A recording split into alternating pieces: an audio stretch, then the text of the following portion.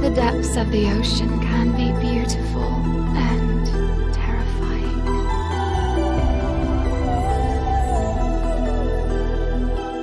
We all have a dark side that's always a part of us, but we can control it.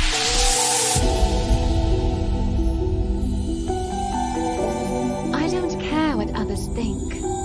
I'm only concerned with my one.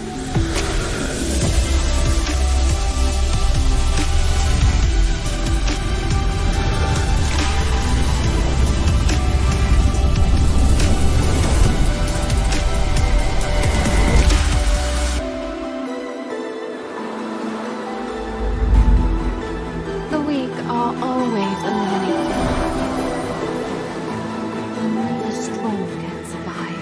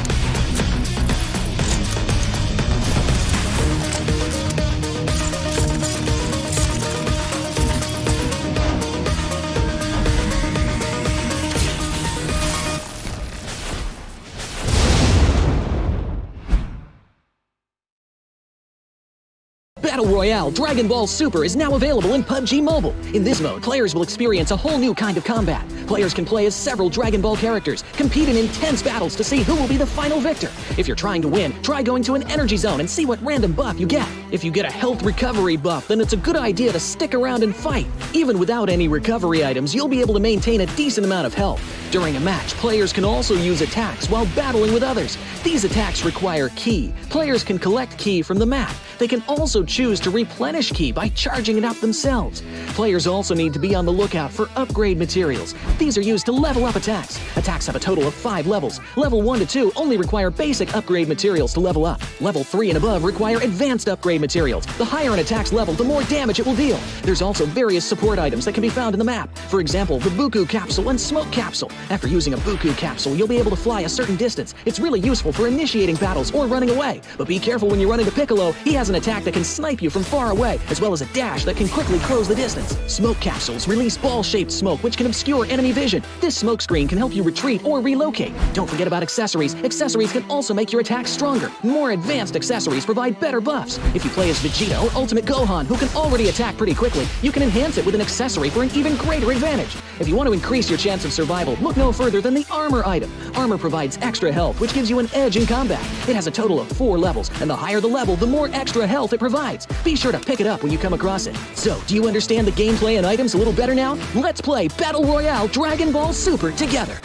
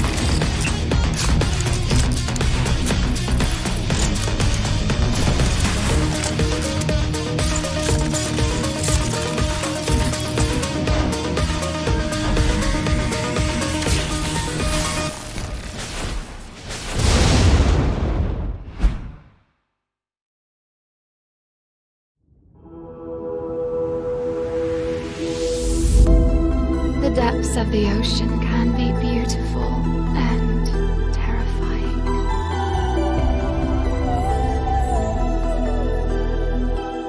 We all have a dark side that's always a part of us, but we can control it.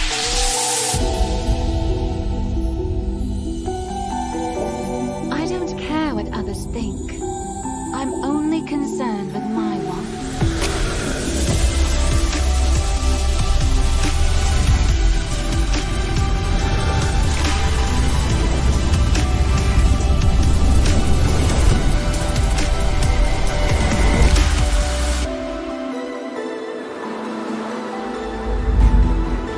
The weak are always eliminated.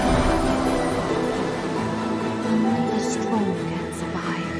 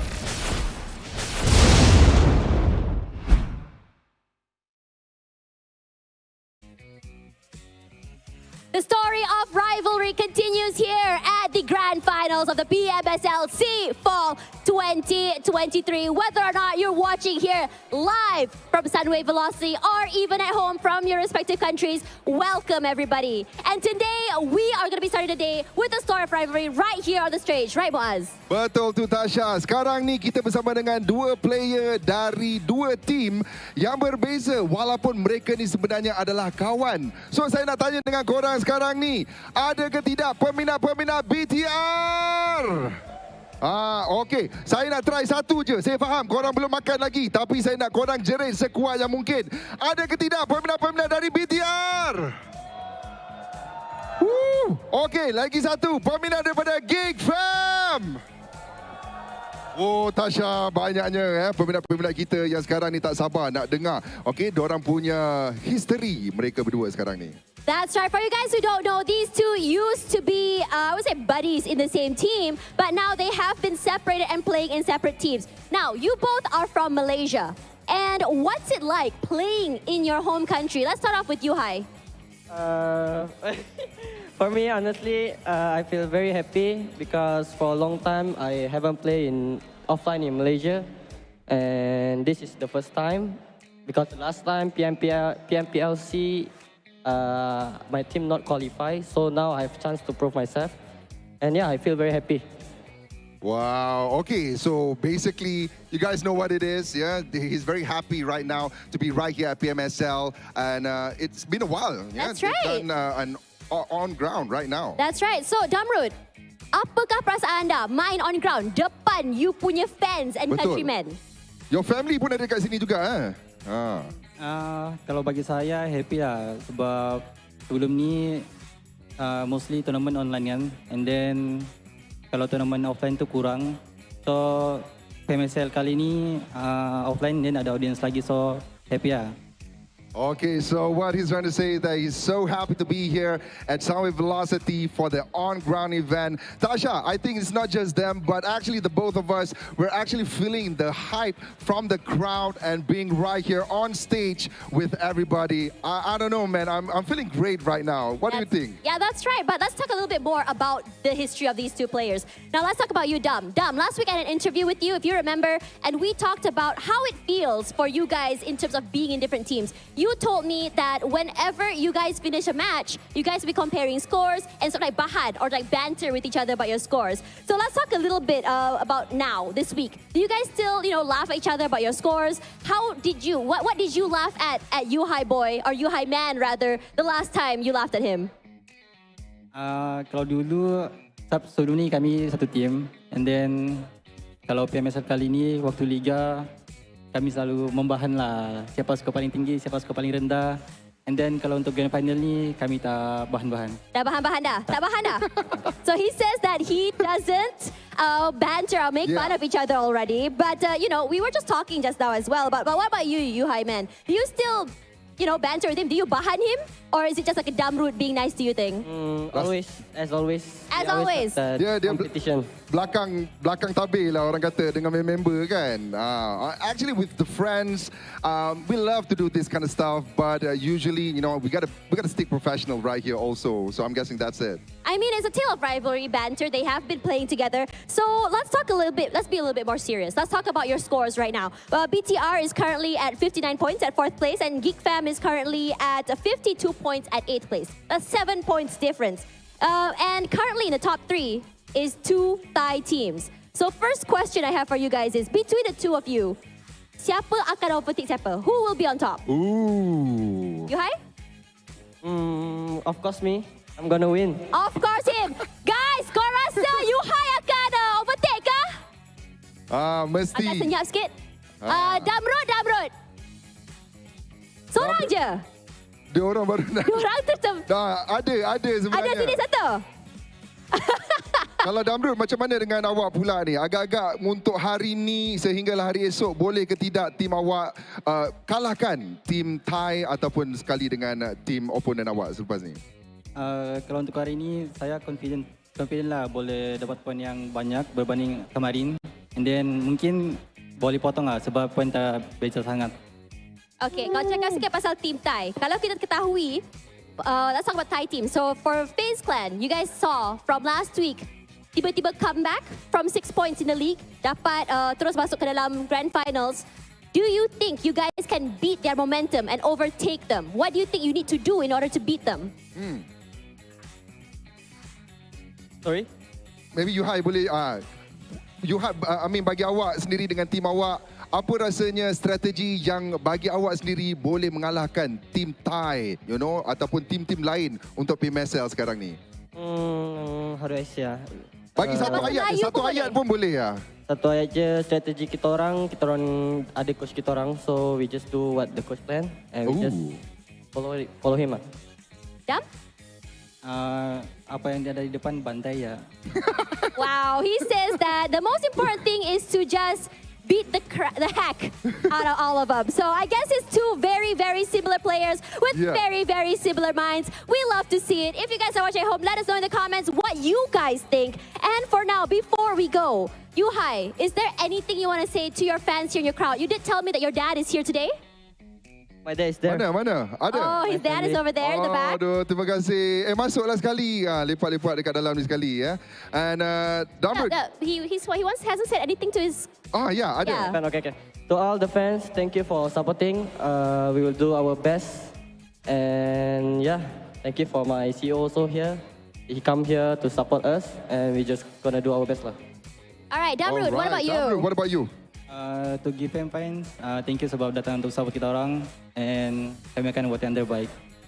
All right, thank you very much, everyone. Give it up for Damrud and Yuhai, man! Ya, berikan tepukan untuk player kita sekarang ni kerana sebentar lagi mereka akan bersama bertarung di atas pentas utama kita. Dan Tasha, what do you think untuk you sendiri, macam mana point score kita untuk hari kedua?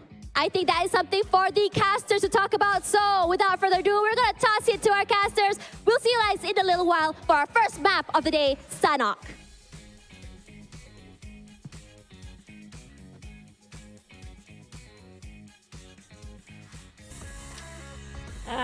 Very interesting interview and the rivalry between the two players. We do know between Yuhai and also GEEK fam Damrud down there, but you guys are watching and stay tuned with us for the entire day and tomorrow as well. There's going to be English casters here, Choo Choo and Sir Cloud. You're feeling a bit holiday mode here, Cloud. Oh yeah, it is the weekend, so you got to feel the weekend vibes, right? And of course, the weekend vibes is also the weekend where we will determine who will be the champion. But not today, ladies and gentlemen. That will be tomorrow. Today, the race will continue in the PMSL. Yeah, that's kind of true. We do know for a fact yesterday it has been Thailand taking over the entire board across chicken dinner. And today we might be a different team entirely, a different region, possibly. But at the same time, can they take down the giants, the Thai teams, big orgs, big name, big stature to live up to their names up there, especially we talked about Vampires, FaZe Clan. On the other hand, almost close to relegation, coming back stronger than ever. And that was surprising indeed. And speaking of the team almost not getting into grand finals, taking over the #1 top spot. Now that's something else. Now can they be chased by some other teams down there? Because the gap last time we saw them is quite a bit of a stretch. Yeah, they opened up quite a gap because of their double chicken dinner and their consistent performance. They probably only dropped like 1 game out of 6. So that warranted them to open up like a good amount of gap with the #2 spot. But we still have 12 more games to go. And if you perform really well on day 1, who knows? Day 2 onwards, they could have the crosshair on their back by other teams. Yeah, there's going to be a bullseye behind their back under the different teams' radar, definitely, because we do know everybody wants to take down all the #1 spot and top 5 possibly. But in case you guys just join us here today, you have no clue what we're talking about. This tournament is right now in the grand final stage, where we do have the second day of the grand finals itself on the 26th of August. We're done with the league stage, 3 weeks long, and we had 20 teams before, and 4 teams been relegated down to only 16 teams left right now. And today will be the judgment day because it is the middle day of the grand finals. Oh yeah, out of 3 days, today is day #2. And if you wonder whether they start with a 0, no, they don't. They start with 50%. from the 3 weeks league ranking points collected. That is the starting point here. Yes, some teams had a good start yesterday, but they've been pushed down because of the performance from the other teams. For example, like FaZe Clan, who barely got through onto the grand finals, and now they are showing why they warrant themselves up there. That's kind of true. In case you guys have no clue, we actually made it through for the grand finals. This is going to be your 16 teams here today. We don't have grouping anymore. There's no more reshuffle of the group every single week like we had before. It's going to be the static 16 teams that were winners yesterday will be here as well of a second day of the grand finals. Now, the 16 teams we do have, out of 16, 4 Indonesian teams make it through: PERSIJA, EVOS, Alter Ego, MORPH, BTI, and REGUM. Another 3 from Malaysia, 7-9, GEEK Family, Yoodo Alliance. And we do have another 4 from Thailand: Vampire Esports, FaZe Clan, and Infinity, as well as XERXIA, and 2 from Vietnam, which can be Vietnam United and Xaviers. Don't forget about the World Cup. We have PBE as well as the Myanmar GE. Yeah, and for the wildcard teams, well, PBE currently at number 16, the last place, but we got 12 more games to go. On the other hand, we got GE, who did not score a chicken dinner yesterday, but overall they did really, really well. Currently in the top 6, as we can see here, 53 points collected, and they are even above PERSIJA EVOS, the league champions.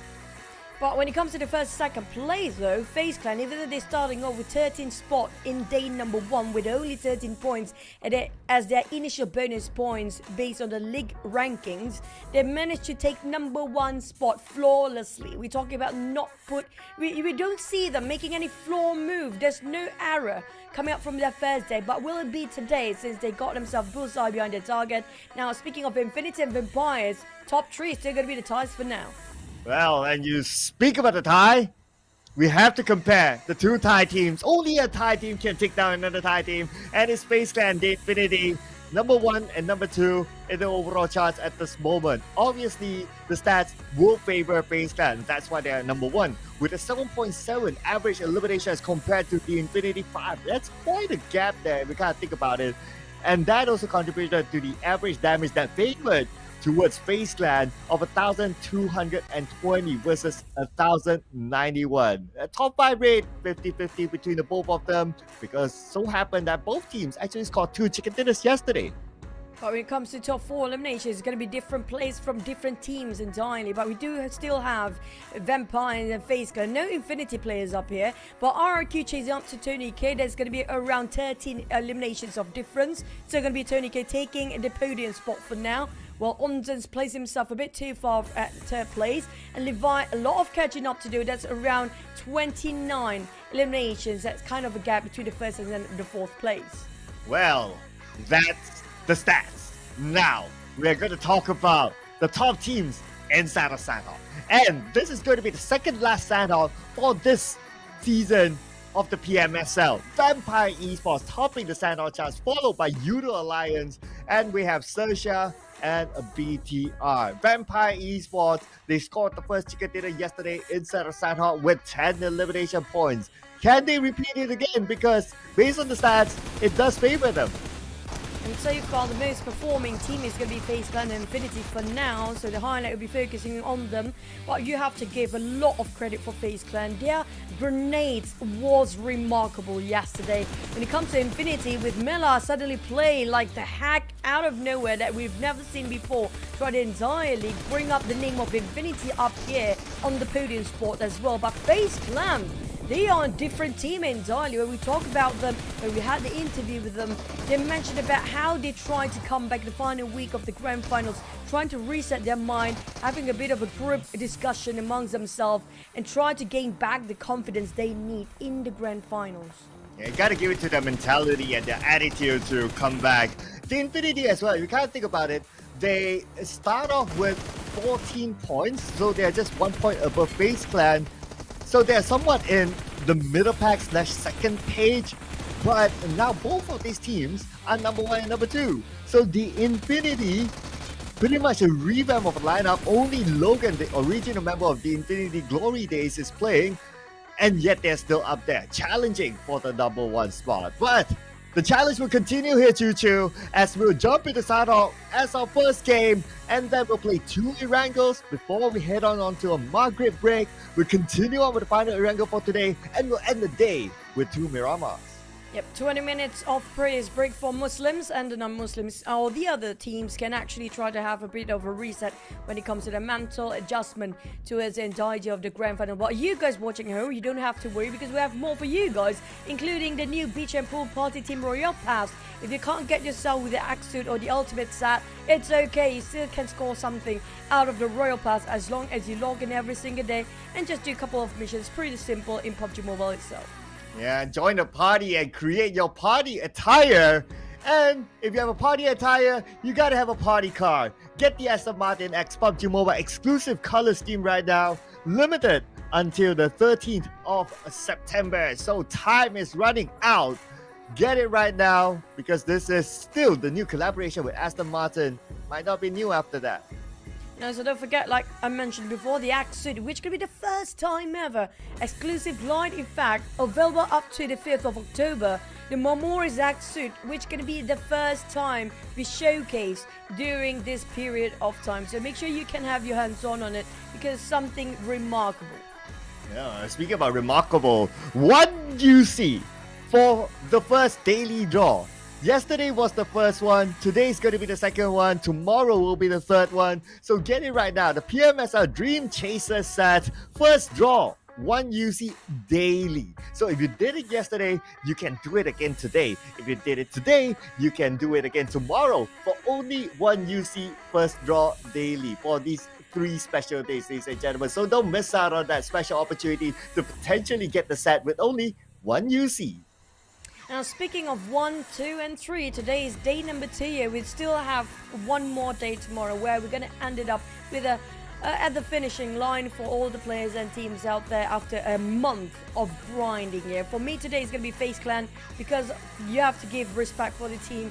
Yesterday, it has been an incredible run for them. 7-9, I give them a bit of a go here because one of it's going to be the home country buff. The other one is going to be they are one of the most aggressive lineup when it comes to all the teams across Malaysia.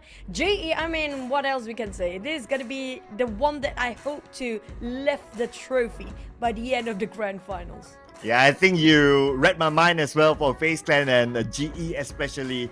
I mean, they are doing really, really well, GE. Just that they have not scored the chicken dinner, but that's fine. They still got the points on the board. For me, my difference is going to be PERSIJA EVOS. They played the Twins yesterday. I know, legendary, lots of experience, yada, yada, yada. And even though if they don't, I think PERSIJA EVOS is a quality team and they can strike when the time comes. That's kind of true. It's all about timing, about can they make it on time?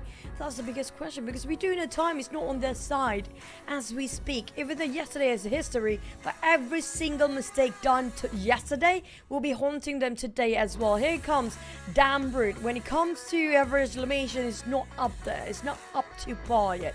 We've seen his best. This is not his peak performance. So I'm waiting for GEEK fam to come back from their slumber.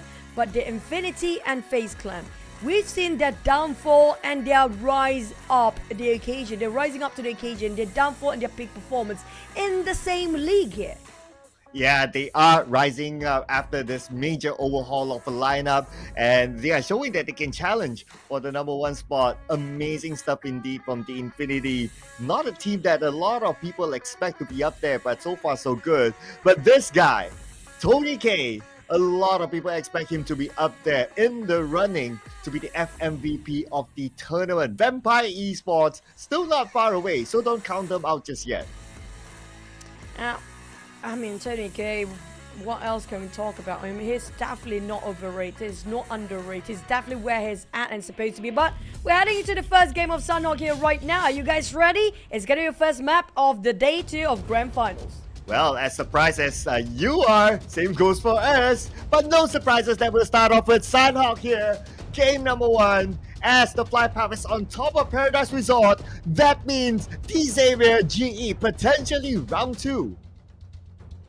Now back to our circle. We always talk about circle. It's gonna be, you know what? Yeah, it might be about the skills for the players, but you cannot deny there's gonna be some percentage of luck in there somewhere because you still want to be favored by the circle. But GE versus DX, round 2, the grand finals. Let's go. Oh, yes, you mentioned let's go. They have went and go without us. Waiting for the screen to expand, but we see that there are casualties already. Xavier losing members. How many more have they been eliminated? Wait a second. I need a bigger screen right now. Is it 15 teams? Xavier is actually out, Choo Choo. Yep. One team already out. That's quite fast. I think that's going to be the Xaviers for sure for now. So we have to give it to for GE since they won themselves on top of Perez Resort against the Xaviers 2 days in a row for now. That was one of the fastest. Not first blood. The first team to be deleted entirely, instantly, by the hands of GE on top of Perez Resort. Now that's going to give out statement for the side of the Xaviers not to mess up, not to mess with GE once more. Yeah, I think tomorrow, Xavier might want to consider to change their drop spot away from Paradise Resort. Just leave it for GE. I mean, it's 2-0 by now. Do they really want to risk day number 3? I'm not sure about Xavier. Maybe they should let it go based on the stats. But anyway, that's already done and dusted by Xavier. Have not even warm up. Now they are just waiting for round number 2. I don't think they even reached the warm-up stage. I think they literally just started to blink and they gone. Poof. Gone. As in none. If you ask them about Sunhawk, did you play Sunhawk? I definitely feel like they will say something like, we have Sunhawk? That's the case here. Yeah, probably only Lamborghini felt Sunhawk a little bit longer yesterday. But other than that, it's like, oh, did we play Sunhawk? No, Sunhawk didn't exist. Oh, how many maps did you play? Oh, we played 5 maps. But there's 6 maps. No, we played 5 maps. Only 5 maps in PMSL. What are you talking about?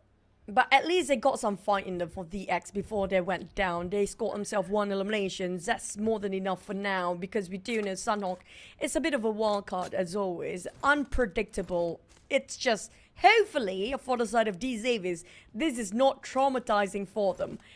If they want to fight again tomorrow, why not? But every single point should be treated as a dime right now. They have to redeem themselves in the Wrangle and Miramar for the entire day for D Xaviers. Yeah, if I want to look at the bright side for Xavier, right? So they started with 58 points today, GE 53 points. So if you add on everything, Xavier still on top.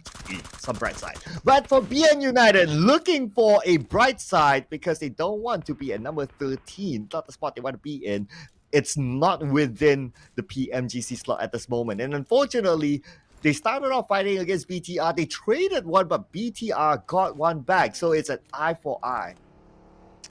It's down to blood for blood, but apparently they will not be interested into committing to this fight for now. Vampires on there then cutting across where they're at right now, and that's going to be on top of the smaller islands where ruins do reside, but they want to cross over on top of Pinans Bridge possibly, and I assume they will try to take it slow since they have to go through Bootcamp, which is taken over by FaZe Clan. But BTR, well, they're quite separated since they are too far from each other, so it's not surprising one of them being picked up by another team when they are trying to loot themselves early on. Now, speaking about the circle once more, it's quite an interesting circle, even I would say quite a generous circle and gentle one to start off our day number 2, the grand finals here.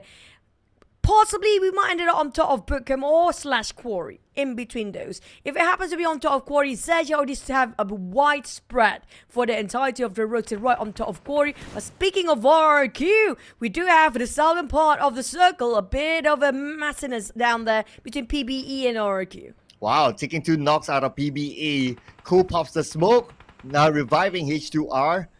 His other teammate, Nix, is knocked. But Porsche! Oh no, Cool did not even manage to revive his teammate. And now Cool himself is in trouble. Mix taken out by SOAS. So it looks like the work done by RRQ. But BN United is the one that picked up the point.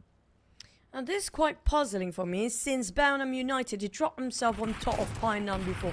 Okay, we get a glimpse of what really happened between the Xaviers and also GE.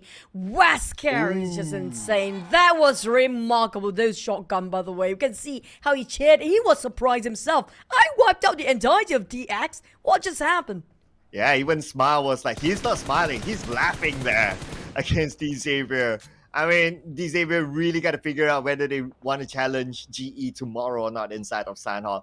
At least it's only one Sand Hall, right? So, yeah, I mean, they don't need to risk losing more points in their regular drop spot. They can figure it out for tomorrow. But that will be tomorrow's story at the end of the day. GE still maintained with 3 players, with the circle pretty much on top of them. So it's a worthwhile win for GE, if you ask me. That's definitely worth it. 4 for the trade of 1, why not? That's definitely secured himself that 4 points. Will push up the numbers up there across the board. But speaking of RRQ and Belgium United, like I mentioned before, I'm surprised the fact that they left Painan for Belgium United, since they don't necessarily need to leave the compound yet, since they are in the circle. So it's quite surprising they're leaving Painan a bit earlier than it's supposed to be. We'll say it was still in stage 1. But they leaving out of Painan, get those high grounds and make it work for them, while Vampires are taking the houses around the bridges of Painan. Now that's going to be one huge choke point, whoever tried to cross over the other side. I would say for BN United, yes, they start off in Painan, they loot there, but just on the right side of Painan is the high ground, whereby whoever who decides to cross Painan, that is a key spot to stop, to gatekeep teams cutting across Painan. So BN United taking that spot, I would say is a good strategy for them. It's safer to be there and it's easier to play. But it's not so easy for Sem9 this time as they run into RRQ. No Mercy on his knees. And last we saw Depp is on his knees as well. But RRQ couldn't secure the elimination point. Instead, range, revenge onto No Mercy. Nasty little bunker coming up from the side of PBE across all the way downtown. But we do have our next stage circle. We do have quite an early Royal Rumble this time, despite it's just the first stage just now. We almost lost 2 teams entirely as we speak. Well, this next circle will be a bit more interesting, for the shuffle will be happening very soon. A great migration in stage 2 in Sunway. It's going to be early for those fights, especially when it comes to Painan. There's going to be a huge choke point down there. I assume there's going to be only 4 teams remaining coming out of Painan, and that will be the most numbers out of it. If worst case scenario, might be only just 2 teams survive out of Painan. Yeah, so knowing that just as teams cross Painan, trying to get into the circle, there's this hill that's very risky to cut across. Teams might opt for like, okay, we go either from the south side in, or even like from the L house in north side, passing by boot camp. It's better because at least you still get the high ground for that. That is where Vampire Esports cut through. So that's why they are safe for now. MORPH GPX, the only team to try to challenge through Painan. Now look at this. They're being locked in Painan thanks to the high ground, and so happen PBE is on the house on the south side as well. Now that's going to be a wise decision made coming up from the side of BN United, since they already shifted away from Painan early on. But on the side of PBE, they left the only 2 players, even though they managed to steal away 1 elimination out of the other player's hand. But for PBE, right now they are walking themselves in a trap if they don't leave the compound early on. MORPH, on the other hand, should realize they might be a bit too late into the circle. And lucky enough, they realize the dire need to get into the circle as soon as possible. But they're taking a bit of a longer rotation. Go out of the pine. I'm possibly just going to go upwards to a side of boot camp and then make an entry from there on. Infinity, on the other hand, coming out from Tutmok, taking a bit of a slow rotation, going through it on the direction to Paradise Resort, where I assume G already left Paradise Resort by now. Yeah, for MORPH GPS, looks like likely for them to take south, because if they take through boot camp, then with the knowledge of, okay, Ruins, Vampire, you draw a straight line, they will go to the high ground just outside of boot camp. So it's probably calculatively a little bit more risky. So MORPH GPX, normally they drop on south anyway, so they know that, okay, if there's any challenge, it's probably PBE, but there's no high ground to play with on the south side. So it's a lesser risk for them to rotate from the south into the circle. Good news is that they have a vehicle, so they can still do that fairly quickly, and they should be fine to get in. Smart move coming out from Infinity, not cutting across Paradise Resort directly, taking a bit of a right side rotation of Paradise Resort, but it will be GEEK Fam waiting at the other end. Audrey, greeted warmly with those shots, those bullets flying over, will pull him back all the way, but the nade by Lobby, that was remarkable. Straight knockdown on Audrey. Can the rest of GEEK Fam save him? It's going to be very unlikely now because you can see the rush, the push here from the Infinity. Even if the Infinity don't finish off Audrey, he's used as a bait now. And if GEEK Fam rushes in for him, well, you can imagine, the Infinity can rain down nades on the GEEK. So for GEEK to save Audrey, they have to get a couple of knocks onto the Infinity before they can do that. Infinity, tread it cautiously. Now we do have the next circle, stage 3, coming up very soon now. It's going to be right on top of the intersection here. And it's not going to be great for those actually leaving Quarry early on. It's going to be right to a side of Quarry for our next circle. We do have XERXIA, Sam9 taking over it, but GEEK Fam versus Infinity will try to gatekeep each other. They have to cross their path. We might actually have PERSIJA EVOS joining in next if GEEK Fam and Infinity happen to be extending their fight way too long. I wonder will they creep up onto them because time is really not on their side and they will spend time in the blue now. About 400 meters away from the circle. Not too bad because it's a smaller map, but it is still about cancelling out each other. I believe that GEEK Fam will not let the Infinity go, especially after what they did against Audrey. Bear's down. Bit of trading done between Audrey and Bear, but Bear, can they finish him off? There's one rock in between. Damroot need to reposition himself to get a clear view just to translate into one execution point. Sonic's playing here on the lineup of GEEK Fam. PERSIJA EVOS seems to be interested to be meddling into their business, but Redface just scouting for now. Mika starts to open fire. Blue Zone taking in the damage of the player's HP right now. Damroot and GEEK Fam, they definitely don't want to overstay themselves too long, but they caught themselves in a trap. They overstayed themselves a bit too long here and not willing to just part ways with Infinity, who happen to be open fire towards PERSIJA EVOS, who very interested to be the third party this time. Yeah, PERSIJA EVOS monitoring the situation, I believe, just to see what they can steal away. But speaking about stealing away, Lobby steals away one knockdown onto the side of GEEK Fam. But Lobby counter fire back and forth. Both of these teams definitely not going to let go of each other at this point, because we are talking about tanking out the zone. Okay, we have PERSIJA EVOS now. They're looking for opportunities to steal eliminations, and they did. They took one out of GEEK Fam. Well, this is not great. It feels like a lose-lose situation for both teams. I don't feel like PERSIJA EVOS will overstay themselves, start to leave out of this compound. But that's going to be only Redface with a vehicle for now. The other three is still going to think about overstaying themselves here. Infinity and GEEK Fam, if they just overcommit themselves, they both are not going to win this one. Damroot is down on his knees with a nade coming out from Lobby. It has been perfect nade here all day long for Lobby for now. But he needs to pick up Logan. And at the same time, PERSIJA EVOS trying to wrap around the other corner. And this going to be PERSIJA EVOS winning if they both are losing for Infinity and GEEK Fam. To be fair for the Infinity, they don't really have much choice to rotate. They have to win this fight. Okay, they're in the compound right now. Shirley, okay, he knows. They're in the room. This room is a dead end, basically. Fires onto Damroot. He goes down. Same goes for his other teammate. And that is it. GEEK Fam becomes the second team to be taken out. I don't feel like they're going to stay themselves that long, since Infinity will be charged by PERSIJA EVOS, but the kill feed is still quiet on that side. Yeah, but Vampires taking on Alter Ego, who happens to be right on top of the hill. Quite scattered about for Vampires, but here comes a push. Not really successful attempt coming out on the side of Tony K. Potato finish a MORPH, but who will spot out the last player of Vampires still standing right now? Rosemary. Here comes the nade, propping it up. Toss over to Straps. It's going to be a second nade to finish it off, and that's that, and that's done. Another one bites the dust. It's going to be Vampires. Surprisingly, the top three teams a bit ousted early. Well, Rosemary's back in the lineup, ladies and gentlemen, and he's back, and he's hot with 2 eliminations in this round so far. So could Alter Ego make this amazing comeback? Because at this moment, Alter Ego is at number 14, just above Sem9 and PBE. 3 elimination points as a start. Alter Ego, let's see how far they can go this time. On the side of GE, they still have a duo. The other two, I'm not sure what happened to them.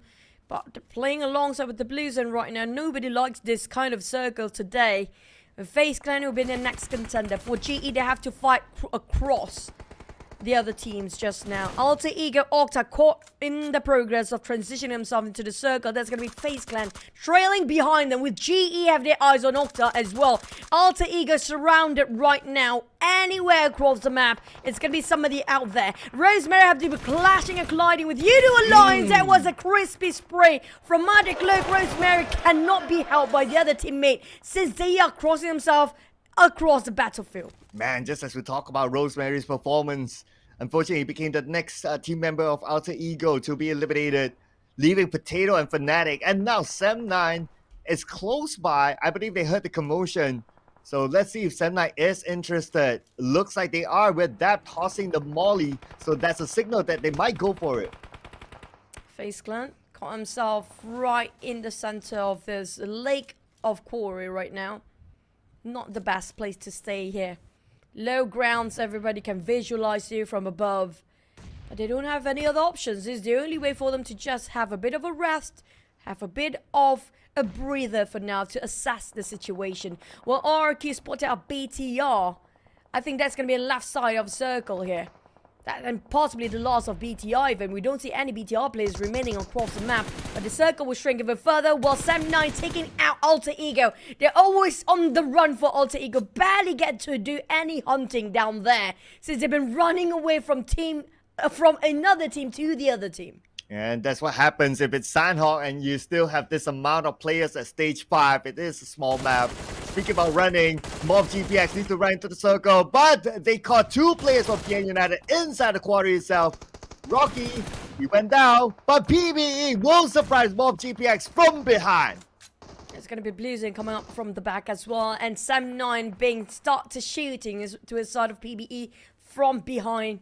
So they need to be extra careful. There's going to be a lot of eyes watching on PBE right now. It's down to only one person left. Lucky coming up from that bullet of Mikhail just quite a distance. So they can actually revive each other up. But Sem9, they're trying to find every single thing that move across their eyes. Sem9 Mikhail spotted out cool again. Being knocked down, or is it a bit? Yeah, it's actually the same knockdown PBE. But Bounty United a bit busy against MORPH right now. Last time we saw FaZe Clan around the corner as well as Canny and Sem9. They're just gonna gatekeep this one. They're not actually getting into this scuffle where MORPH managed to obliterate the entirety of Baonam United. We got how Baonam got this circle quite early on. Ah, that is it for Rage. Taken out by MORPH GPX. PBE, only 1 point in game number 1. Now the chance for MORPH GPX is to get into the circle. FaZe Clan is there. Sem9 is there on the other side. 2 angles onto MORPH GPX. This is going to be hard for them, especially with the circle coming to stage number 6. And FaZe Clan still taking the low grounds. Down to 8 teams there. But Sem9 do have those elevations. MORPH being circled around, just mothered down by the hands of FaZe Clan right now. There's no way for MORPH, who happen to be in this area, can survive. The other 2 right on top of them, they can redeem themselves. Yeah, but Rocky, spot out by Mela miles away. There was a beautiful shot by Mela, finish off the entirety of MORPH. But they're not done yet. They need to get into the circle, where XERXIA will gatekeep them on the left side with a compound to work around. They got the most solid compound on the side of XERXIA and one of the best places to stay at, while the others barely got enough cover, except for Sem9 on the southern part of the circle. Yeah, absolutely. XERXIA in a good spot right now. FaZe Clan will have a tough time getting across. Same goes for Mernad. He needs to cut across as well. He needs to cross the road, and that's going to be really hard. But it's also hard to see PERSIJA EVOS bowing out this time. Number 7 with 4 elimination points. Unfortunately, came from the north side into the circle and caught out by another player. And that is where the demise of PERSIJA EVOS happened. But so far, in this circle, we still have a Yoodo Alliance as well, coming from the north side, and it's going to be a pretty clear entry for them for now. For now. We do know Sem9 is on the hunt right now. They definitely will be spotted out.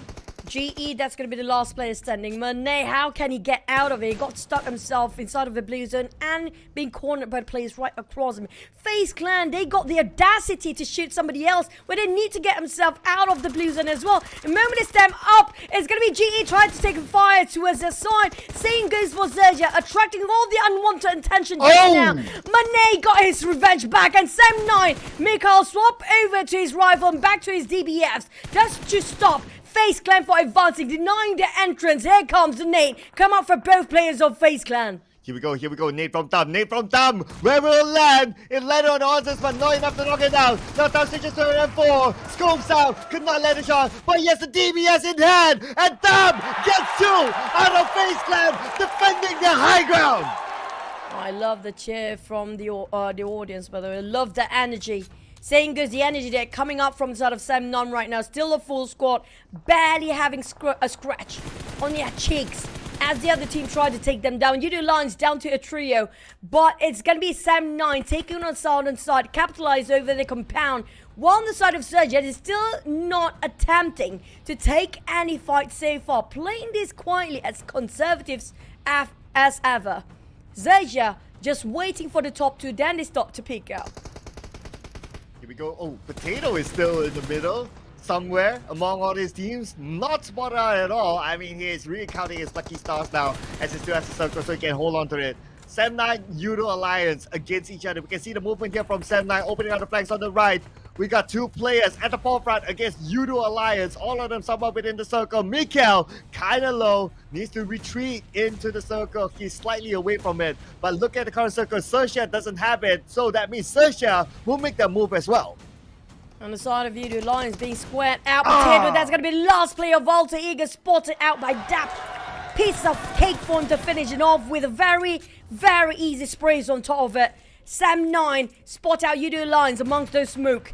But where is XERXIA? They're still not picking out, but will try to take the fight against Yoodo Alliance, which happen to be the nearest to this side. They can visualize on side of Yoodo Alliance. But the moment Sam9 start to move in where Yoodo Alliance at, that's going to be them digging their own grave, because XERXIA do have the compound right now. But XERXIA had to leave the compound because it's not within the circle.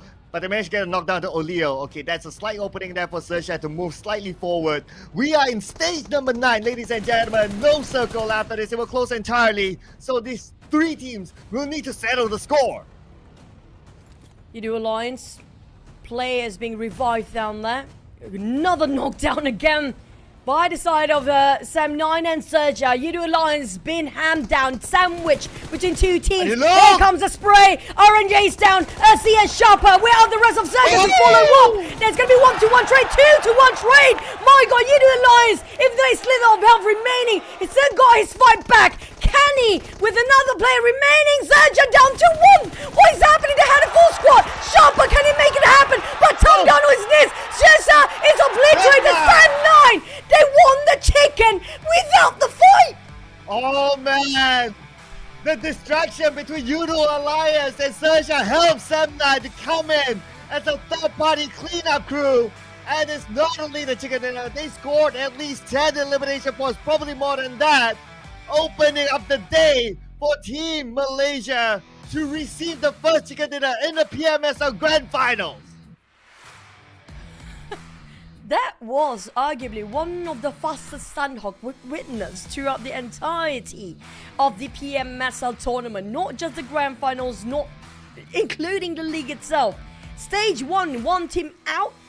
D-Zave is definitely traumatized in Sandhawk right now, but you have to give it to Tom. The entirety of Sam9 been heavy lifting all their work down there. This guy, when it comes to second week in the league stage, he pulled his work. Such a heavy hitter for the team, and they just go on and in such increment for their performance. Absolutely great coordination as well for Sam9 to open up the space towards the end when they were 4v4 versus Yoodo Alliance. Had a little bit of help from XERXIA, but it's the nature of the game. If you have 3 teams towards the end, which team moves first, they snooze. And Sam9 happened to move last. They took the best advantage out of the situation. Look at the amount of eliminations that Sam9 got. They managed to get 12 eliminations, so it's 22 points for Sam9. My God, That's a good start for the day in the grand finals here. In day 2 especially, one of the most important day for the grand finals is going to be the middle of the grand finals itself, which is today. And it's starting off with the right foot and the right mindset for Sem9. Incredible plays with 4 teams all well in life. Perfect execution as a team. XERXIA and Yoodo Alliance. Now, XERXIA, you should be careful about this team. They've been consistently getting themselves in the top 8 and the top 5 in almost every single map. But Yoodo Alliance, also the team that want to chase Sem9 when it comes to tailing them behind. GE make it up for the top 5 again this time. Since yesterday, GE has been showing us their true self. Oh yeah, I mean GE, this is the team that you gotta be careful with. I mean, they had a full squad time of about 45 seconds because they clashed with the Xavier in Paradise Resort very early. 3 players remaining, but yet they still able to last that long. Can you imagine this potential that GE has? So keep an eye on them. And plus, FaZe Clan, they didn't last as long as this team, so who knows how big of a gap it is now. On sort of Infinity versus GEEK fam, honestly speaking, both teams being deleted from Sunhawk since they overstayed themselves in the blue zone. We've seen this so many times. We do know for a fact the teams fighting the blue zone and way deep into it will not survive in the top 5. Trust me, that happened too many times. And so far, it's around 95% of percentage that the teams that are overstaying themselves in the blue zone will not make it through. But Sem9, they move fast. They're on the hunt. They're being actively trying to find their target down. If you compare it with XERXIA, it's just a tad bit too late for them to get out from the compound where they should have done that a bit sooner. Wow, look at this, Chuchu. Sem9 is the only team to get double digit. Not only double digit, but look at the double digit gap. 22 points, and the closest 9 points, 9 points, 9 points. XERXIA, Yoodo Alliance, and GE. Wow, Sem9 ranking up those elimination points way ahead of the others. But probably a slight surprise, Vampire Esports is the only team without a single point in this round. So Vampire Esports, that had the best stat of Sunhawk. Ooh, this will push them down further for sure. That's definitely true, especially against FaZe Clan, who happen to be in the #1 spot right now. And Vampire is supposed to be at the 2nd place. Definitely will be pushed down if the other teams start to rise up to the occasions. We're talking about silliness out here today because this is the grand finals. No more a marathon. It's going to be a sprint. If you cannot catch up, you're being left behind way further than you're supposed to be. While Infinity still plays themselves in 2nd place, or Vampire is actually pushed down to 5th place since BTR and Sem9 got a better score, and it's actually a tie to Sem9 and Vampires right now. The only difference is going to be those placement points, even though Vampires do have more when it comes to initial points before. But look at the 17 from Sem9. If we compare here, the biggest gap and the biggest jump is going to be FaZe Clan 13 and 14, and the teams on the 2nd page at the start of the day have to be pushing up in the top 3 up there. Yeah, we gotta give it to Sem9 because they started the day at number 14 and they jumped to number 4 after this one chicken dinner. That is a big climb there for Sem9, and because of their amazing performance, putting out a lot of elimination points for themselves, we got 2 players from Sem9 on the top performance charts. We got Thumb, the MVP, and we got Kenny, the FMVP for PMPL Malaysia up there. Fun fact, Kenny, after yesterday's tournament, he put out a story saying that he's not feeling himself yesterday. But today, with this stat, Kenny, Sem9 is back. It's all about mental strength and the attitude they have for today. If they have the feeling that it's going to be a great day, it's going to be a great day for the team. But boy, chill, when it comes to team contribution, it's one of the most out there compared to all the players as well. 62%. How much of a heavy lifter this person can be? Well, as much as a heavy lifter as he is, he needs to maintain the consistency because we now see some of the other teams rising to the occasion. Because if we look at the stats here, Sem9 is still one of the top Iranga performance. So the team that might be on high at this moment today. I mean, it's only one round, okay? But who knows? We need a couple more rounds to see how Sem9 will fare. But we still have Vampire Esports up there as a top irregular performer, a team that should not be looked down upon despite them getting 0 points in Sunhawk. Let's not forget about MORPH GPX as well as GEEK fam as part of the top irregular performers to keep an eye on as well. Now, Irango, you have to balance out between your position, your placement, and your elimination. So far, the one that actually getting themselves a top 2 performing team, they don't have that huge volume of eliminations on top of Erangel, but they balance things out. We're just gonna head into it next for our second match of the day, Erangel, and we headed over another Erangel for the day. Erangel will be the most maps out there, so these guys really have to find it out when it comes to Erangel itself. What we have to say, setting off today, Sem9 hit it hard for the Malaysian fans. Yeah, Sem9. We can hear the fans as well celebrating. There's the home fans, of course. But you guys can celebrate this occasion with the Dragon Ball Super event currently available inside the game. It's unique, it's different, it's not your usual Battle Royale. You can play as your favorite Dragon Ball Super characters. So be one and do your own Kamehameha inside of the game. Next, we do have the Dream Chaser set. This is going to be the first ever exclusive set for PMSL Southeast Asia, and you only need 1 UC for your daily first draw, just between 25th to 27th of August. If you missed it, you're gonna really regret it big time. Yeah, I mean, it's only 1 UC, right? So grab it right now.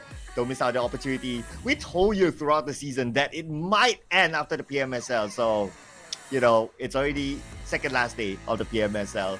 But that also means that we have 11 more games to go. The race is tight. And FaZe Clan, despite them having still a gap, it's definitely not comfortable for them if this other team start to really rise up. Now, for the side of FaZe Clan, all they need to do is just maintain their spot here in the top 5. They don't really have to go bizarrely proactive, try to hunt people down, not to be too hostile, just play it safe sometimes, just to make sure they got themselves some placement points. But at least I scored 1 for today. But we're going to have to wait and see for GE. GE, I'm going to live my dreams, and it will be a dream come true if a wildcard team will lift the trophy for PMSL this season. I talked about this during the league stage, and I want to see that happen, and this is going to be possibly the closest one we can get.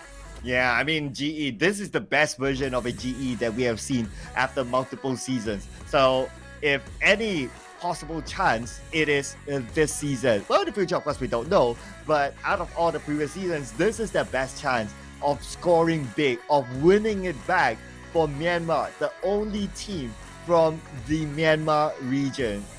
And if they can do it, I mean, it's history. But GE, they really need to catch up on the points. Yes, they're still steady, but they need to go big. They need to go big. They need to score the chicken dinner. They need the eliminations at the same time. Combine everything, and who knows, GE could be the surprise team. I agree. When it comes to the second day, it's all about taking your chances. If you're willing to take the risk to go big or go home down there. But if in case things don't work out like they hope it will be in the second day, at least they can try to do some redemption in the final day here. Where if you try to push it all really, really rough and extreme aggressiveness being shown in the final day, you will actually put too much at stake down there.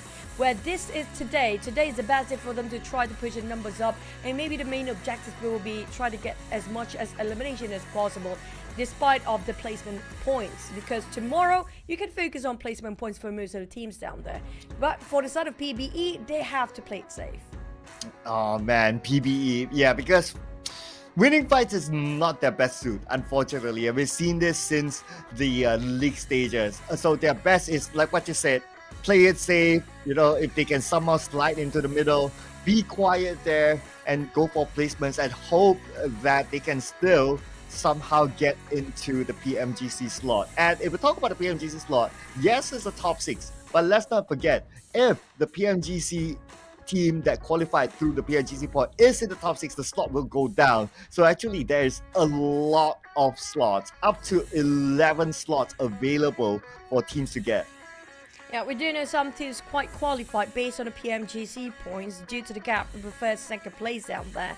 But you know what? I just put it, that one is going to be a different story entirely. Right now, we're just going to focus on one thing at a time here, which is going to be PMSL. Whoever got himself top 6 definitely got the slot in the PMGC later on.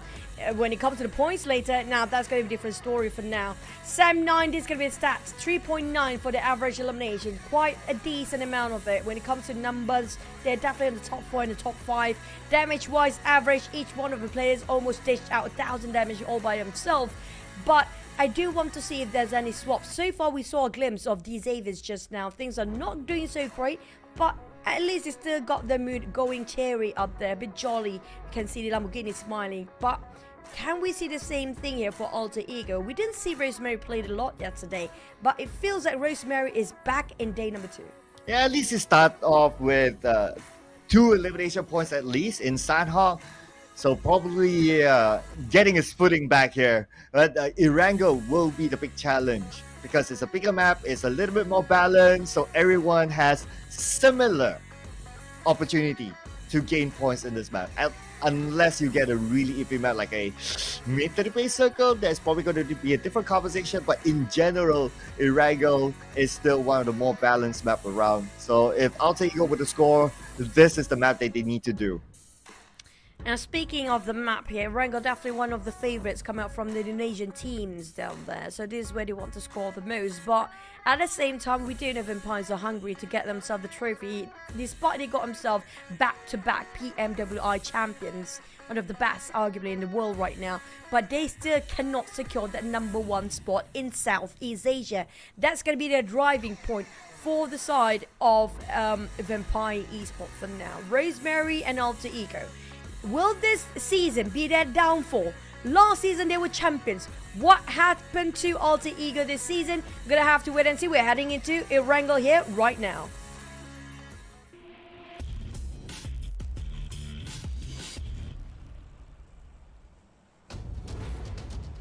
Well, last year's champion or last season's champion, Alter Ego, looking for a comeback. 11 more games for them to go to retain their title. And Alter Ego right now still pretty much at the second page. So they need to do a lot more to catch up with FaZe Clan now, who has quite a gap obviously with Alter Ego. But they might start it off in Erangel. As we look at the flight path, we're going to have a flight path on the left side, starting from Primos up all the way to Severny. So teams like BN United, dropping to Noble, we need to travel a bit. XERXIA, same case. BTR in Milta, same case as well. And because Kameshki is far away for PBE, they're going to resort to drop back to the left side of the map. Just hope the circle won't be on the right side here. We've seen the Povka before. That's not impossible. We haven't seen SMB circle at all for the entirety of Grand Finals. A lot of Northern Circle yesterday. You want to say what you want when it comes to the, if it's going to be the skills or the luck. I have to say that luck do play a big percentage in winning those chicken dinners here today. Based on skills, we do know everybody's up to par with the firepower and the technicality of every single person that is. But when it comes to this sort of circle, now good luck predicting where we'll end it up. Yeah, I would like to say that it might end up in the main peninsula, but as the circle is wonky nowadays, who knows, main to the base. But if it does happen there, for us as viewers, it will definitely be fun. But for the players, except if you're BN United, definitely not fun at all. So we'll keep an eye on how wonky the circle will be this time. If you remember yesterday, even though we got like a middle-ish circle around Pochinki-ish, but the circle was wonky as heck. Like, it was hard for the teams. I agree. It is nowhere near kinder than yesterday's circle. Pretty much the same tormenting circle for the players and for us viewers up there, because you are rooting for your team, and definitely they're going to have a rough start for the first wrangle of the day. A lot of teams dropping themselves right on top of around Hospital, Gakka area right now. We talk about Alter Ego, even Infinity taking the left side of the map, despite the circle supposed to be theirs to take if they happen to drop themselves in SMB. This is going to be a big win for Birmingham United if the circle really hot shift down south. Now, I have a feeling we might actually have a bridge circle to probably stage 3, where we do see the hot shift later on. So a lot of team will try to play alongside the coastline, which is going to be around Farm, Milta, or maybe Therapy. That's taken over by GEEK Fam. Definitely that's going to be their drop spot. But for the side of Vampires, it's taking a bit down south this time, just on the southern side of Quarry. And north, we do have MORPH. Now, those coming out from north, they can take their own sweet time, go around to a side of Lipovka, probably just go on top of prison if that needed to be, but it all depends on stage 2 circle. On side of MORPH, there's no contester when it comes to the northern side, so they can actually be as peaceful as possible. Hospital, this is not the best place to be resting right now, because we do have Infinity. Yes, this is theirs to take, but we do have the neighbors, which going to be DX, possibly it's going to be Pochinki, but Parjin happened to be scouting over where FaZe dropped themselves early on. We have PBE, we have Alter Ego around this area as well. Fairy Pier, just GEEK fams all the way, so they're going to be okay, but they need to move if the circle shift, and I have a feeling they will try to go a bit north after this. Maybe taking the Pochinki Hill, because they have used that as their checkpoint a couple of times and they seem comfortable there. In fact, they got a third place finish, a podium finish basically for GEEK fam. So I think that could be one of their checkpoints. Another interesting checkpoint, I would say, might be the Potato Hill. We might see Alter Ego going there again. It's one of their comfort spots. So keep an eye on that too. I mean, there are a lot of good spaces left since this is stage 1, and there's some slight possibility that the circle will go onto military base. And if some of the teams do predict that the circle will go there, then they will play like by the coastline, as what we always see commonly, especially during the league stage. That was literally I just mentioned before, and we're talking about the coastline around farm, around Fairy Pier. There's going to be very crowded later on, but I do want to see if there's anybody want to take around Milta area or Milta Power, since it's quite vacant for now, and it's quite quiet down there, so it's a good opportunity for the teams that don't really have too much spaces to loot from the left side of the circle because of the flight path itself. Can try to find vehicles and go straight up to prison shelter or Milta area, especially on top of farm. I have a feeling Yoodo Alliance possibly already taken farm by now. They should be, because they are quite in the center of a circle if they happen to be drop themselves there. If DBD is still in this game, they're probably going to take over that area as well, because that's going to be one of the famous spots for the last few circles, especially if the circle divided into 2 parts with the bridge in it. Now, I do want to know if Binom United will gatekeep the bridge if it's still divided into 2 sides here for the circle. Wow, okay, that is definitely something that we need to see. So far, every time there is a military base circle, BN United will do just that. BTR may not. Yesterday they kind of did it, but it's not like full on. But if it's BN United getting the opportunity, very, very likely they would do so. And if we do get that opportunity to see that sort of circle, I'm sure BTR will be prepared for that. Like if they want to cut into military base if needed, then very unlikely they will try to crash through the bridge, because they still have the boat option since they drop in Milta. And this is going to be one of the favorite places for the teams out there, especially our Hudi Xaviers and Alter Ego. They love to cross over this side, the Pochinki Potato Hills.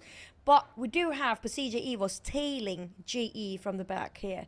Misery just scouting just to mark his parameters for the teams. They're making sure GE will not cross that line. But West Kerry have no sort of intention to just bite by the rules set up by PERSIJA EVOS. They want to try to challenge PERSIJA EVOS based on how his movement made like.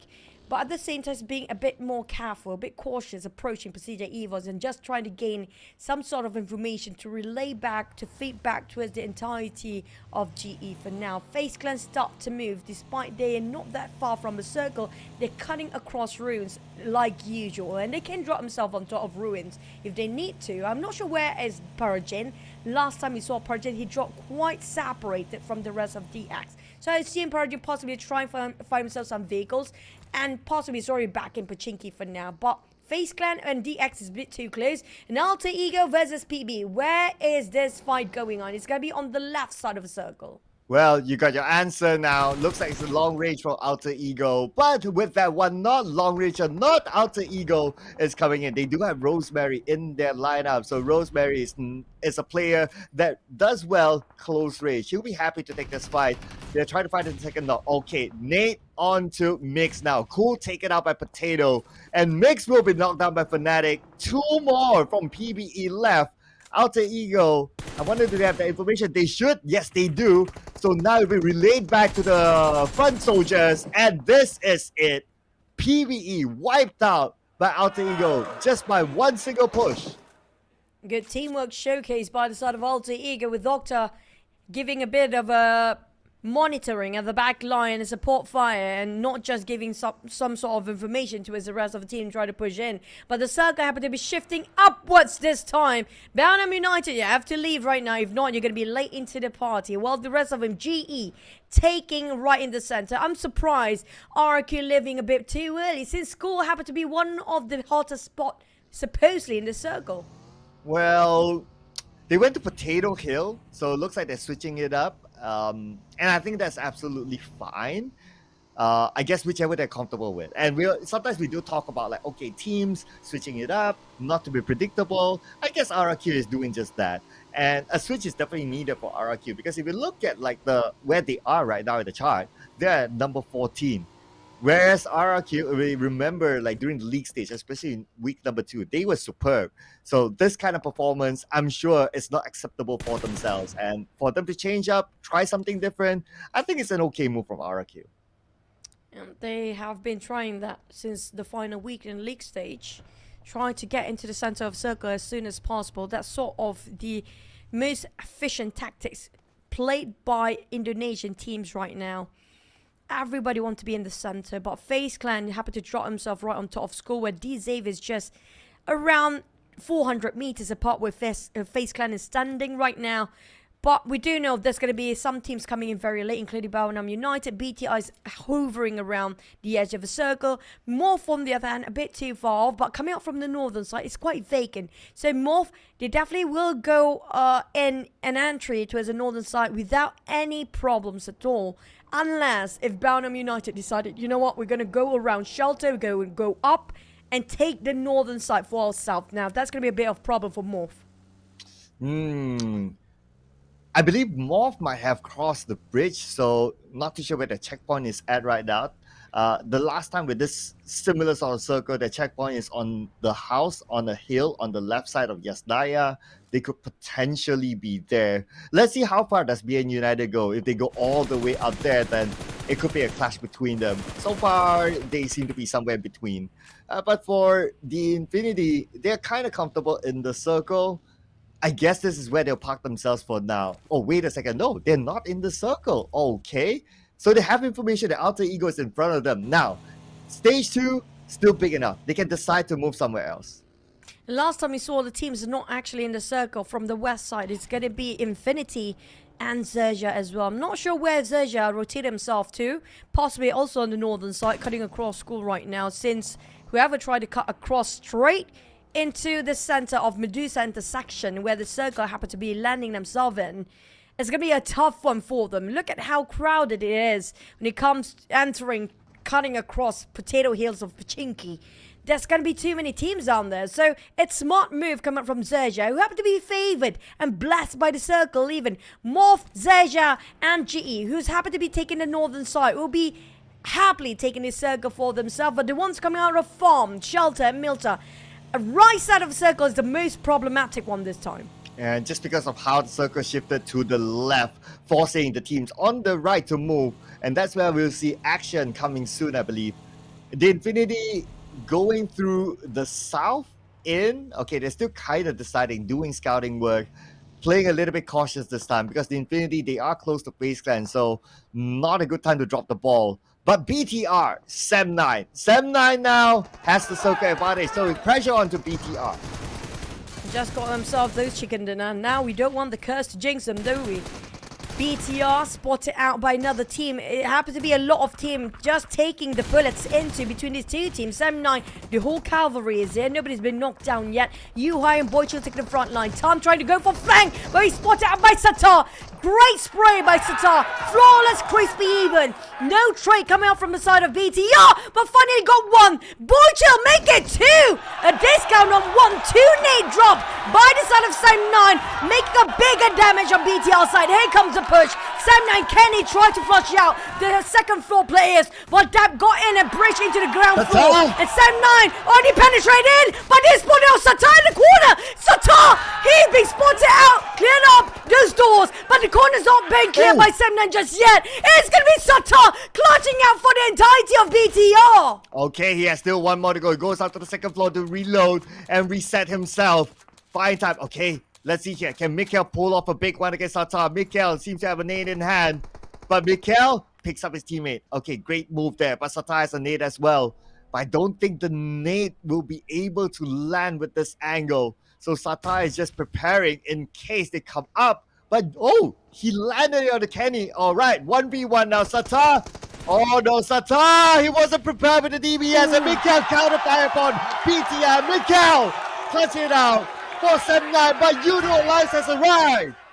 They arrived way earlier than just now. They took a bit of a bullet then, and here comes the housekeeping team cleaning up two crews at the same time. Two teams down due to Yoodo Alliance coming up from the sidelines, but Bound and United. Here comes the fight against GE. Smart spot him out, got him straight onto his knees. But the problem with Smart don't have the backup. He need the support fire from the back. The follow-up is a bit too late now, despite he got himself one knocked down. Where are the rest of GE? Ooh, okay. I believe they should be behind. Yeah, we have some visual onto the rest of members of GE there across the road. But BN United is coming in. But they're not going towards that one member of GE. Maybe, or are they opening out the flags? But at this point, I guess it doesn't really matter because now the focus is onto the circle. At least we got a couple of members from GE. They do have the circle advantage. It's up to that one other member to survive. And he managed to make it through, and they are back together as a team. And there's redemption time for these Xaviers because of how they definitely been deleted in an instant the moment they dropped themselves in Sunhawk before. They got themselves a circle. GE march in. Gonna have to share with FaZe Clan. I'm not sure that's a good idea. It's gonna be a three-way war for DX, GE, and FaZe Clan if GE just want to take a big part of a pie down there. But damn, spot out Yoodo Alliance of angle. And will he go for it? We'll go for the push. There's no teammate around. They're coming in for the push. Here comes the whole cavalry pushing with their vehicles. Audrey making an entrance here. Trying to go for the shack. Found it out. Flax down there. Ring around the Rosie, but too many of the Yoodo lines securing around that side. Where is the follow-up? A bit too late to secure the positions for the side of GEEK Fam, leaving Audrey to charge by himself. Sonics trying to do some damage control, but it will be a bit too late if they cannot try to revive Audrey, because another team coming up is going to be RRQ, and the Blues will start to close in. Oh, after that fight, RRQ is now coming in. Oleo escapes. 50% health short by RRQ. Can he survive it? He's still being shot at though, so Oleo navigating through the hill, but he has to stop. He doesn't have space. He has to take the risk now to try to fight against RRQ instead. But Hexas has a nade. And the nade will toss out to Oleo, forcing him out. And that is it. Pushing him up a side of the rock. And that is where Hexas will finish Oleo off. My God. And we thought Yoodo Alliance can actually survive that as long as they can, since a bit too much of a team will be distracted. Apparently not on the side of Yoodo Alliance being eliminated, but at least they scored himself 2 eliminations. GE start to fire against Alter Ego. It's Mary on the ground. Morph taking on GE. It's a bit of three-way warrior. Like I mentioned before, it's going to be 4 fatal 4-way. Make it 5 this time. If DX do have the 6 times or 8 times scope to meddle into this business, attempt to steal with those eliminations. GE tapping it out for Alter Ego indoors, but they fight back. There's a respawn coming back on the side. Slim Side will switch over to a different window entirely. Hopefully it's not being spotted out by Xaviers, but he will try to give a bit of a pressure on side of Alter Ego, but they will try to hug the corners for now, not willing to pick out. But the moment he picks, that's gonna be a headshot on Nocta. Well, lucky for him, this angle is not going to be easy for Xavier to shoot past because they can't see because of that building that Alter Ego was at. Beautiful knockdown, but it's not able to finish up the job. But that's fine. At least he gave a warning shot onto Alter Ego. Now we move over to the Infinity. This is going to be crucial for them as they're still on the outside of the circle. Same goes for Vampire Esports. Logan with a nade in hand. Can Logan land one? But at the same time, look at the elimination feed. RRQ onto GEEK Fam as they got 2. Mika is now the only player left for GEEK.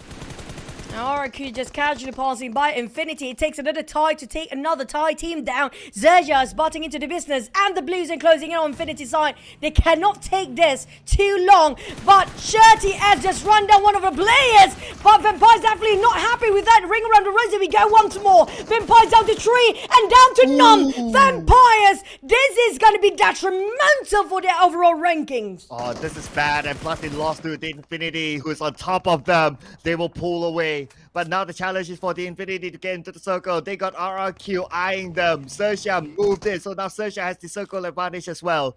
And the moment the Infinity move in, if it's not RRQ, it's probably going to be FaZe Clan or even XERXIA. But RRQ wants the points for themselves as they charge in onto the Infinity. Oh, Napeko, oh, you want to go for it. He's definitely not taking any covers here. Taking whatever chances he can get for RQ. Wait, just spotted out one of the smoke now. That's going to be a beer. Piece of cake for Napeko right now. Another one bites the dust. Infinity, how much they have left? There's going to be one player left. Shirty still on top of his buggy, trying to find Victim to run down with his buggy for now. But he don't have the support fire come up from his teammates since all of them being deleted from this map. But Infinity, they need to play it low. He have to play it slow for Shirty as he got barely enough to work around. Level 1 helmet shredded almost. Vest level 1 as well. And got a DBS, maybe on second weapon for rifle, but he's spotted out by FaZe Clan. And that's a spray. Will take a lot of damage soaked in by Shirty S, but he managed to squeeze by, and there he goes. Yeah, second spray for Venturis. Luckily enough that it did not land, so he's still alive for now. But for how long? That will be the big question. He's still within the circle, but looks like not too long, as Rocky will be the one to break his heart, taking him out. The Infinity eliminated, and now at the top it's only FaZe Clan. The next contender will be GE.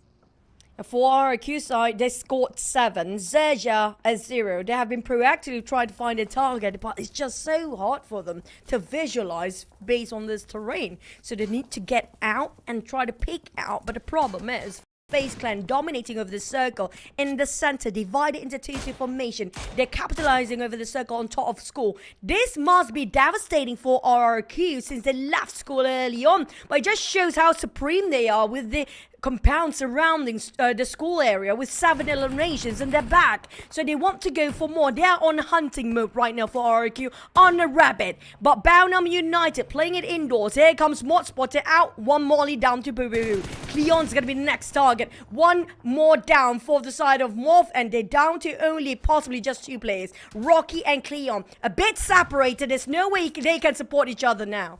Oh, but look at this. RRQ actually got 8 elimination points now. The Rocky firing back and knocking out Hexas, but nothing much more that he can do from here. He can't finish them off. But wait a second. It's going to be Max doing the job to clean out the members of RRQ that were knocked down. So they stolen away the potential elimination that should have been MORPH's. And MORPH barely got any covers now. Left, right, center. There's going to be shooting to his side.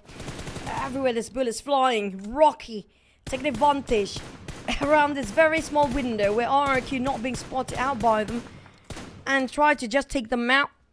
Cleon, he just have to live by himself. They're all men for themselves on the side of MORPH. A bit too separated, but circle happened to be shrinking, and FaZe Clan still going to capitalize over this with a 2-2 formation. 2 of them gatekeeping on the northern side, the other 2 going on the southern side.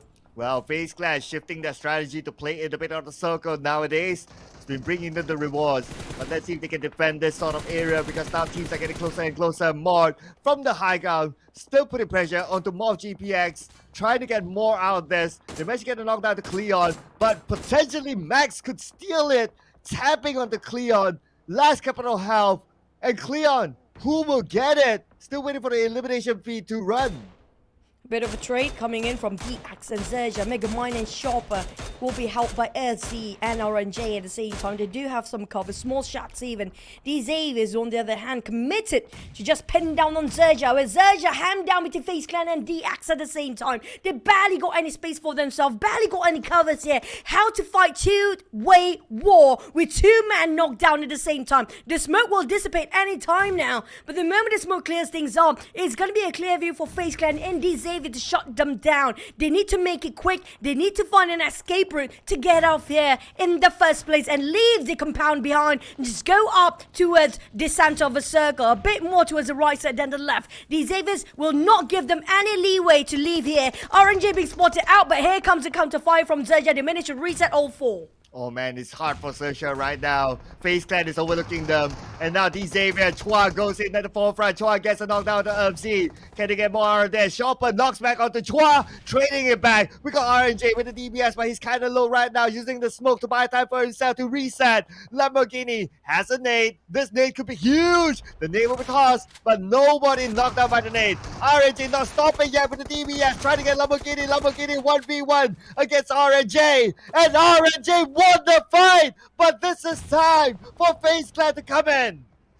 FaZe Clan, they just know what the perfect timing is to just be part of this fight here. They're not taking a fight when DX versus Sergio just now. When they're done, they don't even have a reset. That's where FaZe Clan start to fire. But GE, they're not done here as well. Bounham United, they're going to take a bit of a fight against GE and Alter Ego at the same time. Another three-way war that happened to be indoors here on the northern side of school. At the very moment, shredded almost his helmet. It's going to be Smile and also GE. Barely got anything to work around, but they managed to knock down onto Smile. Did it again with that DBS. He's going up to the second floor.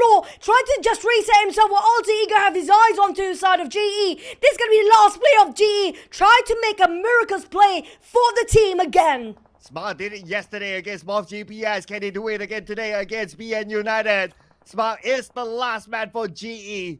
They only got 2 elimination points. And if they want to chase the top, they need more. Okay, this nade could be big. This nade! Smile! Another double knockdown. Double down here for Smile from GE. What an astounding clutch by this person again. This guy, Master Smile, since yesterday, he just smiles and casually swings over to all the other opponents that can easily just shut down by himself. On the side of Zerja, being pinned down, denied their entry and an advancement to a side of a circle by FaZe Clan, who's not given enough attention by all the teams down there. FaZe Clan can score the chicken here. If they shut down Zerja, nobody knows exactly where they at. And FaZe Clan hoping they can just, you know what, never mind. They just shut down Zerja. We're down to 5. Oh yeah, they're done. Top 5 now, ladies and gentlemen. And FaZe Clan, not really on the clear yet. Alter Ego on the other side, we got Octa knocking down onto Ben Torres. And now FaZe Clan spotted out. They still need to get into the circle. They got about 10 more seconds before the zone starts to close. Alter Ego not letting them go, not letting them come into the circle. But there's still some space for FaZe Clan on top. They should be able to get clear away from the crosshair of Alter Ego if they move up to the hill. Now, can GE make another miraculous run again with that one player Smile to clutch it out against 4 teams by himself here? FaZe have a full squad, while RQ and Alter Ego left with a trio. Bounham United and GE is going to be solo for themselves. So was, as well as Smile, running this, heavy lifting the work for the entire crew. So I am not sure if his bullet's going to run low anytime now. He cannot afford to whiff any more bullets at this point. FaZe Clan divided himself into 3-1 formation, and possibly Vintorius tried to scout out some information from the sidelines or for the flank side, while Alter Ego not willing a way to give any sort of information. They're going to stay indoors for now. The ones in trouble is being spotted out is going to be RRQ. If they're not aware that FaZe Clan do have those elevations behind them, they are in trouble. Well, frankly speaking, I would say, okay, best position, FaZe Clan. Second best, potentially RRQ. Why second? Because FaZe Clan is on top of them, and they can expose themselves to FaZe Clan. Miller somewhat has a hunch that someone is there, so he's keeping an eye, but RRQ doing the same as well. So both teams hoping for the circle at least, because if either side doesn't have the circle, then, well, it's long-range fight time. Dory, ooh, that shot just now. It was Mela spotted out RRQ, heads picking out. You can't even pick for the side of FaZe Clan. They're so proactive trying to find the targets. Anything that moves, they start to shoot it down. Now Mela was one of the best players, arguably, in South Asia. Can he come back to really his peak moment back in the days here? Is Mela still legit one of the best players out there? This is the time for him to prove himself. FaZe Clan still have a full squad. Nobody nearby for the side of FaZe Clan. On the side of Alter Ego and RRQ, same goes for Bounham United and GE clustered up together. So was spotted at RRQ trying to move from their position here.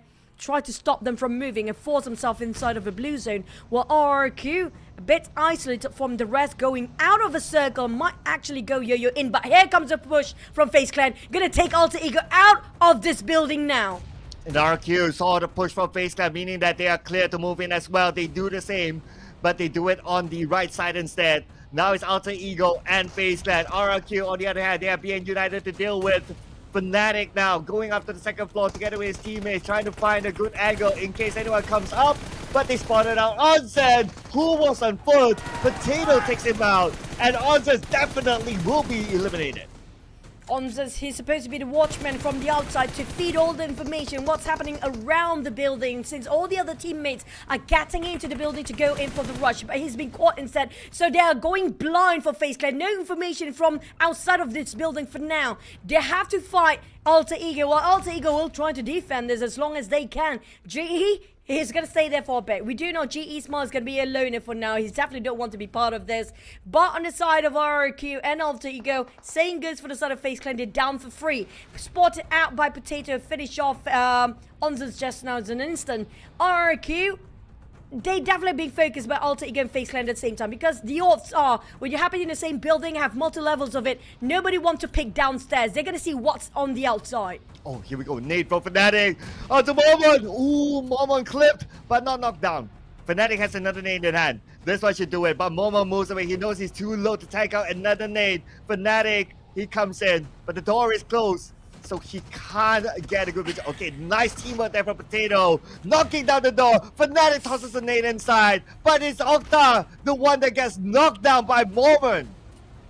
Fnatic trying to damage control here, down to 2 players. What's to do next? They'll ring around the Rosie and hugging themselves the corners, but the Blues, and here it arrives. Mormon barely hanging on, trying to reset himself, playing alongside the Blue Zone. But RQ, when will they start to open fire to a side of FaZe Clan and Alter Ego? They're sitting this one out. GE spots out Mort. Wait, what? GE out of nowhere. He finished off RQ Master Small. How did he does that? What happened to RQ? Well, that's why RQ couldn't push, because Smart was dead, taking them out. Because Smart's going to chicken dinner. Oh my goodness! Smart has a good chance right now. He has the elevation. He sees Momo right beyond him. And the nade in hand of Smart. Can he do it? It's almost a 1v1 right now, but nope. Oh, blunder from Smart. Panic! Oh, no, Panic! go down, Smart! Smart! This is the craziest run! My goodness, Smart! How is that possible? He should not have got the chicken dinner, but he did! Oh my god! That was the most ridiculously amazing chicken dinner! Solo-handedly handled by GE player Smile. It was 4 teams with a full squad. He lasted that long. He wiped out 2 teams by himself. What is happening? GE Smile. He's been possessed by a monster, or he's an alien, entirely different species in this tournament. Dude, Smile, I mean, this is Smile Esports we're talking about, alright? He took out 2 teams, and then towards the end, from that top of the building, where he should have been eliminated, where he should have been knocked out because of that nade back onto his face. Somehow he still managed to score the chicken dinner. He landed the shot just as he landed. That is, oh my goodness, Smile, my goodness. 8 elimination points, 1,247 damage. This guy is not the MVP. This guy is the MVP for GE. Astounding. Outstanding play. What a high caliber player to clutch that one out by himself. Not against 10 players. There was more than that. There was 4 teams with almost a full squad. And he did it all by himself without any support from his teammate for the longest time. Bounham United was a solo player. He couldn't do that. But Smile did it with a smile on his face. Casually swings over and just deleted the entirety of RRQ by himself. And not just RRQ, there's another team before that even. Mr. Manager Flame, this guy deserves a raise. You know, give it to him. Whatever he's asking for, he deserves it. Give him that big bonus, okay? Because of that, GE's got the chicken dinner, and I got my prediction right. And not only that, I'm sure they got a good amount of elimination points in the process as well. Number one in the team to watch. GE is just insane. This is the most insane performance from GE that we have ever seen. This is just blowing off our minds. I cannot comprehend this. What is it? My God, I really want to see a replay, just a glimpse of what happened to RRQ. We don't know how did GE made it in, where he was a bit isolated from the rest of the teams across the map in the very small circles just now. RRQ stacked up together. They had a 3-player. They had 3 players on that building. And how did Smart manage to take over the building just by himself? Totally agree. I'm baffled as well with this sort of performance. The camera was focusing onto the FaZe Clan Alter Ego fight when Smile actually clutched 3. Okay, I do hope that we get at least He clutched the this. highlights of how he did it. Okay, this is the PN United one. This was the before. The next one is the one that he did an insane clutch. But even the PN United one, his teammates went insane. Okay, this is it. Oh! Got what? He went into the next room. DBS No gameplay. way! That's how he cleared RQ. Insane. He was so brilliantly placed himself to know which one to take out first. He waited out to see exact position of each of the player of RRQ. He shut down the one that actually on the buggy first, not leaving any opportunity wasted for RRQ to leave by his side. That was just a different level of gameplay entirely, a different universe gameplay by Master Smile. Ooh. He is out of this world for sure. His name Smile does fit him though. He has a very nice smile, I'm not gonna lie. Okay. Nice smile. Yep. Chop, done, seal. Comes with a good gameplay, an amazing gameplay. Man, this guy's the full package now. But looking at the scores, right? Okay, we're celebrating GE, 19 points, chicken dinner. But no celebrations for Vampire Esports. Another round, 0. How far further are they going to drop? Honestly, I don't care about other teams right now. I just want GE to win this tournament at this point. That is arguably one of the most incredible clutches throughout the entire history of PUBG Mobile. I'm not gonna lie, that was one of the hardest chicken dinner against 3 teams by himself. And GE with that one execution by Smile, heavily lifting over all the work from his teammates by himself, push up to 2nd place and making a gap against FaZe Clan around less than 20 points. Well, since we're now fangirling over Smile, I have to say, whatever that he did, it reminds me of a Bollywood movie. You know that one hero who you know it's impossible in real life to win the fight? That was Smile just doing it Bollywood. I'm still looking at the rotations of the circle where we had around stage 6 or 7. GE surrounded by Alter Ego, Bounham United and FaZe Clan and MORPH on the other end. Small made it through, clutch out the entirety of Bounham United, take some steals from the sidelines against MORPH at the same time, wipe down the entire team of RRQ, shut down on FaZe Clan, and they got the chicken. That was 5 teams by himself. I do want to see him on the interview stage right now. We're going to toss it back to our host. Take it away, host. A big congratulations to Myanmar's GE for getting the chicken dinner just now. Can I hear it from the Myanmar fans? That's what I love to hear. But with me on the stage right now, I have a team that managed to get the chicken dinner just now in the first map, Sanok. With me, I have Kenny from SEM9 Malaysia. Kenny, just now, you managed to get the chicken dinner over in Sanok, 11 eliminations. How do you feel playing in front of your family and the Malaysian supporters right now? Apakah perasaan anda mendapat chicken dinner tadi tu dengan 11 eliminations dan bermain depan family dan juga rakan-rakan dan juga fans dari Malaysia ni? Saya rasa gugup juga lah. Sebab first time kan main offline yang terbuka. Lagi family datang support. And tak sangka juga first match dapat chicken, and alhamdulillah. And thank you kepada fans-fans and terutama keluarga saya, sudi datang support saya dari jauh, and thank you kepada fans-fans Semnai yang sentiasa support kita orang daripada kita orang jatuh atau ke atas, and thank you. Wah, itu dia. Okay. Dan itu nampak memang emotional jugalah tadi untuk Kenny mendapat chicken dinner tadi. Boleh tak share sikit perasaan? Kenapa Kenny macam menangis tadi? And rasa macam kenapa rasa terharu sangat dengan apa tu pencapaian tadi? So can you share with us a little bit about why you ended up cheering up after you got that chicken dinner just now? Tak tahu lah, dia macam perasaan tu tiba-tiba datang. Sebab kita orang ada sedikit tekanan kan untuk pada tim sebab Liga kita orang okey-okey je, tapi grand final ni macam lari sikit lah. And kita orang dapatkan first chicken dinner tu ada rasa macam sentuh hati sikit lah. Tu yang menangis. Right, so Kenny says that, thank you so much the fans and his family for coming here to support him. It is his first time here in an on-ground open event. So it is such a big, overwhelming feeling for him. He ended up tearing after getting that chicken dinner just now because he says that he couldn't really understand the feeling, but it's a whole new feeling being here. There was a lot of, he would say, pressure on him and the team as he felt like he didn't do as best as they could during the league. So for now, jom kita bual sikit pasal performance Sem9 antara league stage sekarang. Let's talk a little bit about Sem9's performance between league stage and now. During the league stage, you guys had your moments, but and as you said before, it wasn't what you wanted it to be.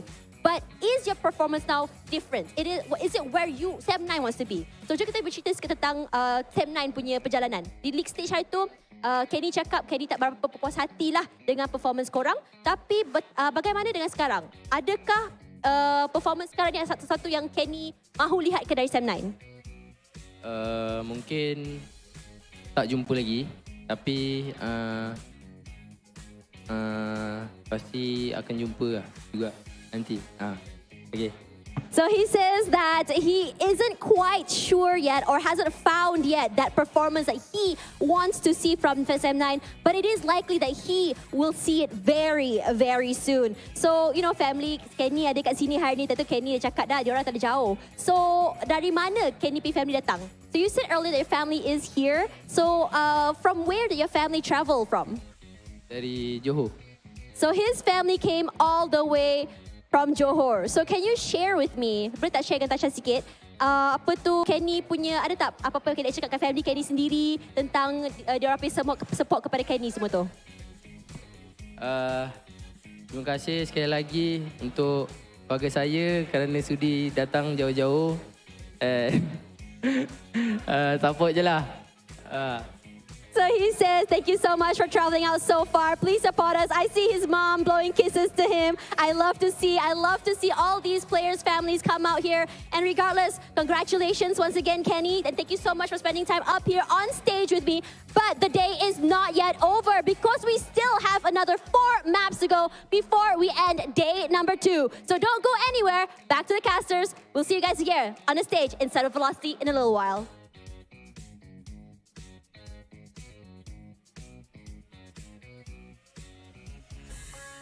Now, that's going to be Kenny from Sem9, who's got himself a chicken previously, but I want to listen to GE after this. I'm sorry.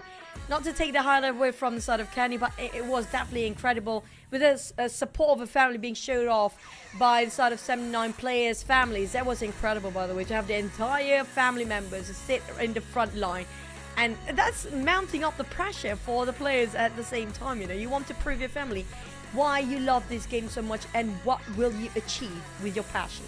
At least they got the chicken dinner. So something to celebrate with the family being there, right? So something for them to... So I can understand why, like Kenny, he jumped off his table when he got the chicken dinner. Of course, family is there. Yesterday wasn't a great day and they have very little games to play because it's the grand final. So fair enough for him, right, to celebrate like that. But I have to still blow kisses for Smile, right? I'm not done yet with Smile. Smile, marry me, Smile. In another universe. Chef Kiss. That was arguably one of the best chicken dinner ever in the history witnessed for PUBG Mobile tournament scene. Of all my years casting throughout the 5 or 6 years of PUBG Mobile, that's the first time I see an ending where one solo player clutch out full squad or trio of all the other 5 teams by himself. That was incredible. We're so privileged to actually get to see this in the grand finals from one of the most underrated teams down there. Yep, underrated team. Probably no longer after this sort of performance. Smile, top performer. Give this guy an award right now. He deserves it. It's not his first time doing it. He's been consistently doing it. But other than Smile, we got Nepeko up here as well. We haven't seen the Nepeko of week number 2, so hopefully he'll be able to regain back his form. But you can expect to see more of GE because they are definitely not stopping. And they are on the rise right now, full cylinders out. They definitely got the momentum there, and everything is about driving at the most fastest speed for their rotation down there. It's just incredible. I cannot wait to see what's going to happen in the next wrangle based on the last performance. Hopefully it's not going to be a jinx for GE. Hopefully that's the case here. But we do have the new beach and pool party team Royal Pass. You know what, sometimes after that accelerating match, we need to calm ourselves down a bit and look at the pretty costumes and cosmetics that's available for you guys in this season's Royal Pass. And it's only available up until the 13th of September. So make sure you get it because time is running out. Same goes for this as well. 13th September is the deadline for you to get the Aston Martin X PUBG Mobile exclusive color scheme as part of your collection. Do not miss out on this because you never know if it might come back in the future. I know you guys like, come on, start the game, because I'm feeling the same thing too right now. And it's gonna be with Momora's X suit. It's here. You guys know the drill. It's gonna be exclusive glide effect, whatever, man. We want to see the game. I definitely cannot wait to see the next game here. And we still have one more, and it's gonna be the daily first draw of only one user. Come on, guys, start the game. Yeah, come on. Come on, Mr. Producer. Okay, start the game. Start the game. Okay, press, start. Fly. Fly now, fly. And the producer say, okay, enough with the graphics. Okay. I scored 2. I scored 2. Yeah, I'm gonna get the jackpot today. Let's go, bingo. I don't mind if GE scores another 5, right? Like Please GE do. is Please now do. insane. They're creating history. Okay. Close. Start game.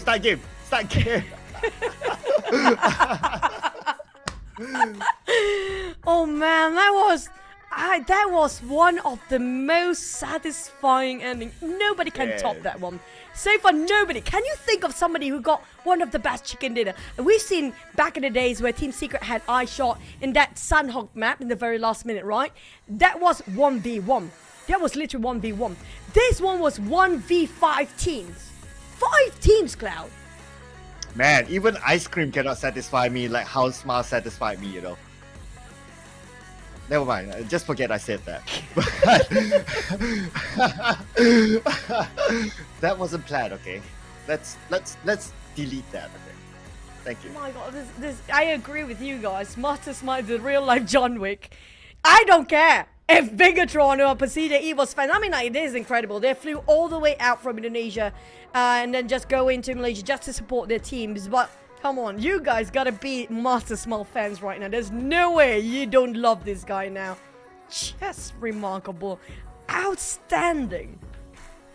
Okay, now I only hope that we're not casting the caster's curse onto him, Like, come on. I really want to see Smile. Shut it. Yeah. Let's. Shut it. We gotta okay, calm down, people. Calm down. There's still a lot more games to go. But that one team who is probably feeling a little bit down right now is Vampire Esports. Sure. No points at all after 2 games. This is not Vampire Esports. I can see a bit disappointed throughout the players' facial expressions right now. They're a bit down. I think they're just training about their crosshairs and how about their gyroscope to work around the game right now. Having a bit of a scrim, possibly in the game, a bit of a death match. But Belgium United always got themselves in the circle from the northern side, but they have some problems to seal the deal. You do have Porsche going to be swapping around with Silence. We don't see a lot of Silence throughout the grand finals, and finally we get to see him today. Wow, yeah. I mean, this is his debut. And baptism of fire, they say, jumping straight into the grand finals to try to prove why he should be the mainstay inside of the team. So this is going to be really interesting to see how Silence is going to play, because we haven't seen him all season. But we're going to see more of Mr. Smile and GE as we jump into game number 3.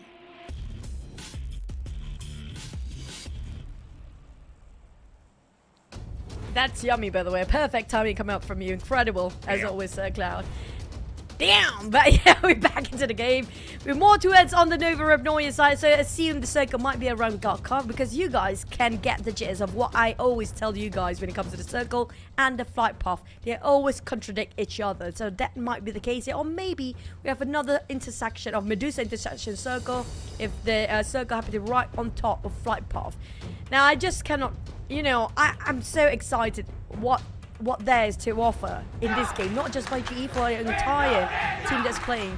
And look at that, the cheers come out from the crowd. That's amazing from the Indonesian teams. For all the teams out there, come on, cheer out for your teams as well. Even though we cannot hear you, at least chat in the comment section and give more of those, you know, support for your favorite teams. GE. I can imagine that. Stop Okay, it! okay. Oh, okay, Stop! okay. We can't do that. Okay. All right. We don't want to jinx them. All right. Okay. Calm down, people. Calm down. Okay. So, all right. I will stop now. For now. All right. Until they pull off something insane again. But Don't expect too much. Okay. I'm done. I'm going to talk about the drops now. Okay. So the Infinity going back to military base because hospital is far for them. PBE going to go back to Kameshki. No. Vampire Esports going to North Jolopol. But circle-wise, we are going to see potentially a Starboard circle or maybe a Slaya. Keep an eye on that. A trashy circle to start with for a second map of Erangel here. Definitely have around 30% of water ratio in it, and definitely a lot of team will try to fight over Starboard. That's going to be one of it, PBE. Now, you did mention about Vampires before. They're having a tough thing. They want to go around Jogapur Hospital anymore since they dropped themselves right on top of a circle this time, but a bit on the outskirts of the circle since they're around 1,000 meters, 1 kilometers away from the circle just now. So I assume that's going to be around shooting range area. But the teams have gotten themselves in the circle. It's going to be Alter, Ego, and PBE. Same goes for PERSIJA EVOS, because we do know Yasnaya Polino will be their HQ for PERSIJA EVOS for now. But Infinity and Belgium United happen to be in SMB. Now, that's going to be the one that furthest away. But Belgium United always make it into the top side of the circle, regardless of how difficult the circle is. They still make it through. Yeah, because BTR is not really the type to gatekeep BN United. So the chance of cutting through is there. Because BTR is a team that generally likes to play in the middle of the circle. So BN United, they would be able to be expected to cut across into the main peninsula at least, and potentially even surviving. Since they can come in a little bit later, it's the BN United style anyway. I need to calm down myself a bit. That was just, honestly, that was the best moment that I ever witnessed in my entire career of casting PUBG Mobile. Just the best. And it's a rare occasion, Cloud. That was one of the rarest chicken dinner we get to see just now. It's one of the wildcard teams even now. It feels not impossible for the World Cup teams to finally lift the trophy. We've waited this for such a long time. Years over years, we talked about what's different between the World Cup team against regional teams that's coming up from Thailand, Indonesia, Vietnam. Like this, BTR. There's going to be detrimental. They happen to be caught themselves in an accident right on top of the crosshair of Sam 9. Oh no. That smoke will blind him for a bit, but there's no structures between them that can take covers for the side of BTR. This is going to be a clear shot for Sam 9. Oh, even Tam is opening up the flank, so they try to catch BTR. Now, they managed to escape, but at what cost? They lost one player in the process. And Alter Ego knocking down Yuhai. Oh no, this is BTR being boxed. BTR. That accident, being such impactful one, cost them dearly for the side of BTR right now. Down to only 2 players standing up, one barely alive, the other being revived just now, 1 full HP. And lucky for the side of BTR, 7-9 have no commitment to just push over to that side, so they can have a bit of revival at some cost that's going to be losing Gen 4s early on. Now, if Tom decides to actually push this one out right now, it's a bit too late. But another fight between PERSIJA, EVOS and RRQ, Misery out. He's always the first one to be sacrificed for the team. Yeah, I mean, not the player that they want to lose though, honestly. But you gotta think about it, right? Overall, PERSIJA, EVOS in the Grand Finals, they were amazing in the last day of the league. But Grand Finals, they failed to carry the momentum forward. And with them losing Misery, as what you mentioned before, he's such an amazing player, it's not the start that PERSIJA, EVOS wants. I agree. Exactly how BTR is right now. Same goes for them. RRQ seems to be chasing the tails out. For PERSIJA, EVOS running away, trying to just avoid the fight as much as they can right now, knowing the fact they're actually at the losing side. But they got enough, not the best weaponries and equipment they actually gather themselves, but still enough to take a fight, even an extended fight at that stage. But instead of Yoodo Alliance taking the Medusa intersection, we do have a circle that will be up north, but we do know when it comes to the last circle, give us enough lesson that the circle can shift down south all the way, but Octa, LZ never whiffed. Yeah, but it's RNJ stealing away, haha, he says. But it's okay. Still goes to XERXIA at the end of the day. That's fine. Okay, Circle, will it still go to XERXIA? Most likely yes, since they're not too far from the middle. Looks like not. It goes all the way up north. So this is going to be Stauber, PBE's home ground. But they have MORPH GPX together with them on top of the hill. Now, the one that coming in very late is going to be FaZe Clan, Infinity, and Vampires just managed to get out from the blue zone. Will touch down on Severny. GEEK Fam coming out from the southern side, but they have to cut across. Yoodo Alliance, Bound United. Those come out from Yasnaya and going towards Yasnaya right now.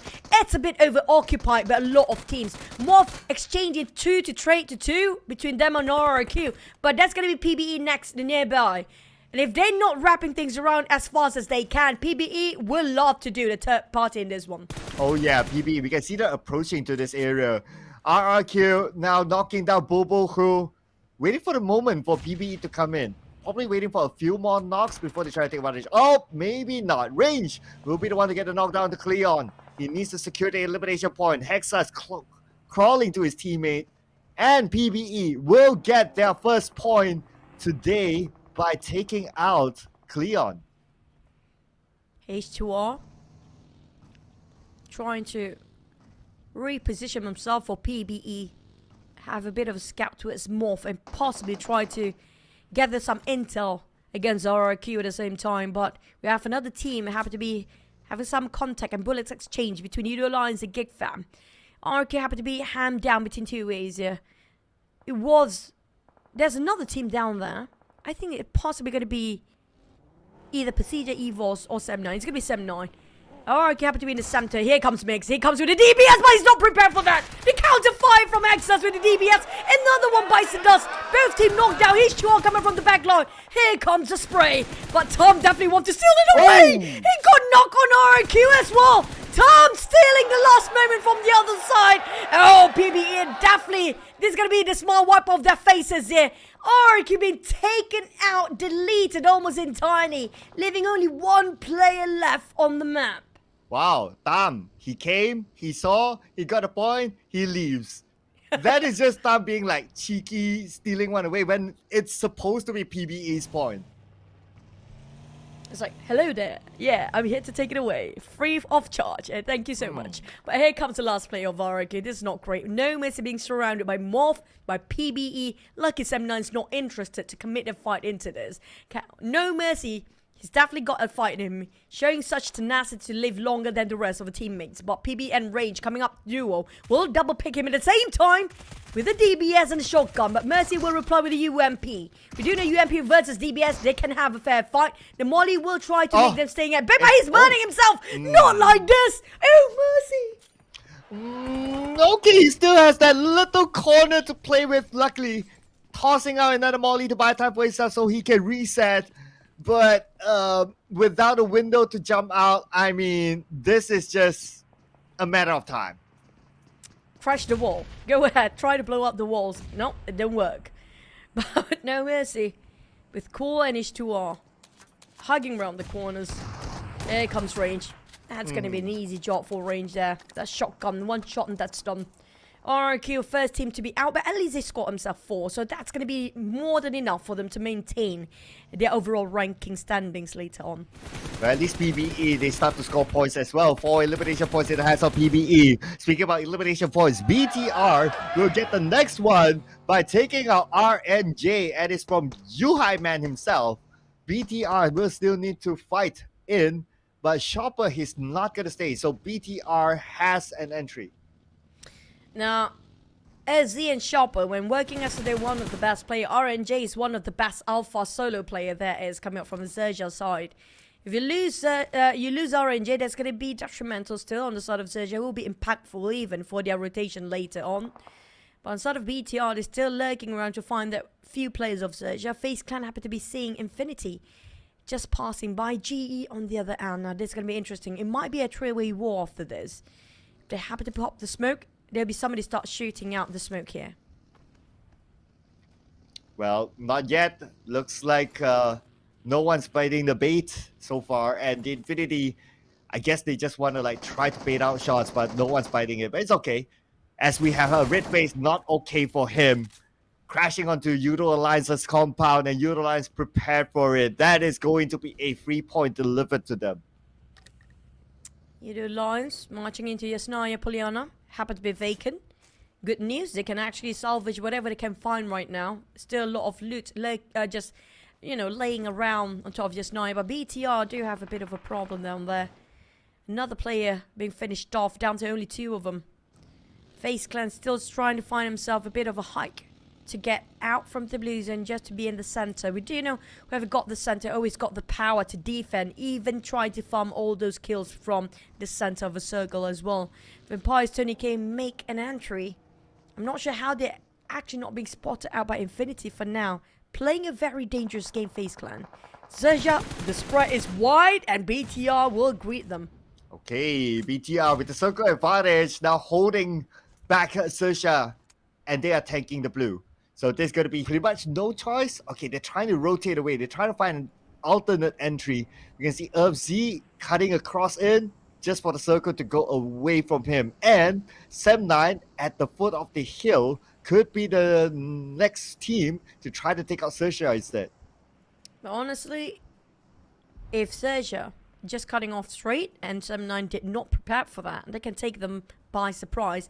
By feeling, Kenny can hear those audio cues coming out from Xerxia's vehicle, so they are on standby, sieging their compound right now. Infinity. Okay, that just happened. By vampires, possibly. Possibly because they come from the same direction. Yeah, that makes sense. And Vampire, they want to get points. They want to recover from their 2-0 rounds. Now they started off by taking out MORPH GPX. Next, it could be Alter Ego. Alter Ego. It's going to be 1-to-1 trade. Venturas managed to take it back. It's going to be Shrax as well. Potato trying to fire back. It's a bit of damage control instead of Alter Ego. They're still up with one more man here. Potato barely hanging on. Fnatic and Potato, can they clutch out the entirety of Vampires with 1 player's left, which is going to be Stone. But that's going to be it. Vampires. No, there's going to be another one bites the dust with only 1 point across all 3 maps today. 1 point, 3 maps. This is not the Vampire that we know of. I mean, it's probably daylight now wherever they are. But GE, one of the members died, taken out by Mormon. Mernat at an off angle, but couldn't land the shot onto FaZe Clan. Could not support his teammate enough as they lose Zai. Now it's only down to Smile and Mernat for GE. You cannot take 1 player out of the equation. If Smile survives, then that's going to be a problem. But Smile is down. Down to only Mernat right now around the gondola area. He's trying to hide himself just inside of this gondola. Start to actually move. He gets down. Infinity fighting FaZe Clan. Finish off. Venturas down to his knees. Where are the Razor FaZe Clan? They're not having a bit of follow-up on top of what the sacrifice made by their team. Take advantage against Infinity right now. Oh yeah, because it's only Beer 11 right now. Okay, they managed to reset one of their teammates. And Logan comes in, but FaZe Clan pushed at the right timing, wiping out the Infinity when they were resetting. And the point will be in the back of FaZe Clan. Now the circle moved away. So now it's FaZe Clan that needs to move. Same goes for GE. Mernat is on the outside as well, just right beside FaZe Clan. But we move down south and we have XERXIA, Yoodo Alliance on the outside. Megamind shredded almost his helmet. XERXIA taking their own post here. Megamind, he doesn't have any first aid. I assume that's going to be the case here, since he's not healing himself back up. But can he make up playing a very dangerous game? Two players on top of one buggy. That's quite an exposed vehicle even. Manet popped the smoke, giving away his whole position to his FaZe Clan, who happened to be just next to him. This is going to be tough for GE to survive. Oh yeah, I mean, where's he going to go? Okay, Mernat is the last man though. I mean, yeah, this is really hard. FaZe Clan turns around, Mernat still taking out the blue, no space for him to play with. He will do whatever he can now with the DBS, but we got FaZe Clan, who's there to stop him from coming in. And looks like the chicken dinner curse is real. It's not really a curse, since they not the first one to be eliminated, but they definitely didn't score anything. Now that's going to be open up the opportunity for BTR, but Infinity also being eliminated, so nobody can catch up to second and third place for now. But FaZe Clan, this is the opportunity for them to stretch up the gap even further. But the problem is they do have only 2 men still standing, while Morlin bleeding out. DX trying to finish them off. We do have another contender coming in, which is going to be GEEK Fam. And not just that, Yoodo Alliance seems to be trailing behind as well. Probably going to be around 5 team on the left side of the corner right now. But thanks to the terrain itself, those different level of multi-terrain within those elevation, the middle ground and the low ground, will make it difficult for any team to see each other out. FaZe Clan do have a bit more elevation compared to DX. Mormon can be revived, but Yoodo Alliance shot from the backline of PERSIJA, EVOS. Another team bites the dust without any eliminations. Oh yeah, a lot of teams dropping out like flies right now because of how tough the circle is. But despite how tough it is, FaZe Clan is still in it. They do not have the circle. Now they have Xavier to deal with at the low ground. High ground, it is still PBE holding on to their compound, to their house. And now PBE, FaZe Clan and Xavier continues as Momon naded down from the high ground. Onzen's pretty low himself. Damroot, DX, GEEK Fam, DX and FaZe Clan. A 3-way war on the northwest of the circle here. PUBGM playing alongside with the blue zone. Soak in a lot of damage. Less than 25 seconds. It's going to be the blues that start to close all the HP of the players here. Onzens is impossible to be revived by FaZe Clan right now. Mela trying to just damage control at this point, redeem himself, trying to get any point possible. But DX and FaZe Clan both in the same dying boat down there. None of this team will live if they keep Soak in the blue. But at least FaZe Clan down to 6 eliminations for now. PBE taking advantage where they are on top of everybody else. Well, this is time for PBE to farm eliminations. They have the best angle possible. They got knocked down to PUBGM. One more for Xavier to go. We got Chua here defending his ground. PBE gathering information so they know where Chua is at. And with H2R passing back the information to his team, Range will be the one to eliminate Xavier. For GEEK Fam, they still have a full squad. They only had, but finally got down to 3. The shots, the sharp bullets coming from Yoodo Alliance put them at a hold. They cannot advance, and Sam9 is there as well. It's going to be a 3-way war between the Malaysian teams, Sam9, Yoodo Alliance and GEEK Fam. Happy to be sharing the same corner. The one gatekeeping from the inner circle is going to be Sam9, but beware of PBE. They might take advantage of the predicament state when it comes to GEEK Fam. They're not aware somebody's watching them from above. If they're not alert enough to fight against PBE, they will hand down both sides. But lucky Damroot spotted out H2R. Oh, okay. Damroot spots him out. Cover fire for his teammates to move further into the circle, or closer to the circle for that matter. But PBE, if you look at this, yes, they're still on the outside, but they have the higher advantage at least. But Damroot now tries on the PBE. Oh, PBE, one knock, one more to go. H2R behind the 3. He is super duper low right now, but Dab doing PBE a favor by knocking out Damroot. Oh, the long taps coming out from the Scar L, but it's down to his last clip of magazines here for Dap. He needs to save out his bullets. He's running dry with his resources here. Belgium United, GEEK fam, sandwich 3 ways down there. Belgium, PBE, Sam9, Yoodo Alliance, make it 4. They hardly can breathe. But Sam9 Dap still having a go against Yoodo Alliance just beneath them. They're on top of each other out. For Yoodo Alliance, how to hike up. The big gatekeep so tight, they can't even pick out since Sam9 giving such a pressure to his Yoodo Alliance. Even drop a Kobe right on top of Adik Luke. Oh, it is a tougher position now for Yoodo Alliance, but there you go.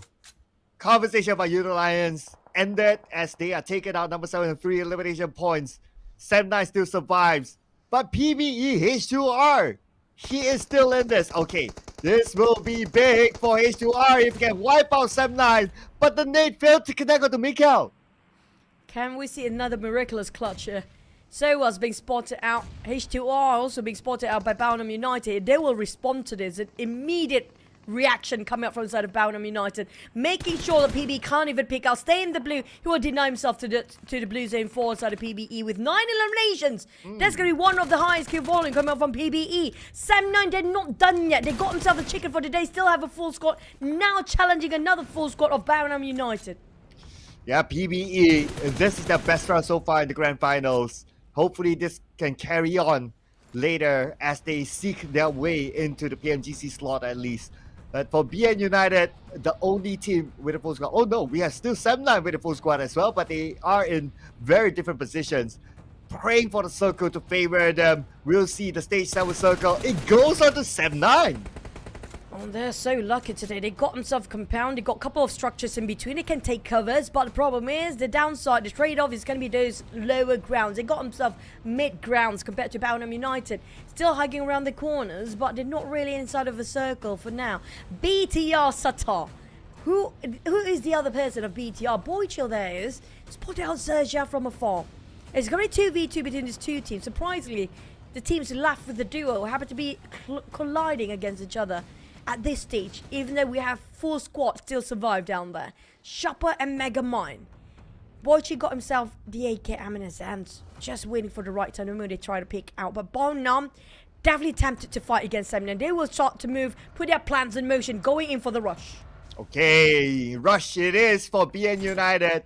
Crash into the compound through the back door, so they are okay right now. They're sharing the same compound with Sam9, but the focus is onto BTR and XERXIA. Boy's still gonna go in. He's gonna be at the forefront. He's gonna take a 1v1 fight with Shopper. Shopper with the DBS in hand. He knows that Boy's is in front of him. Boy's still 50% health. He has the nade. Shopper tries to spot it out. Shopper doesn't have any nades.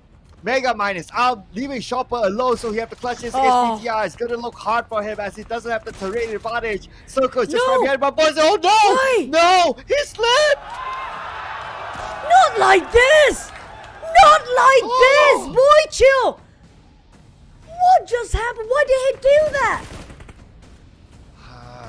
It was just unfortunate that he slipped. And of course, XERXIA will take advantage of it. And that's one more point in the back, but they still have Satar to hold on for positioning points. Right now, we have BN United full squad, Sam9 on the other side, full squad as well as Satar. Could be the kingmaker among these two teams. Can he make another smile clutch here? He's a bit isolated from the rest of the teams right now, down to 3. Sam9, Belgium United, 4 versus 4, but Satar, we've seen this case before. We just saw it previously. Can we see another round of one solo person, one solo squad to clutch the chicken away? Well, we saw Satar being shot from afar before. Oh, damn! That's going to be a beautiful crispy spray. Step 9. Got straight in the line of sight. This is it, the opportunity taken by Sam9. Tom, here comes the green light for a go. Dap coming into a warehouse. Entire crew is here. Sam9 rushing into. And here comes Satar. Can he do it? Oh, nice off angle there by Tam to open up right with BN United and Satar. They don't know that he's there yet. So now Sam9 is focused on the BN United. Satar could come in at the last minute. Let's see what will happen here. Sam9 rushes in onto the building where BN United is at. Dap with the nade and will toss it on the break. Break will be forced to move behind. And Break will retreat, but he has about 50% of health left. Really? Molly barbecue. Dap, it's not gonna be roasted out. He's finally down. He's gonna be roasted Dap on his knees and down to only one more for the side of Sem9. Oh. It's a blunder. The attempt of taking it's gonna be failing, but a big net from Tom. Can Tom do it for the sake of Sem9? Heavy lifting it against 1v1v1. It's equal feel even to Satar. He got a Boundham United. He steals away the eliminations in the hands of Sem9. Here comes another nade. Okay. Oh boy, this is not great. Break Satar versus Tom. Mano to mano. While BN United try to Nade. have a bit advantage, we have to leave it out. Break. He's going in and out just to save Suwas, but he's not being given break by Satar at all. Oh, Sata tossing out another day, forcing break the move and break. Finish up by Sata. Okay, now it's Sata. Sem9 gets the try. Actually pull over clutch here, but Sem9 have the numbers against Sata. Sata 1v2 at least, maybe 1v3 as Kenny is currently up. Can Sata pull off an insane one? He has an M4 in hand. Going up against at least 3 from Sem9. Oh, That's perfect nade. nade. Will land on to Mikael, but it's just a scratch. The DBFs will not shoot that far here. He's going off to the backline. Here Here we comes the go. spray. Mikael pushing in. He going in a zigzag. Oh, he got one knockdown. No way, so close. Sem9 scores another. What a day for the Malaysian team. Yeah, Satar close enough to clutch, but lost long enough to place the second. Winner chicken for Sem9 once more. 2 chicken in the first half of the day. The family buff is real, ladies and gentlemen. Coming here to support Sem9 and their players. And they scored 2 chicken dinners today. Sem9 on fire. It's going to be family buff for Sem9. We did had an interview before for the side of Sem9 early on. He kind of mentioned in the front row be seated by his families down there. We saw on the camera pan out just now. But Tom, that was a remarkable play. They almost botched it for the side of Sem9 when he tried to push into the warehouse just now. But he made it happen. He was patient, playing around the backside, giving support fire. The moment he realized all his teammates are down, that's why he'd pick up his courage to push in by himself. But Satar really makes Sem9 running up their money just now. Oh, yeah, absolutely. And it's not an easy round for Sem9. They had to take a good amount of fights to get into the warehouse where they were at. And they had to defend against BN United, who managed to crash into the next warehouse as well. So they defended against BN United. Satar almost gave Sem9 a surprise because, of course, it is Satar we're talking about. But still, Sem9 held on to it.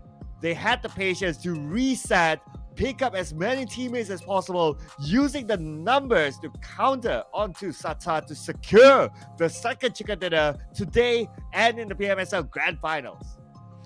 But Boundham United, there was incredibly nice mollies being tossed around to avoid the entirety of Sem9 to push in just now. Still a great team play and well-organized team from Boundham United, but just unfortunately, they're surprised by Satar in the very last minute just now when Soas tried to be picked up by his teammate.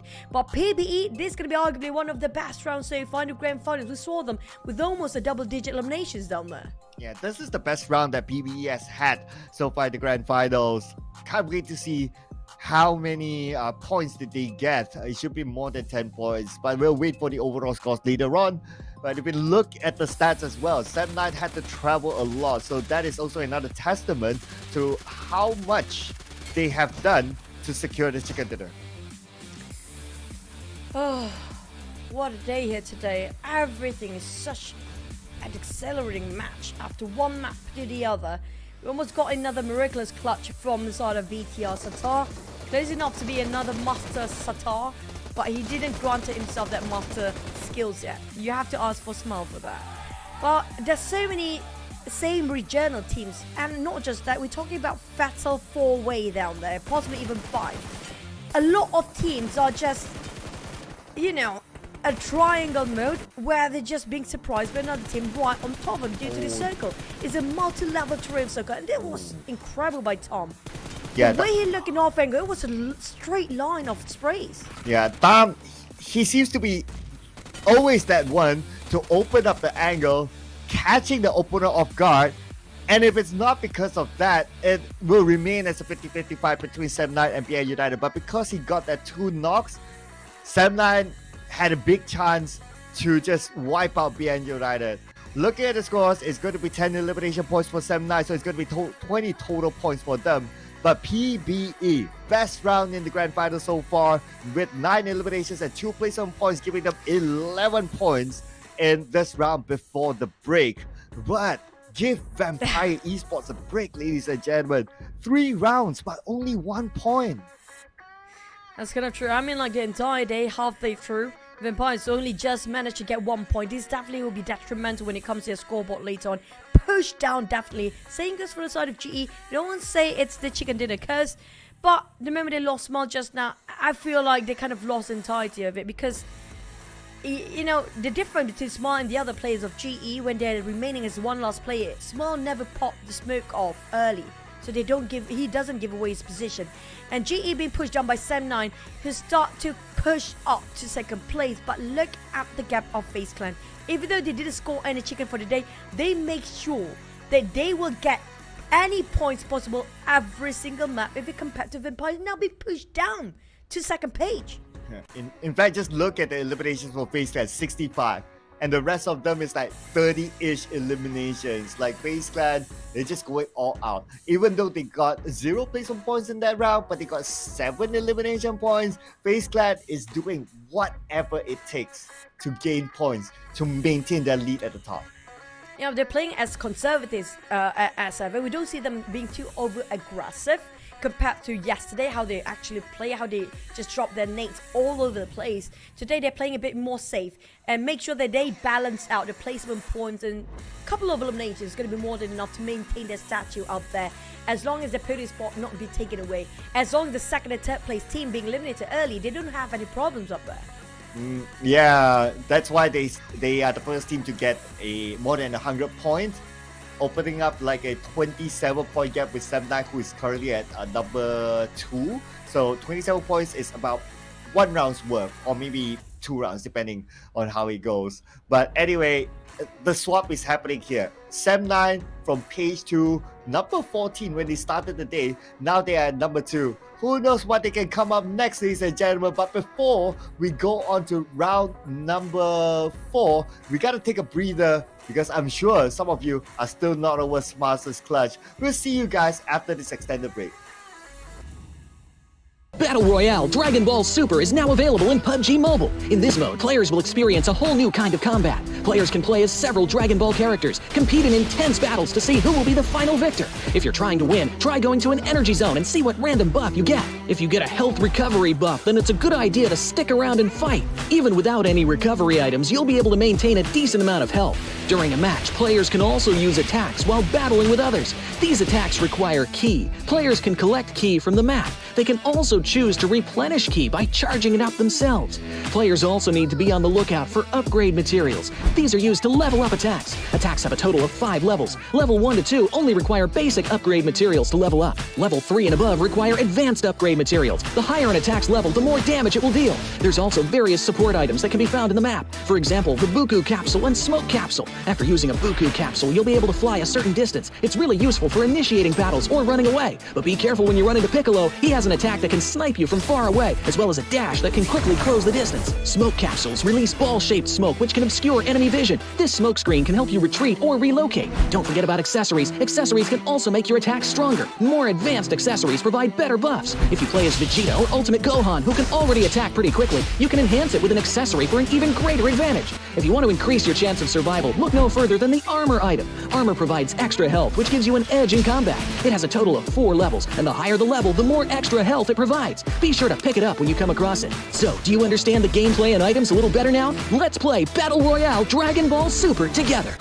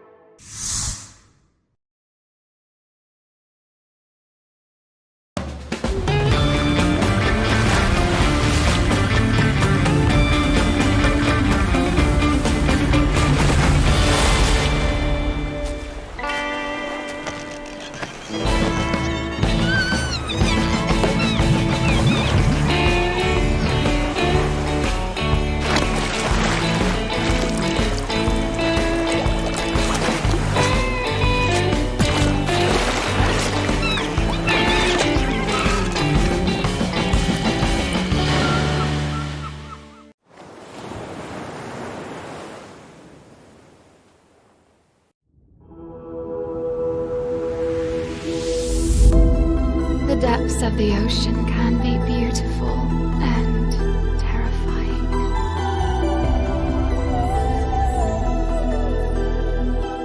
We all have a dark side, that's always a part of us. But we can control it.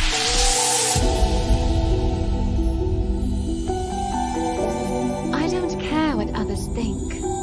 I'm only concerned with my wants.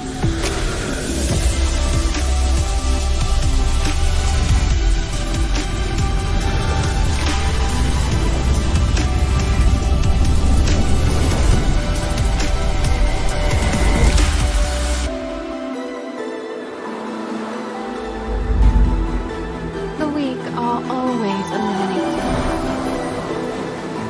Only the strong can survive.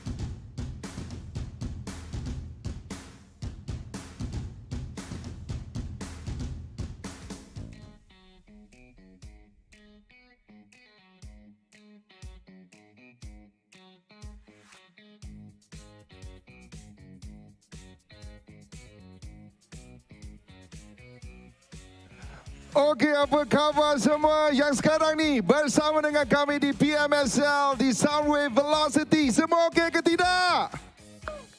Okey, saya nak mengambil sedikit masa anda semua. I just wanted to take just a little bit of your time. Okay, I just want you guys to be a little bit hype right now. Saya nak ambil tenaga daripada korang semua sekarang ni. Boleh ke tidak? Okay, saya nak buat benda simple je sekarang ni ya, kerana saya nak rasa tenaga korang dulu sekarang ni. Bila saya cakap in the funky, saya nak korang semua jerit sekuat yang mungkin. Kata what? Boleh ya? Saya cuba satu kali. In the funky. Kena lagi kuat. Saya nak rasa tenaga korang. In the funky. Paling ke atas sekali. In the funky. In the funky. In the funky 2 times. Dia kata what? In the funky 2 times. Alright, here we go. Dengar In the funky. In the funk.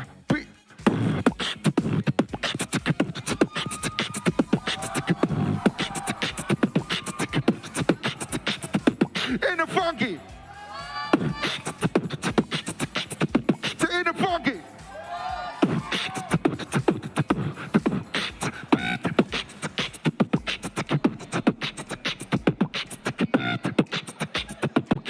One, two, three, in the pocket. Macam tu lah yang kita nak. Okey, terima kasih semua lagi-lagi kepada anda yang tengah menonton sekarang ni. Kita dah mulakan dengan game kita seterusnya. Tapi sebelum tu, Tasha akan bersama dengan seorang player yang tadi saya tengok. Ya Allah, dia punya cara permainan dia memang terbaik. Siap orang cakap clutch of the year lagi tu. Jadi, tanpa melengahkan masa lagi, jom kita invite Tasha dan juga Smile.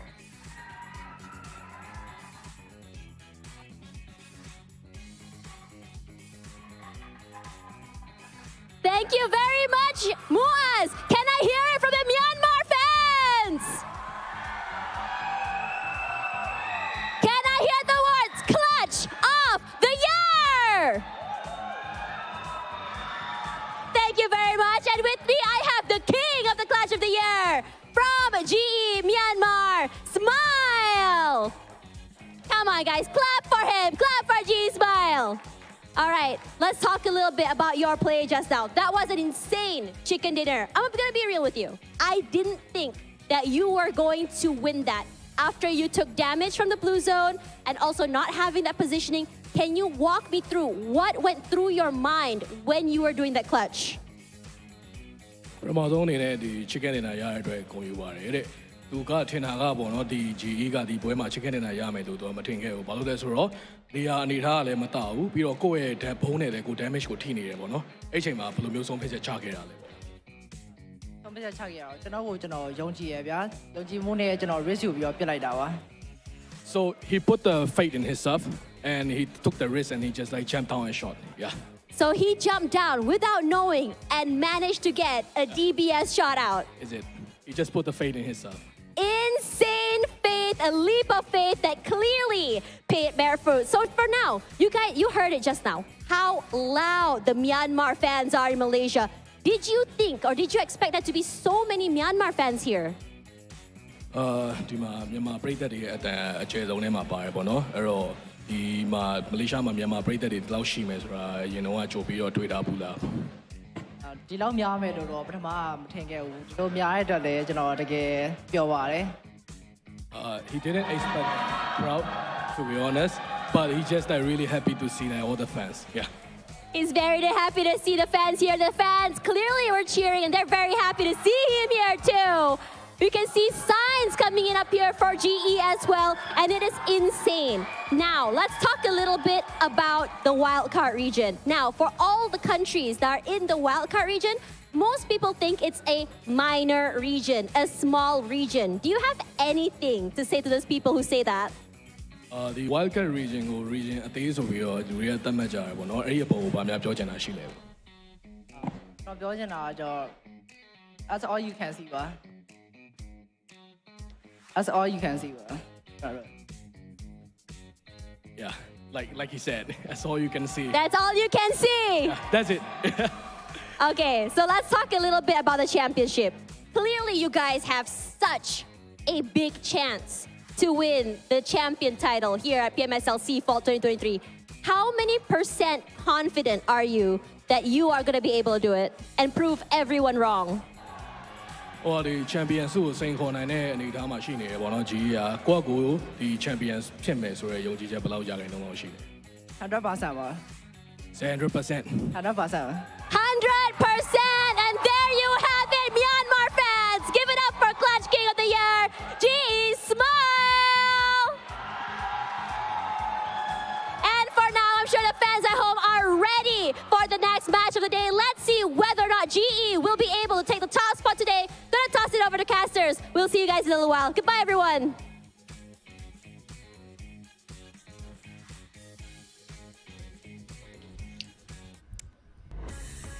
Interesting up there.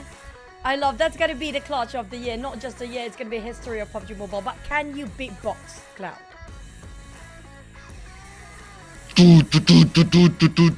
Okay, never mind. I shall not try. Where I spit a lot. Okay. So that's it. Let's go with my mic. I love my mic. Sorry, Mike. But speaking of which, thank you, Moaz, for such entertaining opening. But Smile, that was one of the best in the history of PUBG Mobile. You cannot top that off. And so far, I think that's going to be #1 best clutch of the entire PUBG Mobile scene right now. If anybody have a different sort of a clutch, tag away us, tag away the PUBG Mobile Esports IG as well, so we can get to see something bigger than that. But speaking of which, is our dream, will our dreams come true here, since GE is actually in the run for the championship? Yep, well, you heard it from Smile, right? He is 100% confident that they can do it and bring up the hopes and dreams of the Myanmar fans. I'm also like wowed by the support from the Myanmar fans at the location. You heard the cheers, even though like the mic is obviously with the host, but you can hear the cheer. So can you imagine like if you're there, like I'm sure it's like 10 times more. Yeah, the crowd has been amazing here today. I wish we were actually there as well, but man, I wish I'm there. But the game have to go on. We still have 3 more games to go and 1 more day for the closing of the grand finals to get to see will the clutch of the year will be the trophy of the year for GE, or will be finding still FaZe Clan, who almost got out from into relegation, finally take away the trophy, or even Vampires, who barely got any points here today, coming back in the second half of today. Yeah, 1 point out of 3 rounds. That will also mean that no Vampire players in the top performance list here. But Sun9 with a double chicken dinner, we gotta give them credit as well. They warrant themselves up there. 2 players, Deb as well as Tam up there as top performers. We got Satar in between. And PBE finally scored a good amount of points in a single round, with Range scoring 4 eliminations, almost half of PBE's eliminations in that round. And it is also the best version of PBE across the entirety of grand finals here today. But can they make it through another Rengar after that long break? Sometimes a pause will actually destroy the momentum of a team, or will it actually build up even further greater momentum when it comes to the second half? And this also will be the time where we do see a lot of swaps happening, because we were heading into Miramar for the next few maps. Yeah, this is where it can get scary, right? I totally agree with what you say. Sometimes you can make a break of team with this sort of extended break. But with extended break, gives you time to actually play the game, and you should try out the Dragon Ball Super inside of the game right now. You still have a few more minutes before we jump in back onto our game, so you can use this time to try out this game mode if you have not. Play as your favorite Dragon Ball Super characters, use their abilities as well, and enjoy being one of them.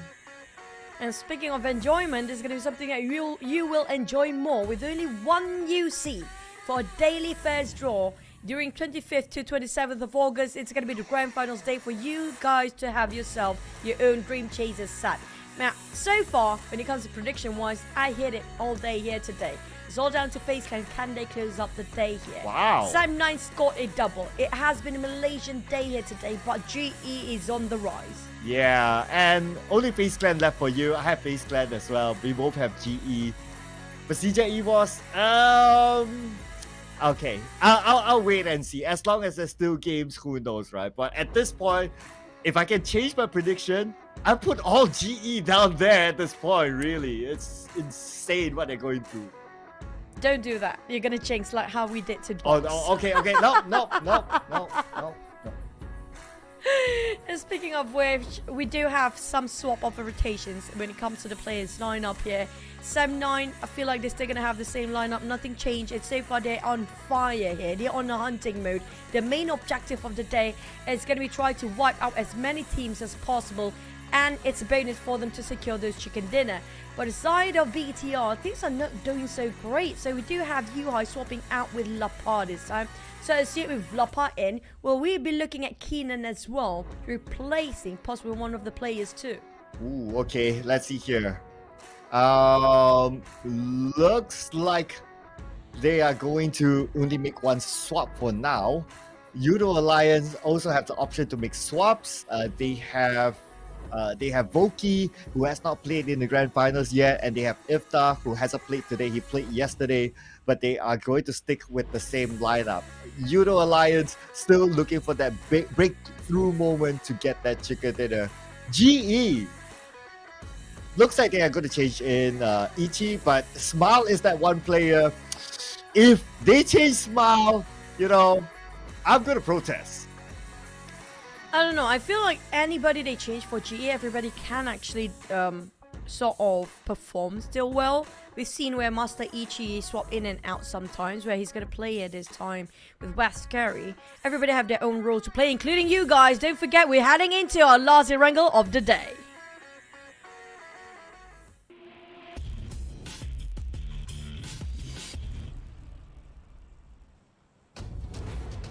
You know what? We should ask Moaz to beatbox to that tune. The flight tune. Here we go, the flight. This time, a little bit different. So it's going to be from the left side of Quarry up onto Kameshki.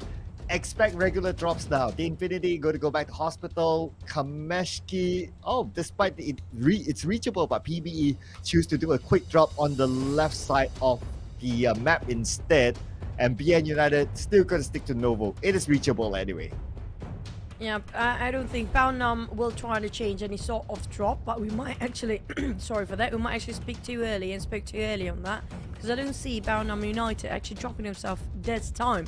So there might actually a chance for them to change a drop spot, because Infinity, when it's the left side of Light Pub, they will take the left side of Hospital. Baunam United still not dropping yet.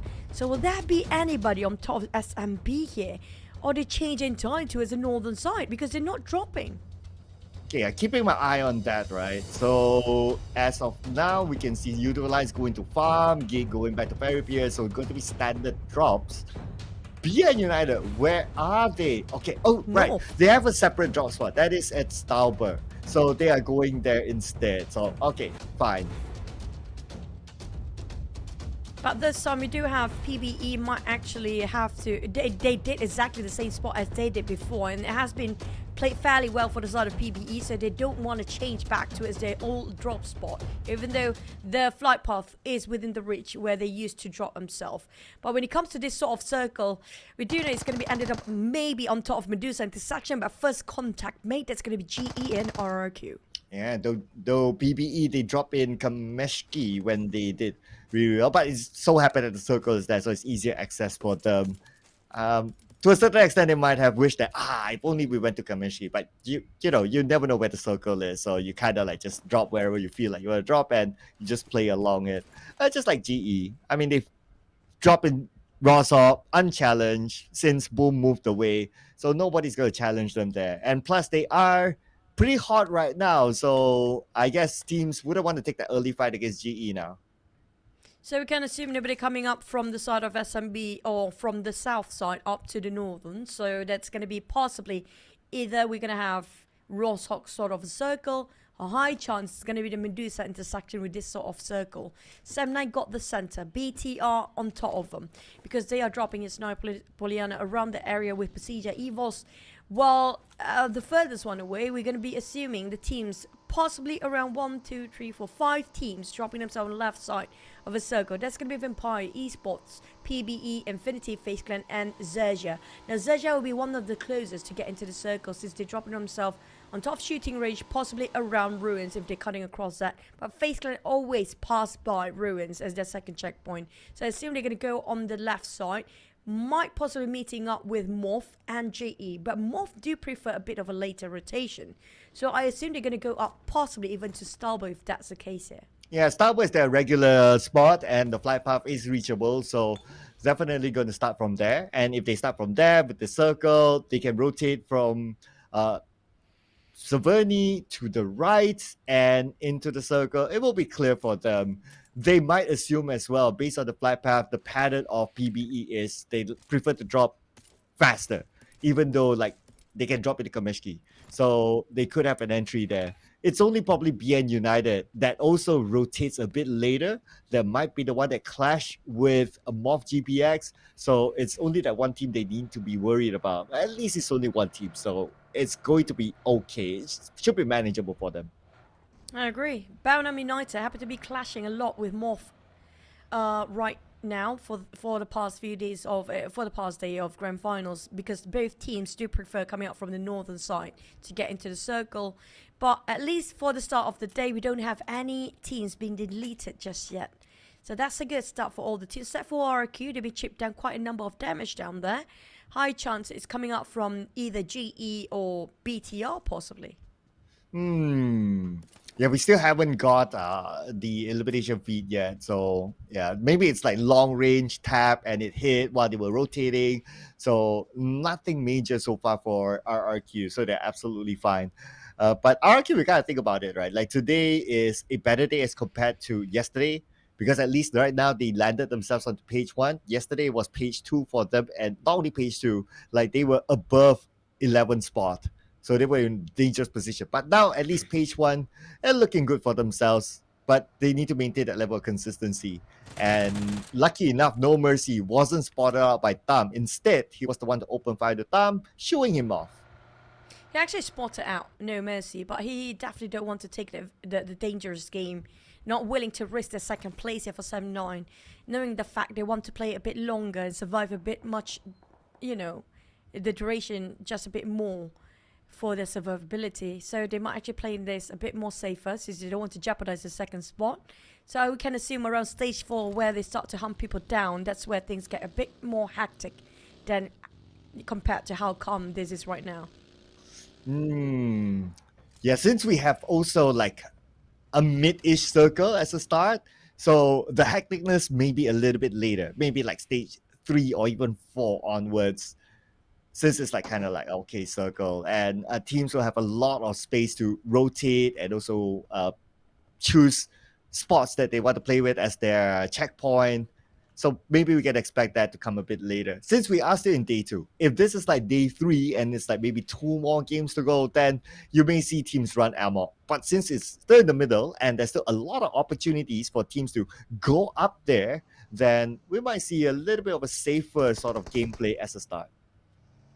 PERSIJA EVOS, No Mercy surprisingly still overstay himself, where he'd been spotted out against 7-9 before. And this definitely he's walking into his own trap, as the entirety of PERSIJA EVOS will not bow out from any fight. I don't know why he actually overstayed himself there. He could have gone and exit out early on, reunite with his teammate, but instead No Mercy caught off guard and be charged him by the entire crew of PERSIJA EVOS. The rest of RIQ couldn't actually save him. That's going to be first blood and first contact made in the game. Still 16 teams intact, but 2 teams already in the blue zone. That's going to be Infinity and XERXIA. And Yoodo Alliance happen to be there. Okay, so quicker rotation, it seems, from Yoodo Alliance to get into the middle this time, changing their play style. Let's see if they bring them the reward, because we don't see them often doing that. From farm, they went straight to somewhere in the Medusa intersection, somewhere in the middle of the circle. So now they will be there. And if you're there, it's a matter of defending your area, especially with majority of the teams liking to play this sort of middle circle style. So Yoodo Alliance will be tested defensively instead of offensively this time.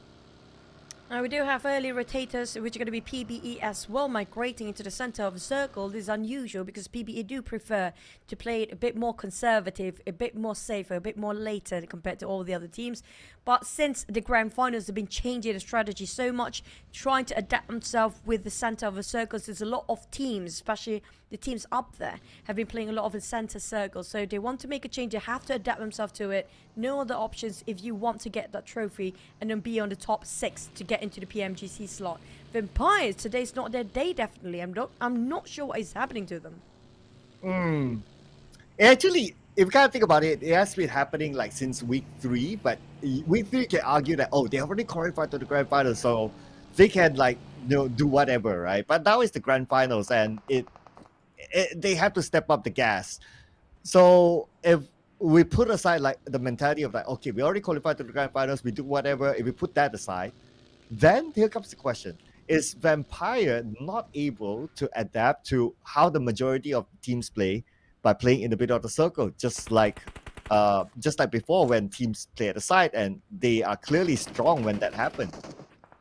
I wouldn't say they couldn't adapt. I have a feeling they will come back in the very last minute. That's what they always do for the side of the Thai teams. But PERSIJA EVOS spotted out another player of RRQ. Before this, it was No Mercy. Now another one bites the dust for the side of RRQ. Not just that, not just one team fighting against RRQ. GE is taking advantage as well. This is going really south on the side of RRQ. But FaZe Clan and GE, here comes another team fighting each other out. Oh, Smile opening up by eliminating MORPH. So now RRQ only has one player left. Oof. RRQ, just as when we thought that they are doing okay from the previous round, not so okay start this time. Xavier taking the potato hill, now infiltrated by the Infinity on the other side. They can still share because there's a circle, but likely that the circle will move away since we're still stage 2. So it's either the Infinity fight with Xavier or they rotate away, because Xavier behind them, as we can see, PBE is there. They need to leave here. The Xaviers, if they want to take the fight, this is not the place they want to attract all unwanted attention to their side. They spotted out PBE, yes, but the one breathing behind their necks is going to be Infinity, and these guys don't like sharing. So there comes a shot coming from Infinity. That's definitely going to shift their focus for DX towards their back. Look at all the crosshair. Are aiming for Bear this time, tapping out with a Mini 14. But Infinity just poking, jabbing them from behind. They're definitely not committed to this fight, just testing out to challenge whether they want to pick it up for the side of the Xaviers or they want to let it by. But we do have sort of a Medusa intersection circle, so we can expect some teams will want to play around the bunkers. Yeah, bunkers are pretty popular with some of the teams. But the thing about bunkers is that it's easily infiltrated. You have to peek out from the bunker to see who's around you. If you don't do that, by the time you know it, like another vehicle will crash into the bunker. So defensive wise, I would say it just levels up if you play inside of there. For Yoodo Alliance, okay, we talked about them playing in the middle. So now they happen to bump into PBE, 2 knocks back to back. So Yoodo Alliance, the defensive game, working out for them at least for now. Feels like stage is going so fast right now. It's going to be right on top of the Medusa intersection, and PBE wanting to play the center of the circle, not their strongest suit down there, as they've been bombarded by 2 knockdowns from the nades of Yoodo Alliance, leaving only 2 of them remaining on their vehicles, cooldown range to heavy lifting the rest of the team of PBE, while Yoodo Alliance chasing the tails of PBE, trailing them out. But I have a feeling Adik Luke knows that when to bow out, when to fall back, when to stop chasing people out. So that's going to be Yoodo Line just pausing from chasing out PBE for now. But these Xaviers and Infinity, well, Infinity, like it or not, either they leave the Potato Hills and then they are leaving, or just cut across and take the fight against these Xaviers. They know for a fact it's a bit too early for them to fight, so they will get into the circle first because stage 3 is coming soon. Yeah, without at least a knock or 2, it's hard for them to rush straight into Xavier, because Xavier will have a clear line of sight. So that's why they're like, okay, we don't have the advantage, we just rotate away. It's still stage 2 to stage 3 anyway, so there's enough space for them to play with. Might as well do that. And we didn't talk about like the bunker-ish part, and this is what exactly will happen if you're not prepared to defend and RRQ face the wrath of MORPH GPX. RQ, surprisingly, things didn't work out for them since they placed all the players quite isolated amongst each other, a bit too segregated. And we saw early on it was No Mercy, and then there's another one, and then the other one they picked off down to Olympico. It's not going to be enough for him to rotate himself in the center, but GEEK fans spotted out BTR. Now we do know the friendship, how close they are, GEEK fam and BTR players, but in this case they are big rivals this time. MORPH spot out 7-9. 7-9 is always on the hunt, but Alter Ego taking a museum.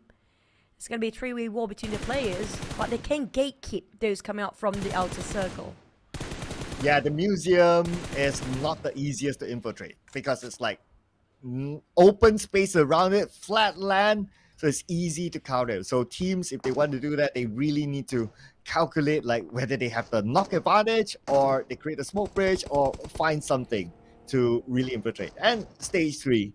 So I guess it's not really like a must for them to do that. There's still a couple more options for them to rotate away and play somewhere else. So that's why we can see that place, as long as teams know that, okay, there's a team there, then they will not crash it now. Since, well, stage 3, you still got options. But if it's like stage 5, 6, and you still have that by the edge of the circle, then defending that gallery will be important. Yoodo Alliance showing their hostility towards all the other teams, trying to pick off any victims along the process of navigating into the circle. Now here comes the next stage commencing. Now this is where things get messy. Look at how crowded the circle is right now, all around the corners, but it shrinks even further down to the Medusa intersection, where we do have PB in the center. They don't have enough men to survive down there, because all teams happen to be pushing in the same direction at the same time. Yeah, PB playing the center gamble, playing it as quiet as possible there, praying for teams to not come to them. There is a risk, of course, well, because they only have 2 players, so defending is going to be real hard for PBE from that area. But that's the best gamble that they're taking right now. And the last time they did that with 3 players, they lasted quite long. But this time it's 2 players, of course. It's going to be a different ball game for them. And we still got 15 teams still. And with this amount of teams, stage 4, this is where we'll see more fights. But PBE, crashed in by GEEK fam, failed to defend it. Obviously with 2 players, it's going to be hard. They're out. The axe charging by Infinity happened to cross path. Lamborghini taking the flank side all the way. Infinity are tramping down all the Axis players. Levi and Lamborghini tried to do damage control, got backfired instead with the Blues coming in the back line. Infinity have to run, but have to shoot the same to FaZe Clan on the other side. Infinity sandwiched between 2 and they're gone.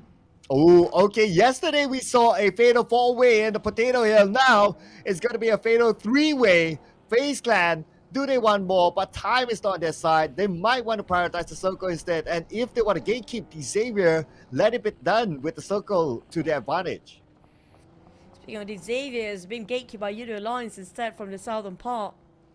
And right now, not many teams taking the center, but definitely they're reaching out to their destination. Yoodo Alliance spotted out Vampires again. Ravenclaw, there's going to be IGL down for Vampires. Can anybody save him? Rapper Boy can get a clear shot if he just advances forward. But he popped the smoke now, right on time. Flex trying to go for the flank side to finish off the job. But if they're not being careful, if anybody trying to run straight to help Ravenclaw to revive, they'll be shot down by Flex. Okay. Yeah, that's why now, okay, Ravenclaw is trying to crawl to his teammates. Ooh, but I don't know. It's going to be tough. Hoping for the smoke to buy time as well as shrubs to fire upon Yoodo Alliance.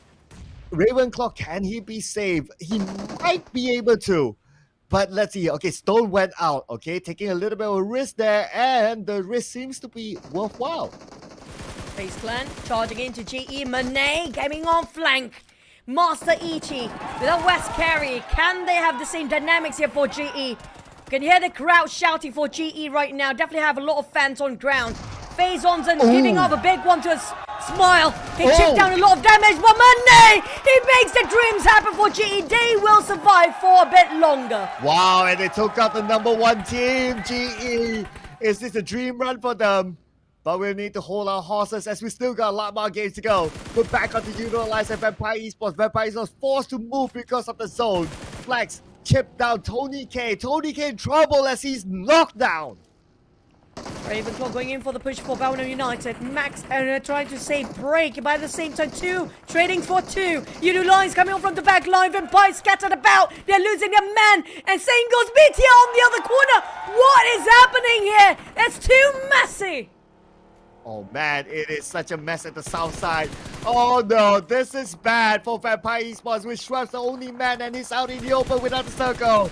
Free for Soas to take him out. That's going to be Vampire Esports 0 points. 1 point in 4 rounds. This is crazy for Vampire. Just free falling without any points there. Vampire's definitely not having a good day. BTR have to leave Lapa high and dry for the sake of the survival of the entire team.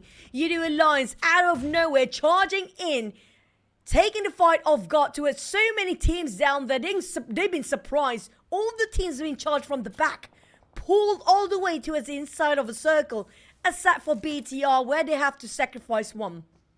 Oh. Speaking about sacrifice, okay, 1 down at this moment. Not going to be able to save him for sure. But Yoodo Alliance, we don't know yet if they'll be able to secure the point. But it's okay. They can proceed to get into the circle with that one knock. But now, GE, the team that's on fire, they managed to take down FaZe Clan, and now it's going to be XERXIA next. 5 points elimination of GE right now with full squad still standing, but Chopper will respond. He fought back, but it's gonna be Rosemary and the rest of Alter Ego shot them from behind. XERXIA caught in a turmoil. They are in the ham, sandwiched by 3 teams, not 2. It's gonna be 3 teams surrounding XERXIA. There's no exit out for them except for fighting through all the bullets flying towards their direction here. Here comes a push from Rosemary. He wants to finish off the job. Oh, here we go. Alter Ego. They need the points. But Rosemary knocked down. Oh no! This looking bad now. Mega Mind from the other side spraying onto Alter Ego, trying to take them out, but the smoke is not helping him. He has a nade in hand. DBS as well. Octa on his knees. Potato just right for him. Potato shoots first, but Potato, he can't get the knockdown. Mega Mind tries to find the advantage to the high ground, but not able to. As Potato won the fight, but he has 1 more to go at the lower ground. That's RNJ.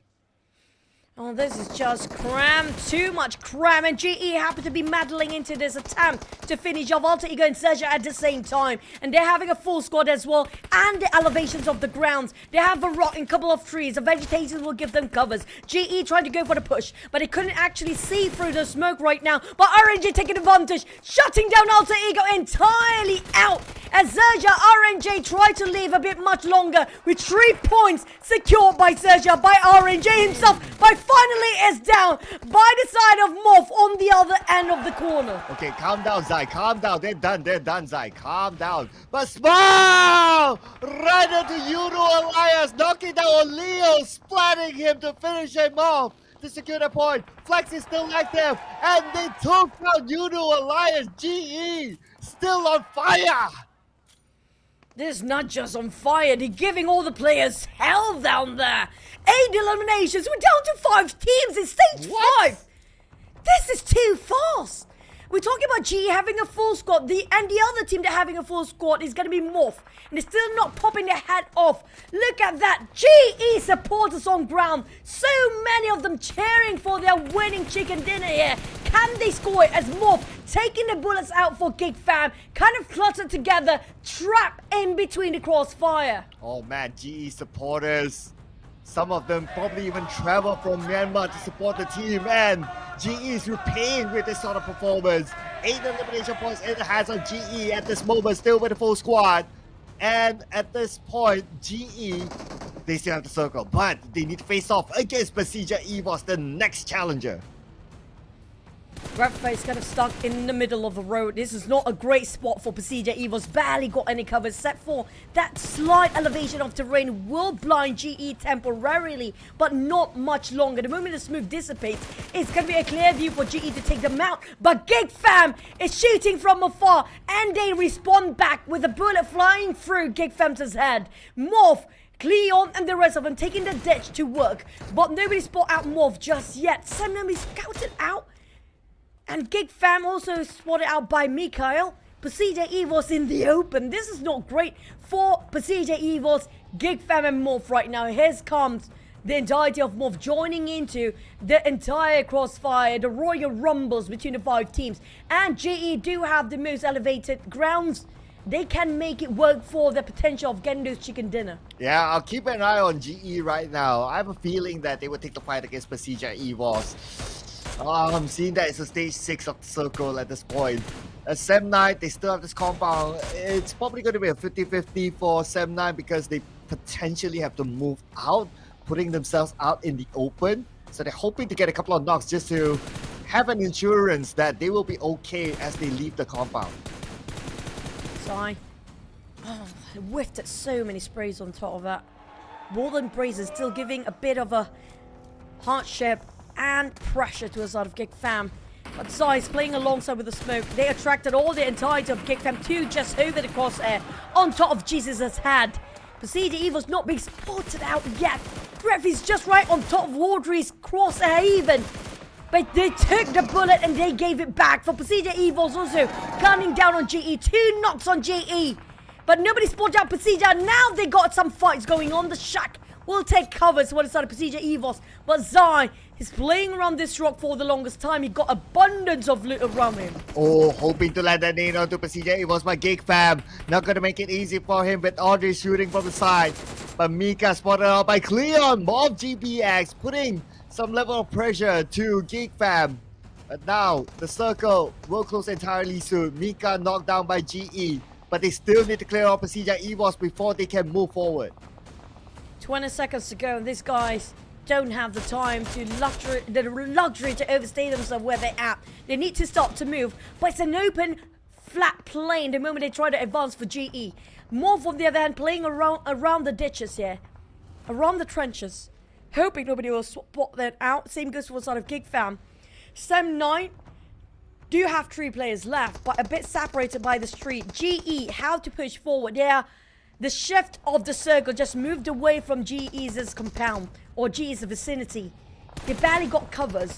They need to brute force their way in. And the first team they will have to be surprised by is going to be PERSIJA EVOS, but Sem9 can he finish off by Audrey with a very fine finesse of their sprays. And because of that distraction, this could be opportunity for GE to focus on the PERSIJA EVOS without worrying of GEEK fam, as GEEK fam has Sem9 to worry about. But MORPH GPX, the team that's still on the clear, can be the third party to GEEK fam versus Sem9 when they start to fight. And speaking about starting, GE has to start the move, but they're trying to find an advantage against PERSIJA EVOS. They couldn't spot a PERSIJA EVOS. Red face is making it a hindrance for GE to advance forward. And when Zai tried to pick out, he would try to shoot them down in an instant. Slim Zai giving a bit of a flush to his side of PERSIJA EVOS. Those 2 stacks in the shack right now. And they start to move their buggers. Here comes a push. They take their chances and they will be worth it. They're taking their risks here. Going in for PERSIJA EVOS, but 2 of them is not good enough. The entirety of GE being eliminated at 5th place with at least 8 eliminations. PERSIJA EVOS will live for another longer moment, but will be long enough as MORPH spot them out from afar. Oh, but Red Face opening the side. That was the demise to GE. Nothing much they can do about that. They didn't know that Red Face was there. And now, with GE out, we got 4 more teams left for the next chicken dinner. And we might see still Sem9 getting a triple because they're still in it. But MORPH GPX, the only team with a full squad, has a good chance as well. Mikhail, trying not to give unwanted attention to it, the side of Sem9, but GEEK fam, they've been trying to spray non-stop just now. Attracting MORPH and PERSIJA EVOS just to focus on their side. But MORPH barely got any cover. Spotted out Luxy. His gun barrel's just slightly protruded out there. But MORPH, the smoke won't last long enough. They need to cross over the other side. They don't have that much space even. But Rocky spotted out Sonix. Another one bites the dust for GEEK fam, leaving them only 2 players left. MORPH do have the most manpower when it comes to the top 4 teams, but can they secure the chicken dinner? Wow, they have the manpower, but it's GEEK fam and PERSIJA EVOS with the circle at this moment. Sem9 needs to get across the road. That's going to be hard for them. But MORPH GPX, they're going to start the fight here against PERSIJA EVOS. They have to because they're on the outside of the circle. PERSIJA EVOS, 3 players defending the ground against their compatriot from Indonesia. Leon tried to cook the nade Up to Misery, but it's a bit too late. Cleon down to only 10% of HP. That's not going to be enough. As Luxy toss another one. Another one by Zazaz. Cleon down on his knees. How can the others of MORPH try to save him up? If PERSIJA EVOS Redface still have his focus on GEEK fam, he will not leave this angle. Just going to leave the others by trust for PERSIJA EVOS players to just deal with MORPH by themselves. While trying to have his eyes on GEEK fam. Misery holding on the angle against MORPH right now. It's down to 3 players. All teams have equal ground to take this chicken away. Well, except for 7-9 now because they're on the other side of the road without a circle. Audrey defending his ground. Can Audrey do with 10% of health left for Audrey? Audrey's space, but now he switches on to the UMP. And it's going to be Mikhail winning with 16 bullets left. He can loot from Audrey's box. Tom, you need to stand up, Tom, and that's not the way to go. That was a 3 eliminations for Damn Rude when Tom was snaking just across the street just now. GEEK fam down to 1 player, 7-9 to 1. MORPH still have a 3 with PERSIJA EVOS down to 1. Luxy. But it's 3 different angles entirely for MORPH to cover their angles down there.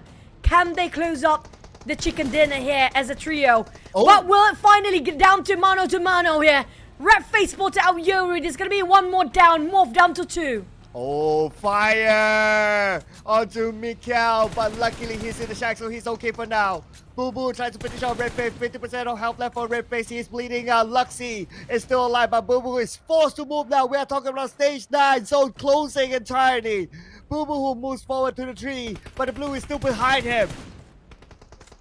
PERSIJA EVOS down to 1. They finish off another player.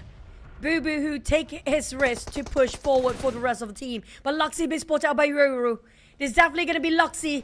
Focused by Yoru. Here comes the nade flying over to that side. Can he drop it down before he's been pinned down? Luxy close enough. The rock will save him for now. Luckily enough, the nade did not hit onto Luxy, so he's still okay for now. But look at the blue. It's just right beside Luxy. He's forced to go out into the open. Oh no, not looking good for Luxy. Mikhail on the other side. He has a shack, but he doesn't have space. Yoru will take out Luxy. MORPH GPX now has a high ground advantage against Mikhail. But Damn Rude could pull off a surprise. Nobody spotted out Damn Rude. He got a clear shot of that. It's not willing to take it, go. but it's finally down. MORPH secured and sealed their chicken dinner with a nice trio till the end. What a discipline for MORPH. Not over pushing, not over reckless with their play, even though they outnumbered the others. Clearing out one team after another. First, it was PERSIJA EVOS. Then it was Mikhail. Then it is Damn Rude for them to clinch the chicken dinner. And you hear the crowd, ladies and gentlemen, shouting Indonesia. Whichever team it is, it doesn't matter for them as long as it is from Indonesia. Shouting out for Sunway out there. We can see he's leading the crowd to cheer for the Indonesian team. Winner, chicken dinner. MORPH finally secured. We're back for the Indonesian team. We haven't seen them at all since yesterday till today. Finally, a chicken for the Indonesian teams in the grand finals. Yeah, good point. This is the first chicken dinner for the Indonesian team. Yoru, the man himself. Multiple clutches during the league. 5 eliminations, 774 damage. Is awarded the MVP this time for MORPH GPX. What an important player Yoru has been for them. If any big amount of eliminations were to come from MORPH GPX, it would come from Yoru. There was quite an open circle to the end of it, with not much structure, no compound to take covers for the team, but MORPH, they played it patiently from the northern side, dealt with XERXIA, they dealt with Alter Ego and Sam9 as well. But they scored himself quite a number of eliminations. I'm not sure how much they finally secure when it comes to tabulating of the scores.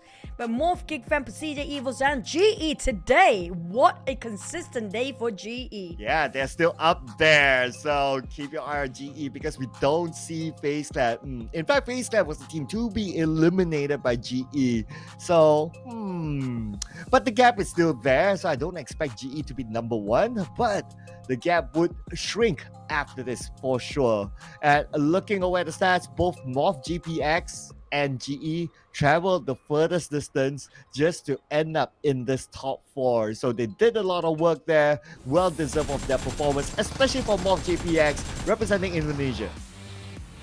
A bit of a highlight what happened. It's going to be PBE, one of the first few teams to be eliminated. PBE, they were forcing to get in the center of the circle to play alongside with the latest meta. We do know that's going to be the most efficient tactical strategy these days, to be in the center of a circle, but not to pass across so many teams in between. GE, they were having a great time on the elevations, but the moment the circle shifted away, as things gone a bit haywire for them. Yeah, high fives there. Ichi and Myrna satisfied with the defense against FaZe Clan who crashed into the compound. And not only that, Yoodo Alliance was taken out by GE. They at least took out 2 teams. If only they could take out PERSIJA EVOS while maintaining their number, who knows? It could have been another chicken dinner for GE in a different universe. Now, will this be the downfall of the Thai teams when it comes to day number 2 of the grand final, since none of the Thai teams happen to be securing that much of a top 5 here for the entire day? Yeah, we haven't seen much. The most we have seen is maybe FaZe Clan, but even so, it's not bombastic from them. Maybe from yesterday, I mean, expectations are high for like teams like FaZe Clan, but today is like, it's starting to be like a mix, right? Like, okay, GE did well, we got Sem9 did well, and now the Indonesian teams. And this makes the race till the end really interesting. I would say I beg to differ. Yesterday was bombastic for FaZe Clan and Infinity at the same time. But if you compare FaZe Clan and Infinity, FaZe Clan had a better run than Infinity. But if you compare it with Vampires, now that's where we get things a bit darker down there. It feels like the downfall of the Vampires in the grand final here of day number 2. And they are struggling to make sure they survive during their navigation into the center of a circle. It's just so hard to see Vampires to survive in the top 10. I thought I mentioned that, but never mind, it's okay. But Vietnam so far, they scored 1 chicken dinner through the Xavier yesterday, and that's about it for them so far. We haven't seen even, if we kind of think about it, we haven't even seen much big performances from Vampire. Maybe some appearances, and that's about it, but nothing too bombastic from them. But we might actually have to wait for a bit for the tabulation of the scores later on. It feels like everybody's scratching their heads, so is that a clue for us? We have to wait and see for now. But definitely, I have a feeling. I mean, GE, even though they're being eliminated in the top 5, they still scored themselves 8 elimination. I don't know what overcome them when it comes to day 2 of grand final. It's just a different team entirely. They have been incredible, despite being lost themselves in the top 5. But at least still secure almost a double digit down there. Definitely a double digit when it comes to overall total points, since they already scored themselves at least 8 eliminations. Well, yeah, and looks like we're gonna wait for the points. Maybe it's shown, maybe it's not, I don't know. Maybe it's a gimmick to like kind of like, okay, we're going to like shh on the points, you know, just to make it a little bit more exciting. But I do expect still that for FaZe Clan to be on top with the gap that they have. But with the gap that you guys have now between now and the next game, log into the game to draw your first daily draw for the PMSL Dream Chaser set, because it only costs you 1 UC. 1 UC, ladies and gentlemen. If you can do it quickly before the next game starts, I'm sure you have the right amount of time to do that. So do that right now before you forget. And tomorrow as well, first draw, it's only 1 UC. Don't forget that as well. I'm kind of curious, how much will it cost for 1 UC? Is it 1 cent or more than that? Less Because than it's that. definitely not gonna, yeah, they're definitely not gonna break your pocket down there to get at least a daily 1 UC for you to get the Dream Chaser set. Now, we're still waiting for the scores to appear, but that's going to be one of the most fastest map, arguably, right now in the grand finals. In stage 5, down to 5 teams. You don't get that too often. Yeah, because like, I guess because it's the grand finals, right? Like a lot of teams, like they're playing a little bit safer, but all of a sudden, like, okay, maybe at start teams played safe, but at some point in the middle, it's like it just goes haywire everywhere. And when we reach that stage, then we don't get as many teams. So I guess that's the thing about like if you have that amount of teams at like stage 4, stage 3, stage 4 onwards, yeah, that naturally will happen. So teams were just going all out to get the elimination points. And I think counting down as well, we got like after this 8 more games to go, so some teams will start to calculate that, hey, you know what, we're kind of desperate for points, and that's where it just becomes a domino effect. I'm looking at the rotation of the players just now on the teams, and a lot of the teams being eliminated on down south, but not many of them managed to survive to get into the circle.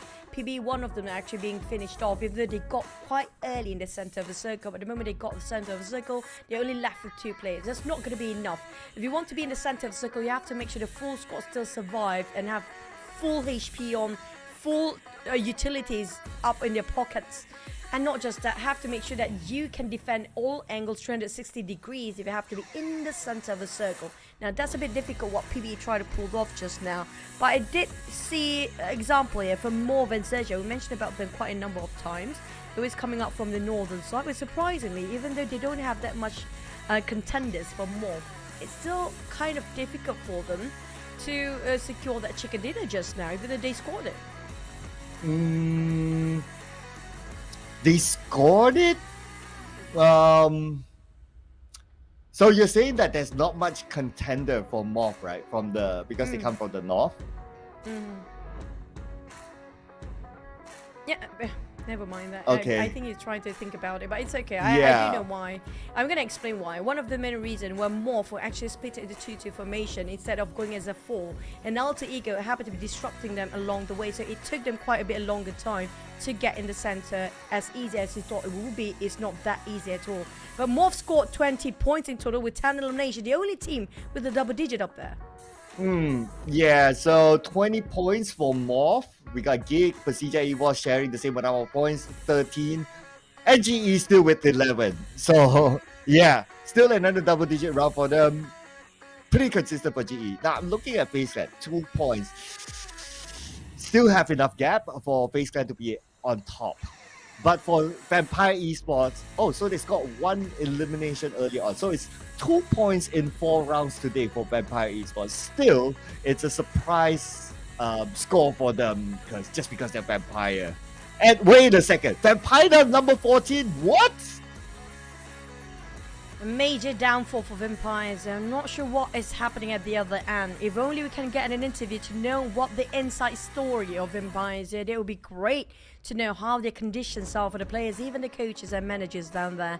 But Sem9, GE, FaZe and BTR happen to be stagnant in top 4, but MORPH with that chicken dinner with a huge amount of eliminations too. They push up to 5th place, which pushing down Infinity and XERXIA to 6th and 7th place, while GEEK Fam finally squeezing into the first page this time.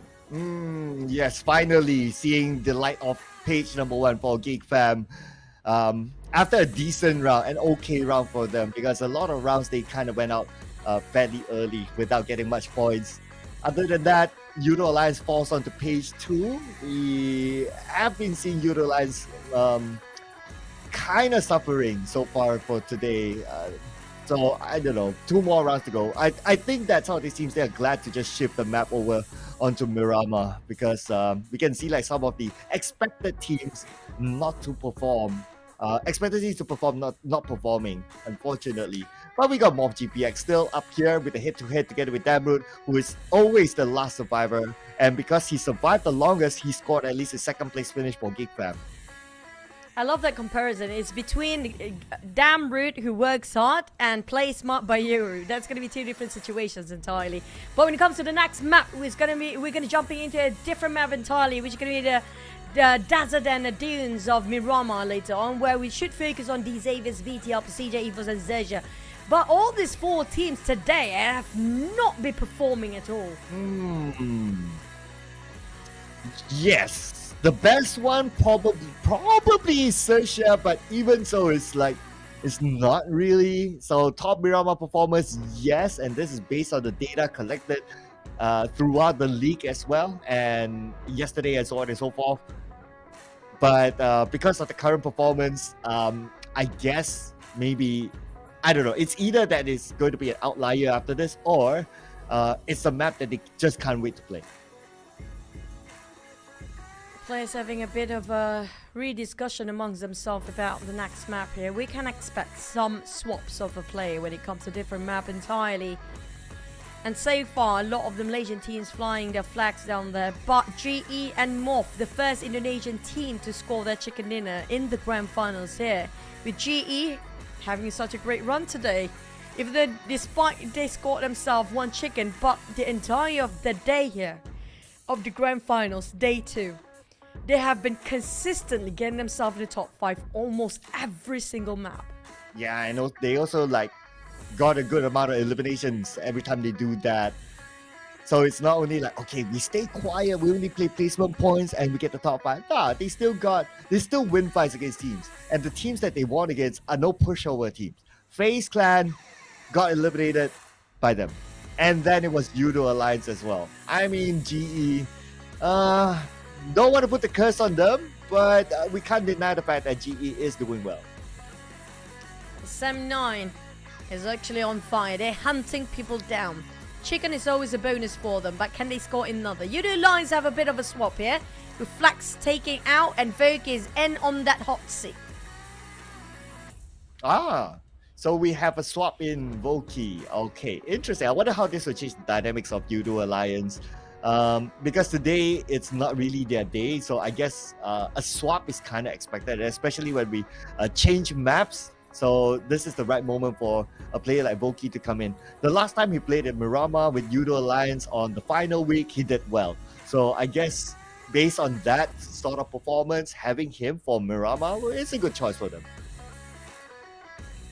FaZe Clan, were they willing to give away the number 1 spot since all the other teams start to close up the gap between them, because number 2 and 3 is catching up to FaZe Clan right now. They cannot afford to be the first one to be out without any points. Now it's all about maintaining for FaZe Clan, and for GE they need to climb up, and it shows how resilient they are and how aggressive they can get in the previous map of Erangel just now.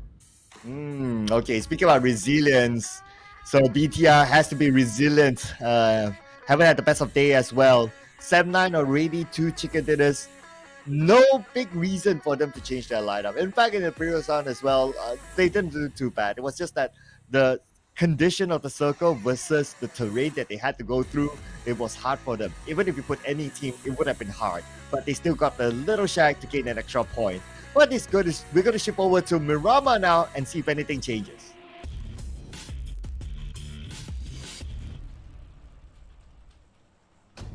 Finally into the biggest map of them all, 8 by 8 kilometers when it comes to this map, but it's going to be a lot of land, but sometimes the circle just don't like the land as much. Let's see here. We'll hang on to our horses there, because you know it can be anything, right? Like circles are really random. But if I were to look at the potential drops, so BN United, they can finally go back to Campo Militar. Yesterday they were deprived of it because the flight path wasn't anywhere near Campo Militar. So they're gonna play by the side again, come in a little bit later, just like how they always do, something that they're comfortable with. GE is gonna take San Martin, no team secret, no box gaming, so they're gonna be clear to take San Martin for themselves. Chumacera, we're gonna get another team to replace a DVD spot, and Xavier is going to hover around there. Make that XERXIA to be there instead. And Picardo, FaZe Clan. Now waiting for the circle to pop. Will be a bit of a bane circle for Bownham United, who dropped way up north, or will be a favor for them instead. Do have a couple of teams taking Los Leones. We do know how big Los Leones is. It's definitely enough for more than one team to take that, but it's going to be Northern Circle. Entirely good hunch on the side of Bownham United. They're taking right on top, as well as MORPH up there. It's going to be a one direction sort of a navigation for all the teams on the middle pack and also on the southern side. So good luck and have fun. GEEK fam went to Puerto Paraiso instead. I guess it's because of the flight path. So meaning that they need to just be careful of the presence of a PB on top of them. Well, PB is not a team that likes to take early fights. Wouldn't be too worried, but it's just a matter of when they rotate, they know that there's another team above them that potentially could rotate slower, just like how GEEK fam plays as well. So if there were to be any clash during rotation, potentially that would be the case between the two. Picardo, FaZe Clan. I feel like FaZe Clan definitely not being a bit too reckless here today. They're playing a bit more conservative, a bit safer, just to secure the #1 spot. Maybe the aggressiveness will show the moment somebody else trying to challenge them and the gap is getting smaller. Right now it's still a big of a margin. But tomorrow probably is going to be a different story coming up from the Thai teams. Well, if you think about it, they did appear aggressive. Just that they lost the fight with GE. So they were the ones who started the fight. They crashed into GE's compound, and GE defended well with Myrna opening the flank, caught them when they parked, and the rest was history after that. So I think they were still trying to do it. It's just that teams were prepared, at least in the GE's case, right? GE was prepared for FaZe Clan, so there was nothing much that they can do about that. I feel like GE is prepared for everything right now. There's nothing to lose for them. They have a right mindset there with just giving their all out there. They're definitely the underdog for this season. Never have a taste of the trophy in the South Asia Grand Finals. This is even the first time in the Grand Finals of South Asia even. Definitely a lot of drive behind the momentum of GE at the current moment. But the other teams like MORPH will be a curse for them once they got themselves that chicken. Can they score another one for today? For MORPH, interesting. We don't always get to see MORPH getting chicken dinner, even during the league as well. They got a couple, yes, not going to deny that. But it's not as consistent as a lot of the other teams. But we still keep an eye on whether the chicken dinner curse is a thing. If we look at MORPH's current drop with the circle, they should have a fine start. But if we were to say, oh, can MORPH get the chicken dinner? Can? Yes. Will they? Well, you got 15 other teams to consider, so it's still anyone's game. If there are no first block being made, but a lot of first contact between the players here with GE tapped down 2 players, just a tiny bit of damage down there, but definitely taking a lot more than the others. It's going to be RRQ players. They're possibly going to be bumping into MORPH, happy to be just next to them, even Sam9, who's hunting people down. Alter Ego, another team which you mentioned more this time. Since the last PMSL, they were on their peak performance, but when it comes to this season, a very different story. I guess there was if we talk about like why, then the debate even with the community is that the over reliance on Rosemary's performance. And if we were to zoom in, like yesterday there were a couple of rounds that Alter Ego left out Rosemary, so that's kind of giving us a signal that how they evaluate his performance. So that could be the case. Like if Rosemary doesn't perform, Alter Ego doesn't perform. That is worrying for sure. But that is really up to Alter Ego on how they want to fix that. And speaking of fixing GE, can they fix BTR as they arrive? But it's Ichi this time with the double knockdown. No way, BTR, they're targeting GE. They're rushing into this compound. GE is here first. Master Ichi will not go down easily despite their teammate Smart being knocked out of the back. But this is Master Ichi. They are definitely wrapped up. Oh. And Boyjo almost down. Slims almost got that one out even. And Smile screaming for help as Zai tried to toss a nade over Gen Force. Have to knock down at the same time. BTI's on the losing side. They didn't see this one coming from GE. Well, one more to go, and it's going to be Boysil on the other side. Sata on his knees as well. 2v1. Myrna, is he going to finish up the job? Okay, he has to, because Boysil is just in front of him. Nade that short range nade, and he will finish on BTR. GE, the masters of defense. BTR, it's not done yet. FaZe and RQ. One appears of GE as well. My God. GE attracted so much attention this time, but lucky for GE, RQ Hexer's open fire to the side of FaZe Clan. That gives a lot of warning for GE to have their reset as fast as possible. Well, okay. At least, maybe FaZe Clan, they were kind of distracted with RQ, so they bought some time for GE to reset. Okay, they only need to pick up Smile around now, but Smile's on the other building. Smoke popped out. They are on their way. Myrna is going to be the first one to reach Smile, and the rest is going to play the protector role. You can see that FaZe Clan, they don't have the advantage. They know they took too long. That's why they did not crash straight in. Hacienda de Patron on the high grounds is a bit of a heated up firepower against FaZe Clan. But the other end, Just now we saw the left side, that's another Patron. Right now the right side of it. PBE charging to Alter Ego. One by one, willingly giving their body for Alter Ego to shoot down, but down to 2 knocks on side of Alter Ego as well. That's why they go in for the rush. Fnatic and both Range cooking up the nade. Exchanging the corners, but Fnatic a bit too late as Range knock him down first. Seconds of hesitation cost them dearly for Alter Ego. Okay, here we go. PBE could win this fight. They have the man advantage by this. Potato on the second floor with the UMP and SKL on the other. He hurts the member of the PBE, but PBE, 3 of them charging on the Alter Ego, taking them out. We talked about Alter Ego's performance. They lost the fight to PBE and PBE won it clean. This is the rise of the wildcard. This is just incredible for the season. Now, FaZe Clan, they take their time to actually go into GE's compound. Spot out the smoke, they want to go for the fight. But the next circle will commence. Who will be favored by it? GEEK fam, Yoodo Alliance taking a lot of the blues and way deep into it. We might actually have a water treatment circle for the next one, even on top of us in the Patron. MORPH and United taking the northern side as per usual. But DX, that's going to be a lot of gatekeepers on that side. And the southern side, I mean, look how crowded it can get. Well, I'm also interested to see what's going to happen between GE and FaZe Clan now that Circle shift away from their compound. FaZe Clan seems to have a little bit more of the Circle advantage as compared to GE. So is FaZe Clan going to leave, or are they going to try to stop GE? Now, they do have the information that that is GE because of the previous fight. So if they want to play like, okay, I'm number 1, I want to keep the number 2 away, FaZe Clan can try to gatekeep them. But it looks like they decided to move away instead and play from the inside of the circle. Not challenging players way too early. That's going to be the objective for the side of FaZe Clan. They want to survive as a top 5. They need to constantly get themselves those points every single round. Whether it's going to be the elimination points or is the placement points. It's going to be one or the other. And right now, the easiest one is going to be getting those placement points. But Infinity, there's a lot of challenges for GE here today.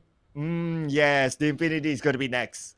And they're still on the outside of the circle. Okay, and the circle is closing. The Infinity blinded by the smoke, not able to land a single shot on GE. But Beer with a nade on the smile. Okay, this is the opening that the Infinity is looking for. Beer is rushing in. His teammates on their way. And GE, time to defend again. Oh man, here comes another push. He got one down. Chetty S riding all the corners out, cleaning up the entire crew of GE slowly. One knock, one finish. Smile's gone. Zai, and that's left with Master Ichi to think out how to work this one out between 2v4 here. Infinity definitely not hesitant. Not a 1 second hesitance showed off by Infinity side.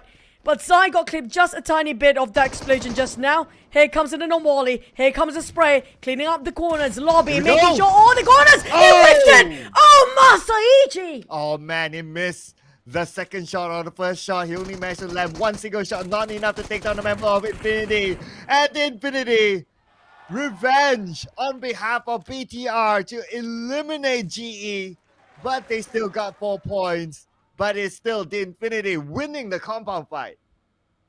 I don't blame GE going down that early. At least they scored themselves 4 eliminations. 3 teams back to back, taking GE down. BTR, FaZe Clan, and then Infinity. They couldn't hold them that much longer. FaZe Clan, on the other hand, they left the compound of GE before and got straight into the center of Sender de Patron, spot out some players. Zerja, some teams still playing around the blues, and this is not great for the teams that are coming in very late. Zerja will be gatekept by these Avias. Infinity will have to face FaZe Clan and Sam9 on the other hand. Sam9, at least they still have 1 more players, and that will be last long enough if it's not being spotted by Vampires and FaZe Clan happen to be around him at the very moment. Oh, you know what? Besides the north side, Xerxia, D-Xavier, I'm interested on the south side. PERSIJA, EVOS, and Yoodo Alliance. Yoodo Alliance still keeping with their trend of playing for the outside of the circle. And now, because of that, they have to fight against PERSIJA, EVOS. 1 player down for Yoodo Alliance. 3 more to go with PERSIJA, EVOS hanging onto the circle. It's kind of hard to breach in them there. Feels like Yoodo Alliance have to think about an alternative option to get into the circle. Bit difficult to pass across PERSIJA EVOS for now. While D-Xavier scouted out Zerja. They have the walls. You can see the movement. but not opening any fires yet, not giving away any unnecessary information to the side of XERXIA. But he's tempted to take that shot. Go ahead, Chua. I know you want to do it. But XERXIA, being smart enough, going down to the foot of the mountain and take a bit of a cruise. But this gives an opportunity for DX, a bit of a long shot. If you can make it happen, this is a great time. Okay, here we go. Megamind using the terrain to his advantage, trying to disappear from the side of Pyrogen. Chopper doing the same. Okay, shot not landing on Chopper, fine. But we still got RNJ on the other side. Don't see him with a vehicle, so not sure. Does he have one or not? Yeah, he definitely got a buggy. He just wants to secure the information needed by XERXIA right now. Definitely, the moment they open fire for these Avers, the entire XERXIA know exactly where the X's are, and they will try to get them from in the inside of a circle. Both Embrace and Pyrogen still try to open fire to the side of XERXIA, but in the meantime, they don't have the luxury to do that because the blue zone's coming in, and it's stage 3. It's gonna hurt this time. This time around. Yeah. So they might be slightly caught. Let's see how far will XERXIA go, because some other teams moved as well, especially on the right side. Not that I can recall like any other team like on the right side of Xavier playing by the edge of the circle. A lot of teams starting to play in the middle. So if that is still the case, then they should have an okay entry. They just need to tank out the blue and they should be fine. I love how FaZe Clan plays around the maps here today. Now, even though GE, 79BT are hungry for kills, we can see how aggressive they can get, how proactive their rotation has been. But 79 left with one player, with second, third, and fourth spot now emptied out. If all the players down for 79, especially in this case, nobody can challenge FaZe Clan at #1 spot. That will just solidify the position at #1. Yeah, where's FaZe Clan now? Okay, they still have the circle by the edge of it. And it doesn't look like the Infinity will head that way because there's still some amount of space for the Infinity to come in through different routes. So because they have like what, beer in the circle, so that's a marker and that's a signal. They can go to beer, or they can use the high ground, beer going back to the 3 members of the Infinity and cut across in, playing by the edge of that hill. So we'll see what they will do there. But now we will see what GEEK will do against PERSIJA EVOS. They have to brute force their way in here for GEEK, since they already parked themselves here and just tailing PERSIJA EVOS. Maybe they're going to move up north. That's actually a wiser decision at that case. But 79 can he clutch it entirely of FaZe Clan, who start to clear up all the corners of this compound. It's not going to be enough space for him to take covers anymore. He needs to get himself in an outer compound on the outdoor side. But the problem is there's not much covers around this area. FaZe Clan hunting Kenny down, spot him out. Here comes the shot. It's going to be a clear shot. Here comes the spray. That's going to be it. 79 GEBT are down. This just given FaZe the opportunity to stretch the gap even further. Yeah, even the Infinity, they are like at this moment very far away from FaZe Clan, so not gonna be a threat yet. So FaZe Clan smiling the fact that they eliminated 79, one of their closest rivals besides GE, and they have the entire compound for them to park themselves and hold on for this stage. But I can't say the same for 3 teams that we saw on screen earlier on, including PERSIJA EVOS, and as they're on the outside. But somehow GEEK cut across PERSIJA EVOS to be in the circle. And with this terrain, this is going to be good to hold against PERSIJA. On the side of GEEK, spotted our vampires on top of that warehouse. But PERSIJA EVOS will try to breach in. They will want to gatekeep that. XERXIA in the middle of everybody else, barely touching the circle, with 2 teams trying to sandwich them down. Now, I'm not mistaken, that's going to be possibly Barnum United and PBE. And PBE is having a very good run in this Miramar map. Definitely their preferable map for today. Yeah, so far so good for PBE. In fact, they won that fight, so that gave them a good amount of points, like 4 points, and they wiped out a team. Let's see how long they can last, because now we're at stage 4. Teams are getting closer, and PBE will face off against XERXIA next, trying to hold them from coming in further. You can see that PBE, they still have a spread. So off angle onto XERXIA, that's the chance that they're probably trying to take. definitely want to commit to this fight here. Look at Cole just tossing the nades. Exactly the angle that he needs. Chipping out Z down to only 30% HP left. RNJ try to open up the flank to make sure he can actually visualize the nades being tossing by the side of Cole down there. But Chopper barely hanging on. Hope to save and revive his teammate. XERXIA don't have any space anymore. And if this still keeps going on, PBE and Bounham United both will benefit from XERXIA. Wow, okay, XERXIA, where are they going to go now? Because, yeah, caught between two teams, like what you say. And it's a matter of like who's going to secure the point. But BN United not have a good time as well. They're being shot on from behind. And it's going to be PB. Okay, could this nade land nicely onto XERXIA? This nade from range will knock down Megamind as well as Chopper. And now Range need to go in to finish out the job onto RNJ. Two teams wiped out by PBE. Excellent teamwork by PBE this time around, but the circle shifted away from them. They have to figure out how to get into the circle with MORPH gatekeeping on the northern side. Vampire's already got himself in the center, while FaZe Clan tried to sit this one out as long as they need, since they got himself a compound. Okay, next challenge, PERSIJA EVOS and PBE. Because we're now talking about stage 5 circle, so they're pretty close to each other now. And it does look like PERSIJA, they know the presence of PBE. It's a matter of, okay, do they want to go in first and hold PB from there, or do they want to take the fight? If they want to take the fight, they have to take it now and fast, because time is not on the side. But we have Red Face on the other side still. So I guess without the numbers, without PERSIJA EVOS getting together, they at least would want to hold their fight against PBE. But they might actually having a go for PBE versus PERSIJA, since both are moving in the same direction. But Bounham United definitely have their next target. They have to brute force their way into the circle by fighting and taking a fight against MORPH. But these Xaviers might benefit out of this as well. Attempt to go in for the push. QEON spotted out Max a bit later than the rest, but they got in. The moment they got in, they're being knocked down entirely by Rockies. Nate greeting them warmly. Here comes another by Yoru. Can they finish off Bounham United, or will Bounham United fight back? Okay, if they want to fight back, they got to do it right now, because MORPH GPX is coming in. Max being shot at, but none of the bullets actually landed onto him. But there is Yoru from the top, taking out members of BN United. MORPH GPX won the fight, won the compound, and next they need to reset in preparation for D-Xavier. Solid defense coming from MORPH. They do have another contender, which is going to be D-Xavier. Spurgeon or to make his way in. But where are the rest of D-Xavier? A bit too isolated from the rest. Spurgeon couldn't hold this fight by himself. He has no clue. The entire team of MORPH is actually standing up on their feet. They thought they might actually have a couple of knockdowns. Spurgeon just gonna live this. He didn't know this one that actually have a full squad still standing. And there was a well done defense by the side of MORPH.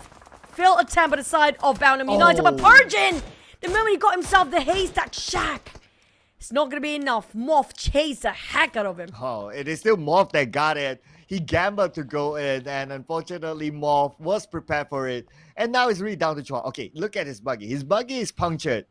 So it's either Chua on foot, or the zone is just going to gobble him up. Chua barely hanging on here.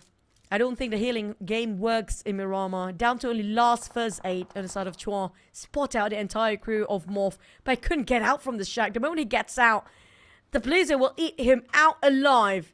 Now, slowly try to approach which way to go. Try to get his buggy. The moment he's trying to start the engines, his HP is down to only 10% by that time. Even the buggy is punctured. Let's look at this. It's not gonna do it. It's a punctured buggy. So even if he gets it, it's just too slow for it to move in. So Chua might as well deny himself to the zone instead of giving the point to MORPH GPX, who just got the chicken dinner. That was the best that Chua can do. Oh, valiant attempt coming from Chua. At least he denied himself, not giving away and donating more points towards all the teams down there. But look at FaZe Clan. They're sitting this quietly, split himself into 2-2 formation. For Mormon and Venturis, they are just gathering intel about the position of all the other teams, so they can know where to go next and what to do if they happen to be in the top 5. Vampires start to approach FaZe Clan on that side, but Infinity, how to get through ROQ. They're definitely not inside of a circle, a bit too far, around 100 meters apart, but they need to squeeze in. From which entry? There's not many space for them. Well, looks like you just got your answer. They're rotating down south instead. But South, there's FaZe Clan for them to deal with. Okay, it's tie versus tie here with the Infinity high ground, but no circle. FaZe Clan, circle advantage on the lower ground, retreating back onto the compound inside the circle. Gonna make that as their fortress. But Vampire Esports, speaking of fortress, this will be theirs against Yoodo Alliance. Yeah, back here in Miramar. Finally, we get to see Vampires lost long enough. Another team bite the dust. That's going to be Yoodo Alliance. Gatekeep by Vampires for now. Nobody coming up from the southeast anymore.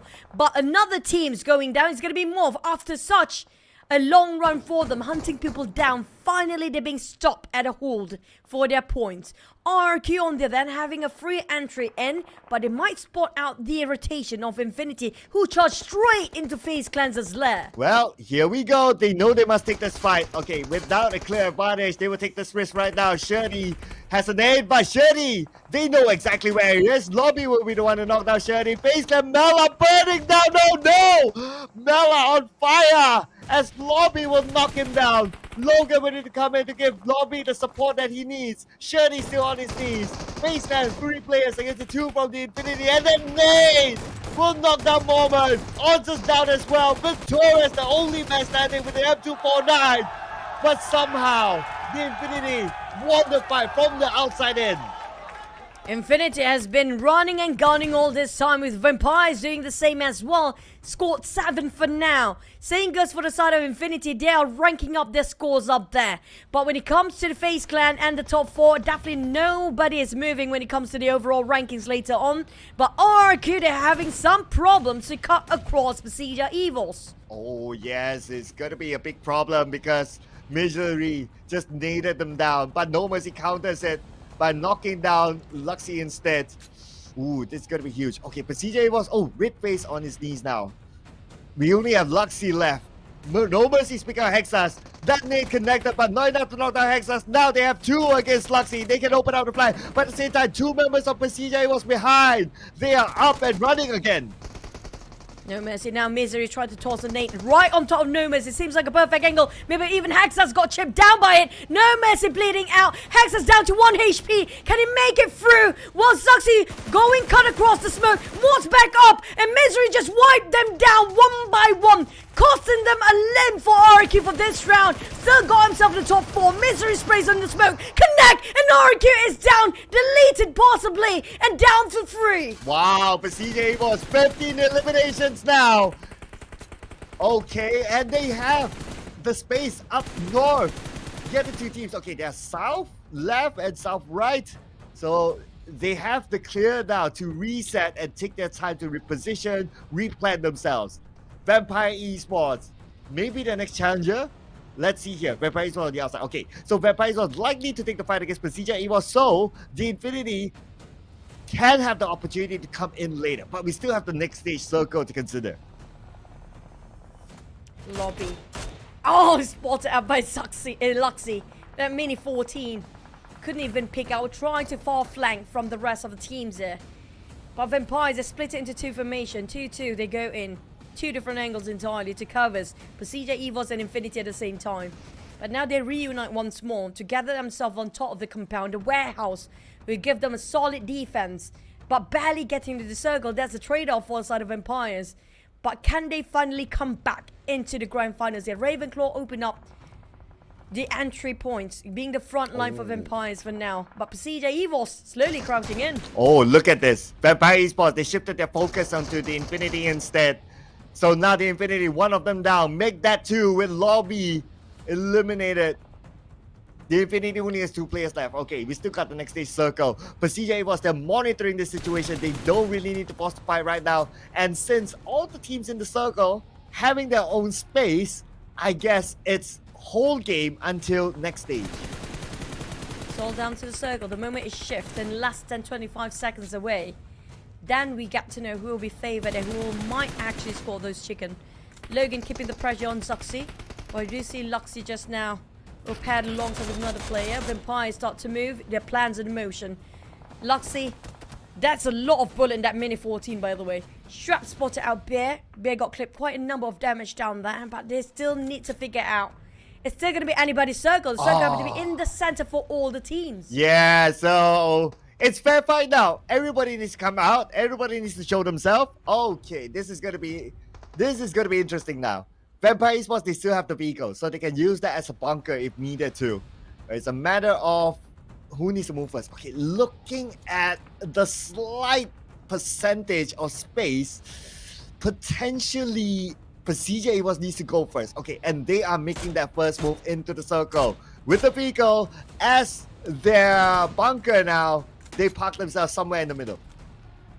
The hardest one to get out from this blue zone is going to be Infinity. The moment they just get out here, they just expose themselves to PERSIJA EVOS. Here comes the tap.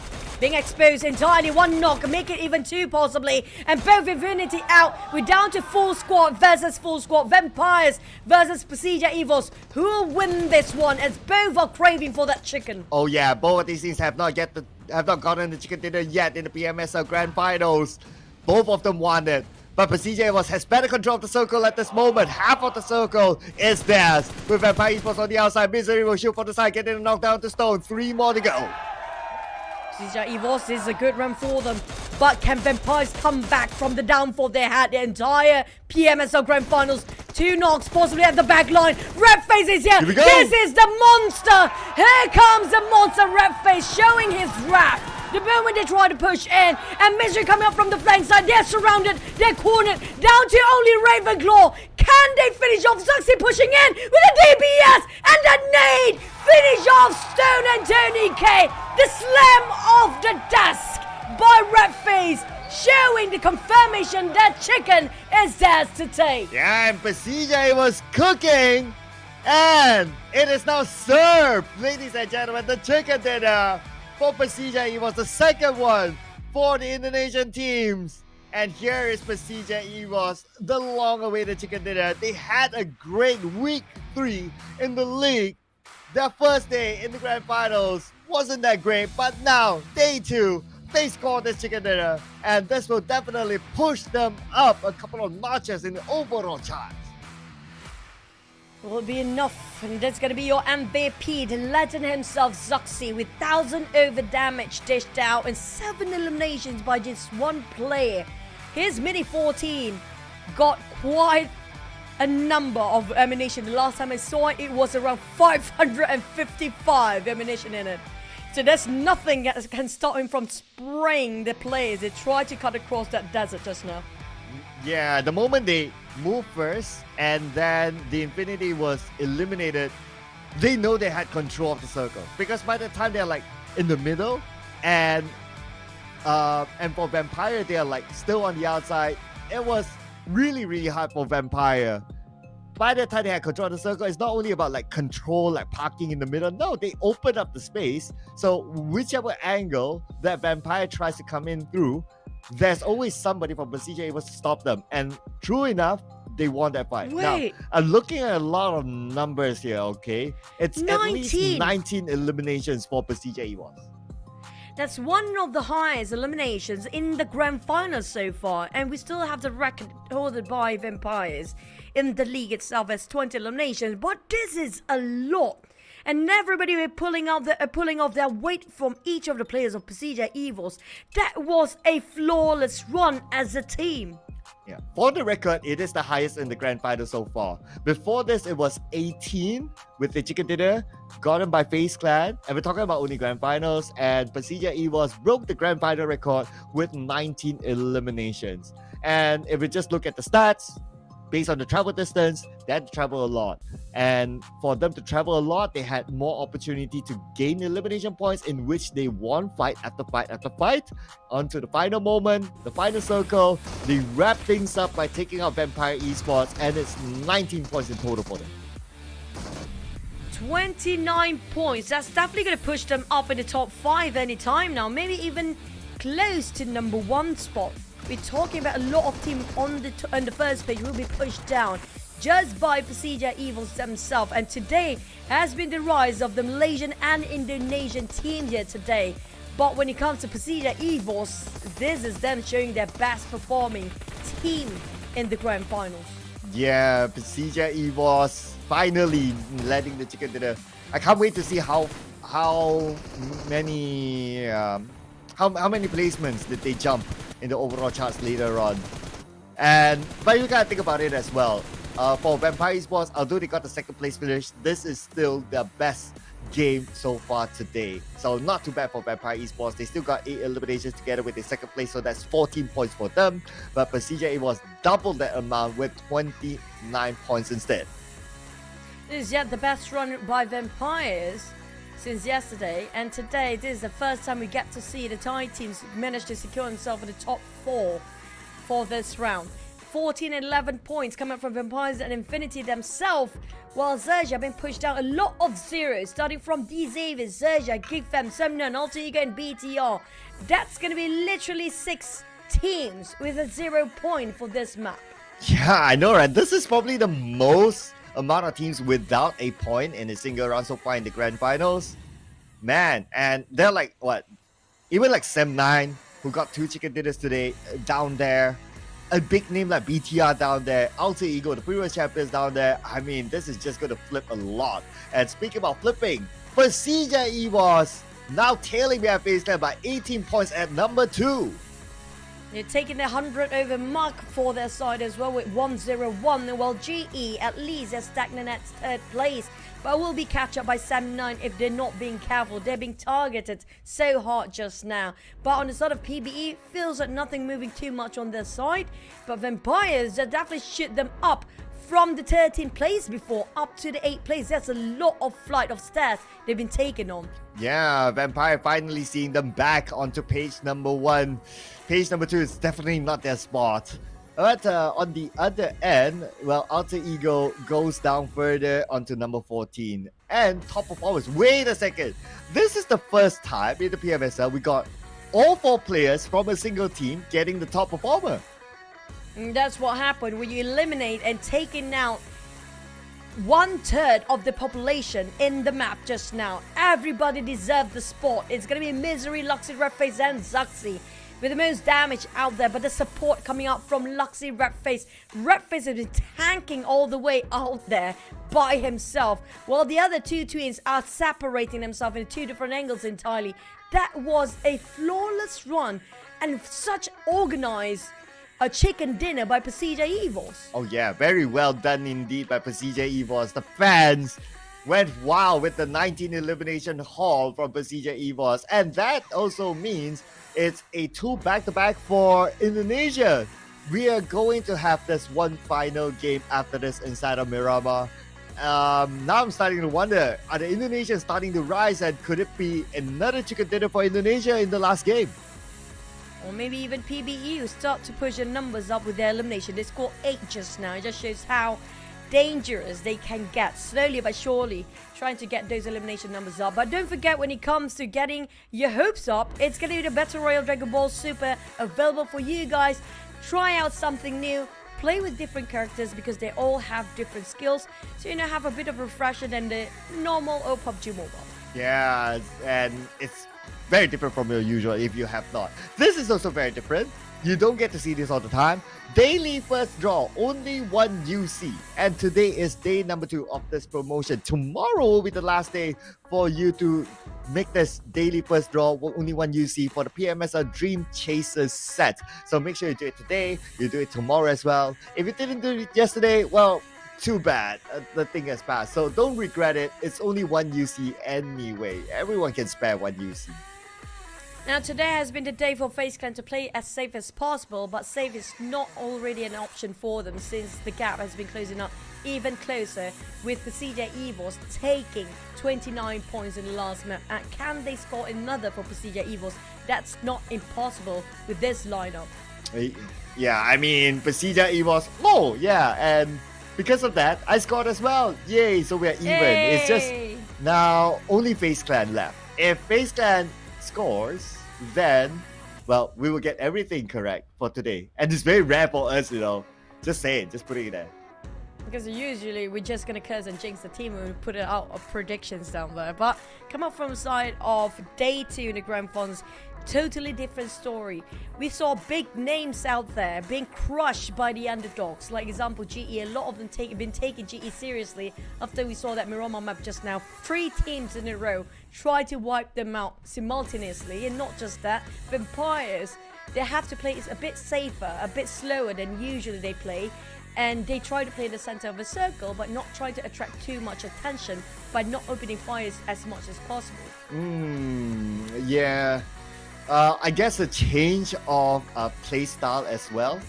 And because like that team and like a few other teams as well, they kind of changed like the ways they play. So it's like become a domino effect because PUBG Mobile is a 16 team game. It's not only like a 1v1 team sort of game. And that affected some of the teams. I can see it's starting to also affect like teams like RRQ, who seems to be uncomfortable right now with how the teams are playing, with the rise of even like the so-called underdog teams like what you mentioned. I don't know what are their chances right now. We need to tabulate the scores by the end of the day just to be sure. But we still have 7 more games to go, and we never know if a team can just be insane and like grab like 5 chicken dinners towards the end and just put everything aside, put all the other critics aside, and maybe snatch away the number 1. Now, speaking of the number 1 spot, FaZe Clan, they need to go out and just being a bit more proactive this time if they want to secure the number 1 position by end of today and having a great start tomorrow. It should start now since the gap is less than 20 points away against PERSIJA EVOS, who's climbing up the numbers. Voichel and UI have a bit of a swap when it comes to the last Miramar map. Unusual to have BTR to have so many swaps in their lineups here. Definitely they're trying to find their synchronization between the players, since today not the day of their best performance just yet. And we do have finally Kenan joining into the grand finals. So Lapar is taking a break. He didn't play much. I believe he only played like 1 round, and now he is out, and it's the first time that we see Kenan playing the grand finals. So okay, let's see what sort of change would that bring to the team. I mean, BTR, not a good day as well. But the team that had a good round at least, PERSIJA EVOS, definitely going to maintain the same team as before. Because, yeah, if you just got a chicken dinner, you perform well, 19 eliminations, the highest in the grand finals, no reason to change. That's kind of true. Don't fix something that's not broken. For Vampires, that was a difficult run. Yes, I agree the fact it was a kind of an open circle till the very end, but they had the opportunity to push out of their compound a bit earlier, since it was a bit of a space before PERSIJA EVOS coming in on the right side and Yoodo Alliance coming from the back. They do have the opportunity to just get into those high grounds and get outside of the compound, but the compound was still inside of a circle. That's why they're not willing to leave it. But the problem with Vampires just now, it was kind of tough for them. The moment they try to step out, there's going to be a lot of teams eyeing out. It's going to be Infinity, PERSIJA EVOS and Vampires till the end of the day just now. But for Vampires, can we see the week 1 Vampires are back here in Grand Finals Day 2? Yeah. Well, at least they're showing some signs of getting better in this round. It was just unfortunate that the Infinity was still beside them, so they kind of blocked them from coming out earlier, even if they wanted to. So I guess that was like the main thing that kind of stopped them from doing that. But with at least a decent round for them, I mean, second place finish isn't that bad in that kind of scenario. The bigger question is that, okay, great, second place finish, we start to see them coming back up again. But is it a one-time wonder, or are they able to continue on and bring that momentum onto the next round? I think that would be the bigger question. I have a feeling they will come back here. But Rosemary will be swapped out. You mentioned about Rosemary should not be out, but this time Alva will take his place instead. Yesterday it happened to be the same goes for Rosemary. He didn't play as much as he did during the league. But can Alter Ego refresh their lineup? Addition of Alva this time. No. I believe my reference was for Smile, but for Rosemary, it is his current situation that if he is swapped out, I think a lot of fans wouldn't argue with that, because we haven't seen Rosemary really perform.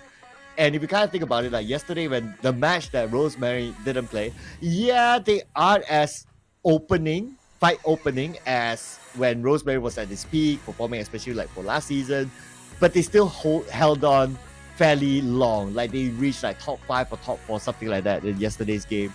So I guess it's whatever that can bring you points, whether it's you want to take fights with Rosemary as the opening, or you want to play a little bit safer, you swap out the lineup, you get players who are willing to play safe, then I guess that's fine. Because right now, Alter Ego is in dire need of points.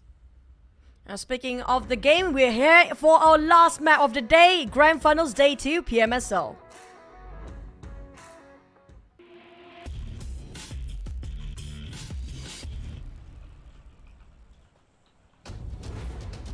Whew! Final game of day number 2. That means 7 more games to go in total, including this game. This is going to be where it gets scary for a lot of these teams. Flight path-wise, south side. So if it's down south, we will expect that GEEK will not go back to El Pozo since it's far. They might drop into Puerto Preso, which was okay for them because PBE isn't the type of team, even though they drop Impala, to try to gatekeep or stop a GEEK fam from coming to the circle. So they can repeat the process again this time. Now, I worry this sort of circle is a bit skewed towards one side, and that might be the circle up north again. We had a lot of northern circle in the grand finals the past 2 days, but MORPH and Baonam United happen to be sharing via the mines. Not going to be enough. They don't like to share as well. Now, speaking of the circle, we have to wait. If we happen to be on top of water treatment and has to do the Patron again, my god, this is going to be a hectic round and the last map of the day. We'll keep an eye on that, because if it does go up there, of course, it's going to be quite a travel for teams, especially the ones that drop on the south side. So GEEK fam, as expected, they're there, but it's not going to be that far. So Picardo is going to be the center point of the circle. And that's what you said. MORPH GPX, PN United don't like sharing. Now, they also don't have the circle. So it's either they bail this or they just show that they really don't like to share. I heard there's some news that players are not really that well today, especially Rosemary, I think. Hopefully he can actually get well soon. Thank you for the info, guys. But back to it between MORPH. I don't think pistol works. But we've seen that before with a pistol. I think it was during a leak, if I'm not mistaken. Alright, QEON Alter Ego. Oh boy, a pistol works this time when you don't have anything on Alter Ego. Potato, that's going to be the first one out, first contact. Make first blood happen. It's going to be Nepeko in the back. Okay, Nepeko. But they left. So, okay, fine. But Alter Ego, ouch. Man, another rough start for them. But I wonder who will get the roughest start here to be totally eliminated. Either MORPH GPX or BN United. Now, looking at the number, it's 900 meters away. And it's not only about the 900 meters, it's also about potentially traveling through the rough terrain unless they use the road, which may be a little bit far. But the main objective right now looks like these two teams, they want to settle the score. They're not going to let each other go. And MORPH GPX will be the one to come closer to BN United, and they're pretty confident since, well, they seem to have the weapon, but with this knock, now they're going to push in even further. Boo Boo Hoo with a pistol, but he's going to get alongside with his teams here, moving as a unit to just obliterate Baonam United, taken by surprise with that hand grenade just now. And now the rest of MORPH trying to hunt down Baonam United, 2 other players, Soas in the corner, found it out, and it's going to be the spray finish him off. Max just going to run straight to the bridge. No time to waste, buddy. He's just going to build here. QEON just going to dance it out. They got first blood. They got almost the entire crew of Baonam United. Their hands. Max, nope. I'm leaving. Yeah, he's definitely going to bail this. Now, this will be the question, right? If MORPH GPX gets a vehicle, well, they can somewhat go for the hunt. So Max is kind of buying time, hoping for them not to do that. Oh, but MORPH GPS, they're just going to do it. Okay, no vehicle, not an excuse.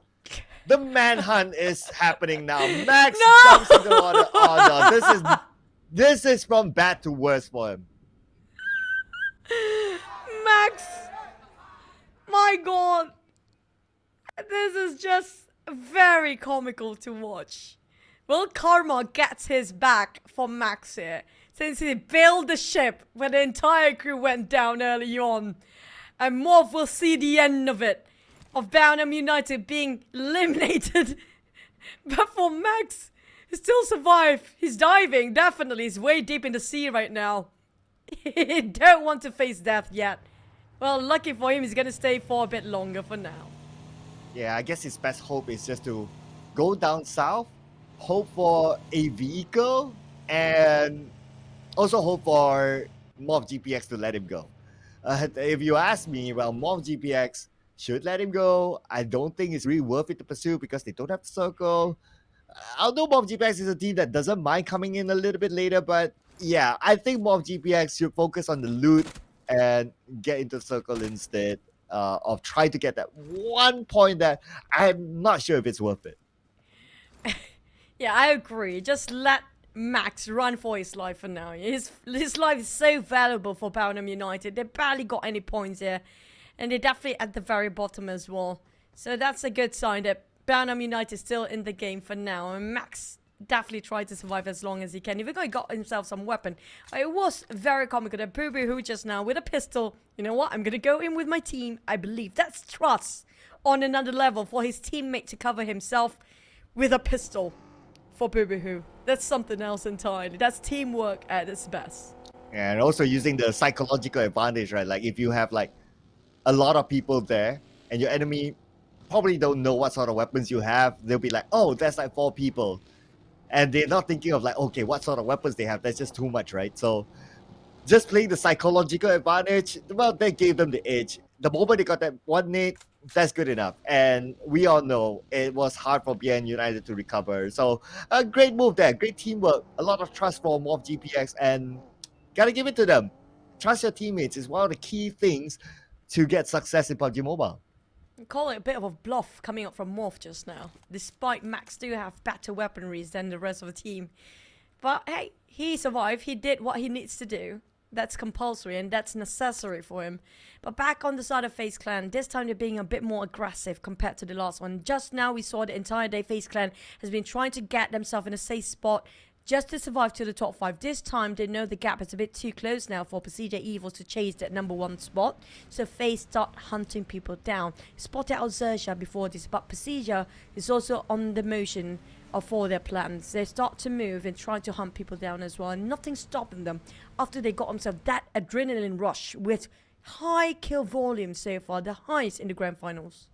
Yeah, it's 19. Now the grand finals record for the most eliminations with the chicken dinner, held by PERSIJA EVOS. And with that, they are 18 points behind FaZe Clan.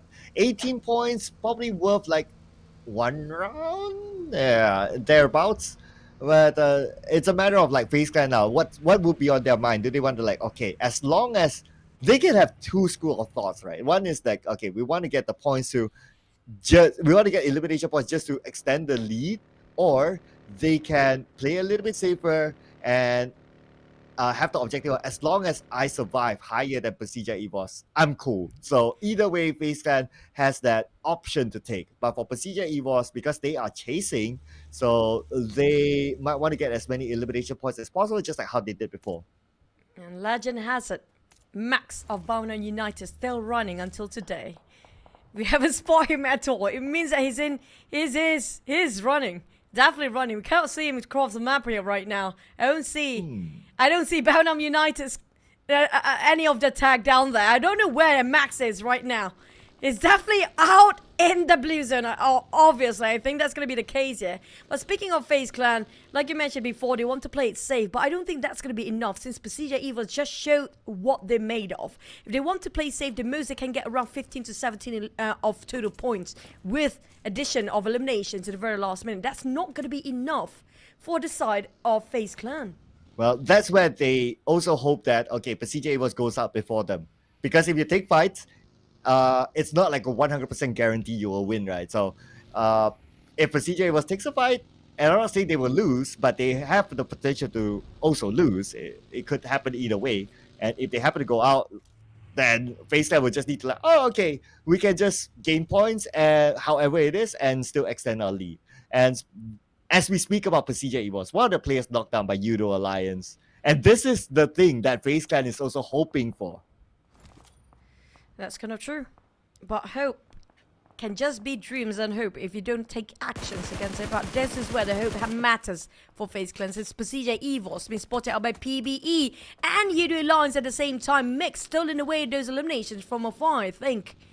And Yoodo Alliance, Repo Boy didn't see this one coming. Yeah, there goes Range, tapping it out for Lassie. Got himself a monster truck, but PBE not being spotted out due to the terrain surrounding them right now. BTR taking on 7-9. Vampire scattered out by PBE is picking all the fight they can around the corner. BTR and 7 sharing the same compound even. Same building. Satar shot him with a DBS. And 7-9 dropped like flies in an instant. Whole team is deleted for the last map. And the first one out, despite they got themselves chickens today. Ooh, okay. Double chicken dinner in the first half. Looks like the break did not do 7-9 a favor. And the second half, yes, they got a decent Irango, but the Miramas, not that great. And with them being eliminated, the Infinity, who is just 5 points behind 7-9, can push them down. MORPH GPX also 5 points behind them at this point. So we got a good amount of teams that can push 7-9 down. Peisu, I don't know, but it's definitely out of the top 5. Now, we saw the circle shift on stage 2 just now. It's supposed to be XERXIA's circle. It's going to be on top of Chumasera town for the time being. We don't know where will hot shift later on, but it's going to be less than 20 seconds. The blue zone will shrink down. XERXIA, they get out from Chumasera and go towards the outskirts of it, taking those compounds and buildings, respectively, each one of them one building. But MORPH, they have no clue. XERXIA is just next to them for now. If they're not being careful enough, they will be tapped out from afar. And there's another team nearby. I think PBE is trying to hunt people down. GEEK Fam is around the other side of the corner. And MORPH, they're just a bit oblivious about what's surrounding them. But this is where I'll be interested to see the map, right? Because we are now stage 2 circle. I wonder how far is it for them and how many teams are close by. But at least from the minimap, we can see like 3 teams. And this area could be on the outside of the circle. That's why they're kind of moving. Okay. I can't wait to see like the circle. We haven't seen it yet. That will be really crucial now. But at least now we can see like GEEK Fam entering the circle. They will be okay here. They like to play for the outside in. But the next fight against XERXIA potentially might happen. It's very uneven terrain in this circle right now. GEEK Fam spot out XERXIA. They're transitioning, seeing it's for PERSIJA EVOS. But due to the uneven terrain, there's a lot of pits. There's a lot of high grounds and a lot of small hills in between. It's so hard to land the shots, even though you got a glimpse of it. The moment the terrain covers the other side of a player. Unless if you have enough throwables and utilities can toss around. PBE do have a lot of visitors this time. I assume this is going to be the center of a circle now. Vampires and BTR closing in the gap and the distance between them. And these Avis exchange bullet with XERXIA and Infinity at the same time. Shirty got knocked down. And if DX can smell the opportunity down here, they might actually push in at the same time. Alva, well, you got a friend here. It's going to be Smile waiting. He got him knocked down even. And Alter Ego, the rest of Calvary is a bit too far to give him support fire, but enough to have a view on Smile. Wow, Smile waited patiently at the top to surprise Alva. And now Alva is bleeding out. Okay, can Alva go down?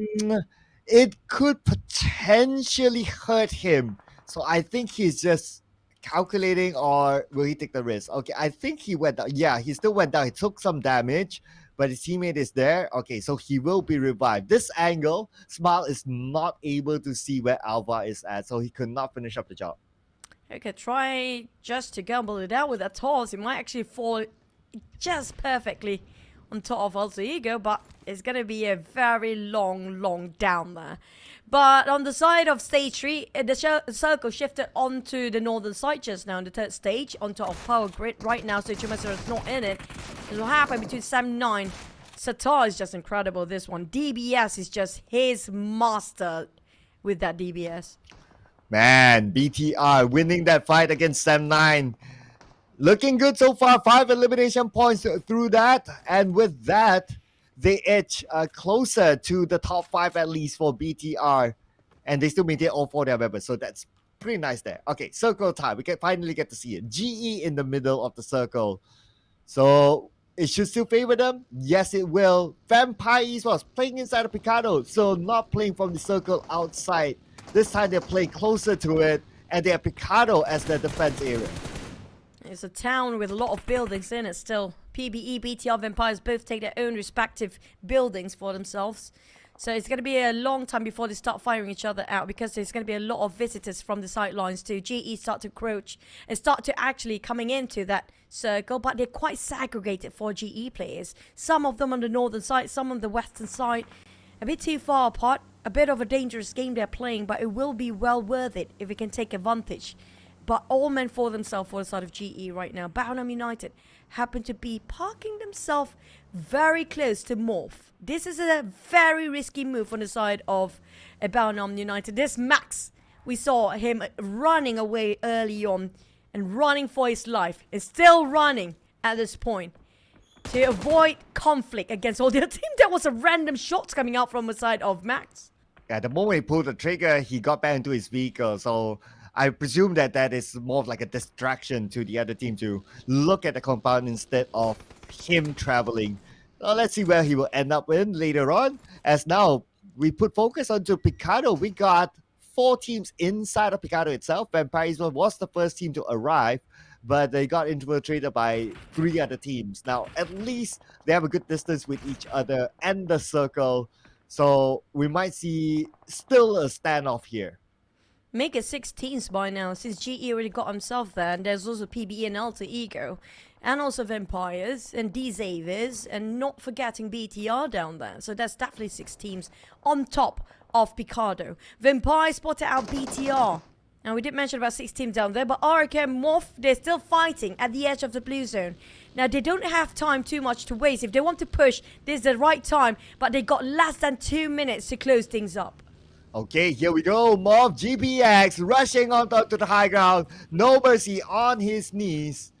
And I guess the other members of RQ, okay, they left. Okay, that is going to be a good move there for RQ because they don't have time to pick up No Mercy. As they move over to FaZe Clan now, it's going to be Thailand versus Thailand. XERXIA against FaZe Clan. Ventorez hanging on to his dear life with about 10% of health left. And MC knocked down.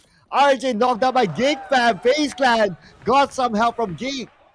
And also the help from PERSIJA EVOS from the back line as well. XERXIA surrounded left, right and center. The receiving end is just tormenting at this point. Eliminated with 0 points for now. By Infinity, the moment they're done, it's going to be PERSIJA EVOS and GEEK fam getting those elevations, shooting from afar. Around 200 meters apart, but Infinity have to move. They tried to push to a side of FaZe Clan, got himself around the ditch area and trying to fight back. Mormon down, really extremely low right now. Victoria's trying to give a support fire. Mormon, he got himself a bit of a reset at the very last minute. Victoria's fighting back. They won that fight. Wow! The Infinity went for the wraparound. They probably thought they got it, but FaZe Clan, that last minute heal up helped them to win the fight against the Infinity, defending their ground. That was beautifully done by FaZe Clan, and now with that win, well, I want to say they're in the clear, but not really because PERSIJA EVOS from afar takes out Mela. Now that smells trouble for the side of FaZe Clan. A bit shaky for the #1 spot right now since PERSIJA was just next to them and finish off Mela in an instant. MORPH spotted out by Alter Ego. They got himself quite comfortably in this building, and MORPH down to only 2 players left. Yuri going straight in the line of sight of Chua. DX will greet them warmly, open up their doors and go down even to just warmly greet them off with his nades and the bullets pointing onto their side. BTR taking the fight against the team as well. So MORPH, they just walked themselves in a trap in the center of attention. Oh man, look at this. Picado is going to get bloody at this point. We will have GE putting pressure from afar, but spotted out by Parjin knocking down Zai. But he should be okay. Oh, Hexus behind. Hexus moves forward. He saw the bug, he saw Smile. But because he's all alone, that's why he didn't pull the trigger. Now, focus on getting into the circle. That will be the priority of Hexus. And from our view, he should have the buildings across of Picado to land. Hexus taking all the corners. But here comes another shot. There's also another GE player on top of him as well. But Octa finishing off with the help of Fnatic. There's going to be one more RRQ going out. limb by limb. Our player is taken out. It's down to only one last player. Sata also coming up from the side of BTR.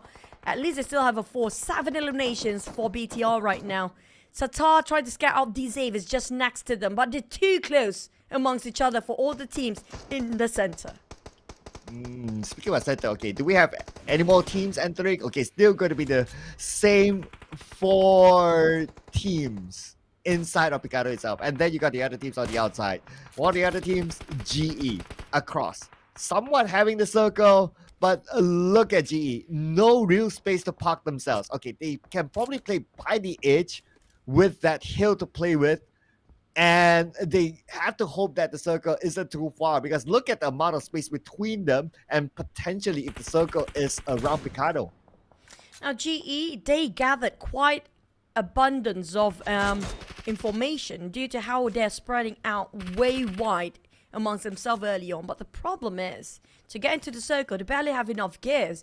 Zai already, his element is no more. He needs to replenish the resources for GE, for the gears as well, to well equipped to get into the war zone between all these teams, with FaZe Clan watching and gatekeeping them on the side. BTR found out where Boo Boo Hoo is. I'm not sure that's going to be the last play even for MORPH.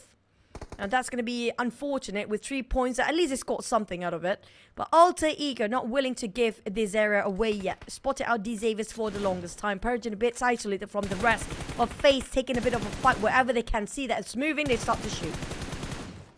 FaZe Clan from afar, but only 2 players left. Ooh, okay. Next circle is going to be crucial. If it goes into Picado, then like GE, FaZe Clan is going to have a hard time. But if it goes out in the open, well, that's going to be a different story. But looks like it's kind of 50-50, but still, it is hard for GE. Lots of open space. FaZe Clan, only 2 players. They need to win the fight against PERSIJA, assuming PERSIJA holds their ground. And PERSIJA knows that FaZe Clan is there, so potentially PERSIJA might do so.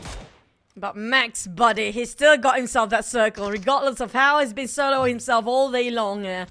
GE, on the other hand, have to start to leave. They have to get themselves in motion. If not, they trap themselves in the blue zone.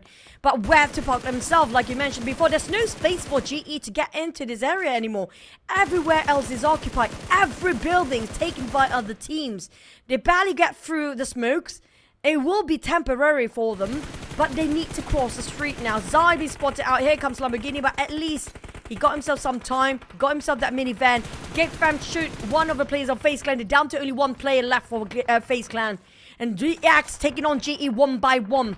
Same goes for BTR. GE under the radar of all the teams that's watching out on the outskirts. Yeah, it looks like GE is going to YOLO it. Not like they have much option. So they're just going to go for it. Okay, I noticed that. Okay, Smiling is on his knees. Ichi out. Man, I'm losing count on GE. Are they still in this or not? Potentially, maybe not, because Murdat is out as well. I think GE has been eliminated. Many teams going down like flies here due to how concentrated the center of the circle on top of Picado. Here comes Zocta rushing in with the rest of the Alter Ego going in as a unit. But Vampires are barely hanging on. And it's going to be Ravenclaw holding on to just help his mate. Stone is on the outside. Tony K is too low to give support fires, but at least he got himself some reset. Alter Ego is slowly pushing up to his stories. He's going to be the top floor right now, but Alva just going to jump down from the windows, hoping he can flush them out from the higher story there is for Vampires, the 4th story. But Vampires still not willing to give it away. Yeah, Vampire still holding on to the top floor. Fnatic's actually on the other building. He sees Stone. Okay, so he knows exactly where Stone is at. Gen Force on the other side. Taking out Ravenclaw. Doing Alter Ego a favor. But no one's able to secure the elimination point out of Vampire just yet. So Vampire now knows that there's at least 2 teams shooting onto them. But Gen Force should switch his attention onto GEEK instead.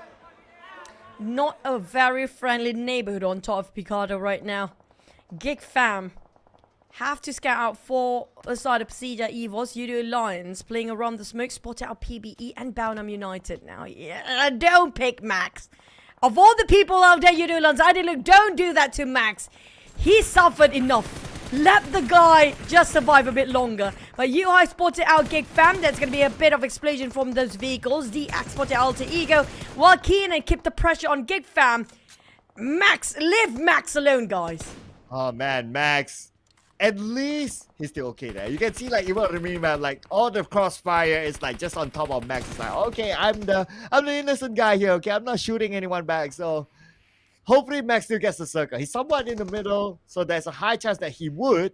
As we'll see the circle now. Yes, Max still has it. Okay, this is where it's going to be interesting for Max. Will GEEK or PERSIJA go to Max's compound? If they do, then, well, Max, it's going to be hard. Hopefully they're going to cancel each other out first. Max been praying and fingers crossed in that shackle as well. But GEEK fam, they're off angle. They're blinded right now. They don't see where the shot's coming out from. It's Gen Force tapping out. GEEK fam, limb by limb, is still a clear shot for him. They have no clue where the bullet's flying from for GEEK fam.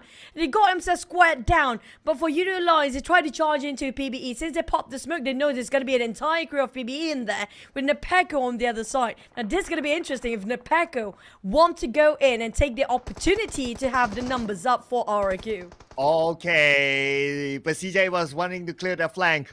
And there's going to be GEEK fam. Audrey with the nade, but Audrey knocked down. One more to go. And this is Yoodo Alliance against PBE. Now, Yoodo Alliance PBE, cool makes the nade down. Are they? Look, Ripple Boy is in critical situation as well. Oh, Leo, knocked down by Rage. PBE defending the ground. Ripple Boy gets H2R. H2R loses the fight, but Ripple Boy knocked down instead. No. But the Rage, wait, not by his own teammate, but it's okay. PBE, wait a second. I thought they defended the ground, but they had a blunder. What a big blunder at that as well. Cool and Rage needed each other out. They cancelled themselves for PBE despite their winning that fight just now. Here comes Nepeko, finish off Yoodo Alliance. Wait, that one person just knocked down on one of the members of Yoodo Alliance, who happened to be still having a full squad on that side, making it free right now. Here comes the rush from these Zavers, taking the challenge against BTR. Tatar with the DBS, the windows greeted by the side of DX, and Yuhai burning off himself. He still needs to reload. Chua holding on his ground, while the rest of the teammates trying to revive each other up. Yuhai going up to the stairs, but going back to the corner. But I didn't see this one coming. Gen Force is crying for help, but DX still Chua finish off UI before he reached out to Gen Force. Well, it's going to be Gen Force now against D Xavier with Lamborghini on his knees. They're in the circle by Chua. Ooh, that burn, but he should be able to reset. PUBGM on the other hand, nails down Keenan on the other floor. Now D Xavier, they are winning this compound for themselves. Oh, it's going to be only one team survive out of this if the circle happen to be in the middle of the road. Chua spotted out Vampires running around across that window, but there's nobody there anymore.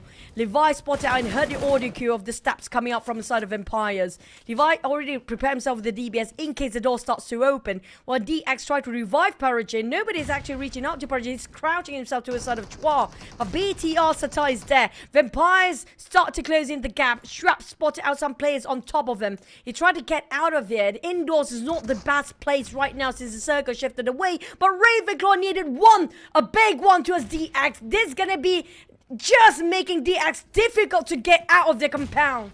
And you know who will take that advantage? It's going to be Vampire. Nade from Satar, knocking down Levi's. Vampire getting closer and closer, but Max now in action, knocking down Gen Force instead. Doing Vampire Esports a favor. Vampire Esports now in the same compound as Satar. Will be the one to take down Levi's. Chua as well. D Xavier out. Now it's only Vampire and BTR in this building. Now Ravenclaw taking the lead to approach from indoors and going up the stairs, while Straps guarding over the windows in case they're trying to jump down. Gen Force being bleeding out right now while Keenan tried to save him up. Satar holding the stairs, making sure nobody tried to breach in. That's going to be the last line of defense. The top ground there is, but Nepeko spotted out by Fnatic. We're down to 5. And Alter Ego with 1 player remaining. And Max survived in the top 5. Max, you made it, buddy. Wow. He made it. Okay. All right. This is crazy for him. Man, MORPH GPS will be looking at this and say, hey, we letting go and now he's in the top 5. But now, circle will close entirely. Stage 9, we're talking about Vampire Esports who need to finish out the fight. Now we have Ravenclaw here with the DBS. Jump shot onto Ravenclaw. Ravenclaw is still alright. Sata has no space to play with. On the other side, that's Tony K. Sata, where he goes, there's Vampire waiting for him. Tony K, no, that was Sata. Sata, DBS gameplay secures the point. Oh, he's gonna go for another one. Shredded almost his vest and his helmet. Down to only 28 bullets in the reserve for his DBS. Will he got enough for those clips in his rifles? I don't think so, but he got shot from behind. It's gonna be Voki from Yoodo Alliance. Just crushed down BTR dreams to get the last chicken dinner of the day. But for Vampires, can they finally secure the chicken after the second, the last map just got himself the second place? Can they finally wrap things around? But Max! Max is here, guys! Max is here! Oh my goodness! Now Max against Stone, but the name for Red Bull Boy will take it out. Now Max against Yoodo Alliance. If Max gets more discussion, will be insane. But it's Yoodo Alliance that we're talking about 3v1, and they're gonna pin down inside the blue. Max has nowhere to go. Max will give himself up, and Yoodo Alliance finally chicken dinner in the grand finals. Man, I have to give it to Max. He sold the entire share from Yoodo Alliance's side. Even though BIGETRON United being eliminated more than half of the team, down to Max, who bailed the ship, who just left the team to die. He redeemed himself by getting the number 2 spot, even got himself some elimination. That guy that you saw running early on, he almost clutched the chicken dinner, but Yoodo Alliance secured it with 3v1 till the end. Yoodo Alliance taking every opportunity they can get. Yeah, totally agree. I mean, Max, he deserves the MVP. If the MVP is not awarded to the winning team, then it's definitely going to be Max. That was insane from him. But we still celebrate the MVP, which is the IGL himself, Red Bull Boy, with the 4 eliminations and 484 damage. That's a nice combination of numbers. But Max, bruh, dude, how do you do it? MORPH GBX, they will look at this match and think to themselves, if they took out Max, it will be a totally different multiverse.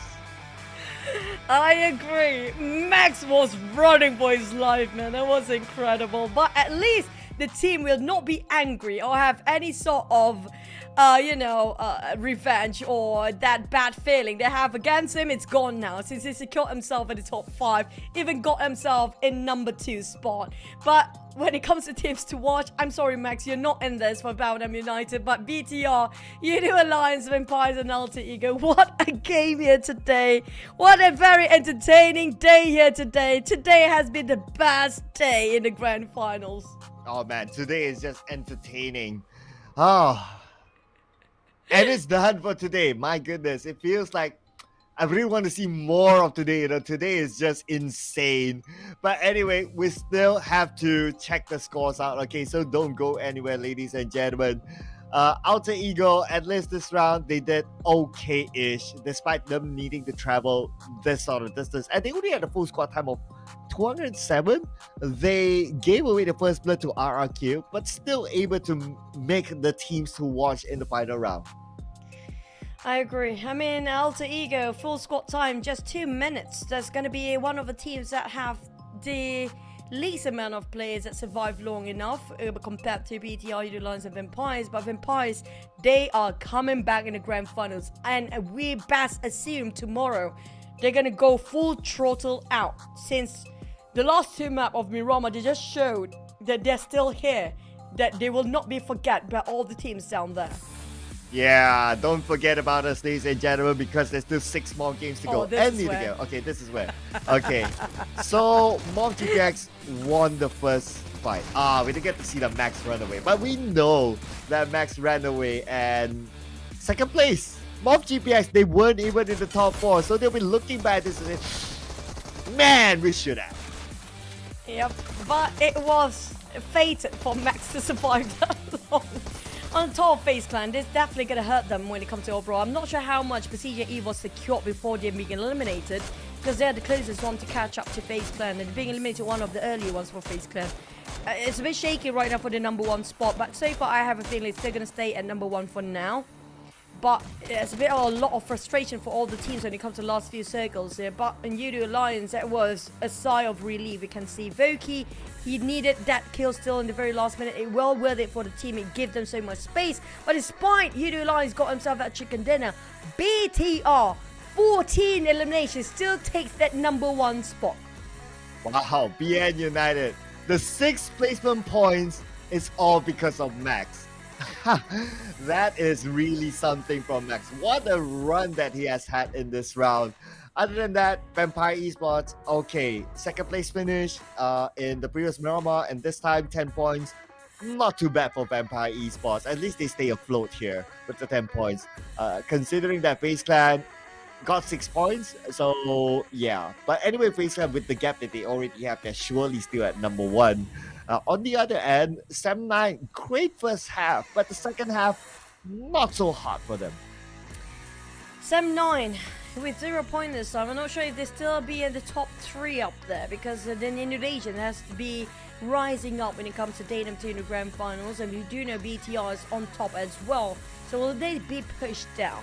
PBE barely got too much scores for today, but we saw them getting themselves one of the best round with 8 eliminations by far. But here comes the score. FaZe Clan still stand at #1, but PERSIJA, EVOS and BTR following pursuit. That's going to be 3 teams cracking the triple digit, with GE being pushed down, finally moving away from the 3rd spot with only 1 point to go to 100 mark. Wow, if you kind of look at this, right? BTR, no chicken, no problem for them. They're still at the 100-point mark, and they're at #3. So doing okay so far for BTR. Only 24 points behind FaZe Clan with 6 more games to go. Vampire Esports, despite the 10-point round, but unfortunately they dropped to the 2nd page at this moment with 88 points. Other notable mentions, I must say, Xavier, who was very good in the league. Now they are at #15. Feels like they're hitting a wall there for the side of Xavier, trying to work things around, but still Tony K taking the lead of season MVP race this time at 140. But watch out for FaZe Clan. Onzons is chasing the numbers up. Same goes for Naperco. I think, look, it's a bit of a gap between them, but between these 3 players, Naperco, Onzons and Tony K, there's a close number. Yeah, all these big names up there from their own respective teams. So Tony K, 6 more games to go to hold on to the FMVP race. I mean, the damage gap is there, and also the elimination gap is there. But you know, 6 more games. Any of these players that we saw on screen earlier on can overtake them. They're all amazing players anyway. Today has been the greatest day of the grand finals. We've seen the best of the best clutch entire history of PUBG Mobile by Master Smile. You cannot forget that for your whole life. We see the best entertaining of Max finally come back after that devastating loss by the entire crew goes down, and he redeemed himself at the very last minute. It's just amazing day here. But we're going to toss it back to our host down there, where they might interview some teams. We don't know who, but let's check right into our host. Toss it back to Tash and Muaz.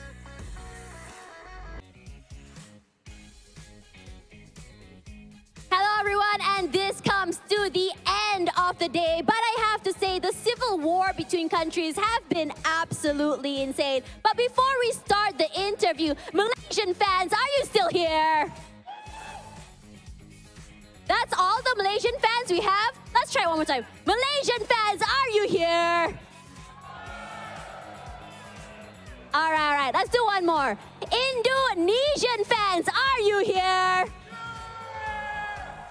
That's what I want to hear, because with me on stage, I have from PERSIJA EVOS, XERXIA, one of the star players to come play on this stage today. And honestly, they've had an insane run over in PMSL SEA. Amount of eliminations they had is one of the highest, and they also were not only first place through the league stage, but also have the highest amount of chicken dinners. So first of all, let's talk a little bit about your roster. Coming into today, I noticed that Luxy was playing in the roster today, and during the league, he really wasn't. So what's going on here with the roster? Ketika league, kita menyadari kalau misalkan Josu itu nggak main pas league, kenapa ya gitu? Karena keputusan coach yang pertama, dan selanjutnya kita satu tim sakit semua. Hanya aku doang di sini yang nggak sakit, jadi pergantian pemain di hari kedua Lynx sakit, jadi ya seperti inilah terjadi.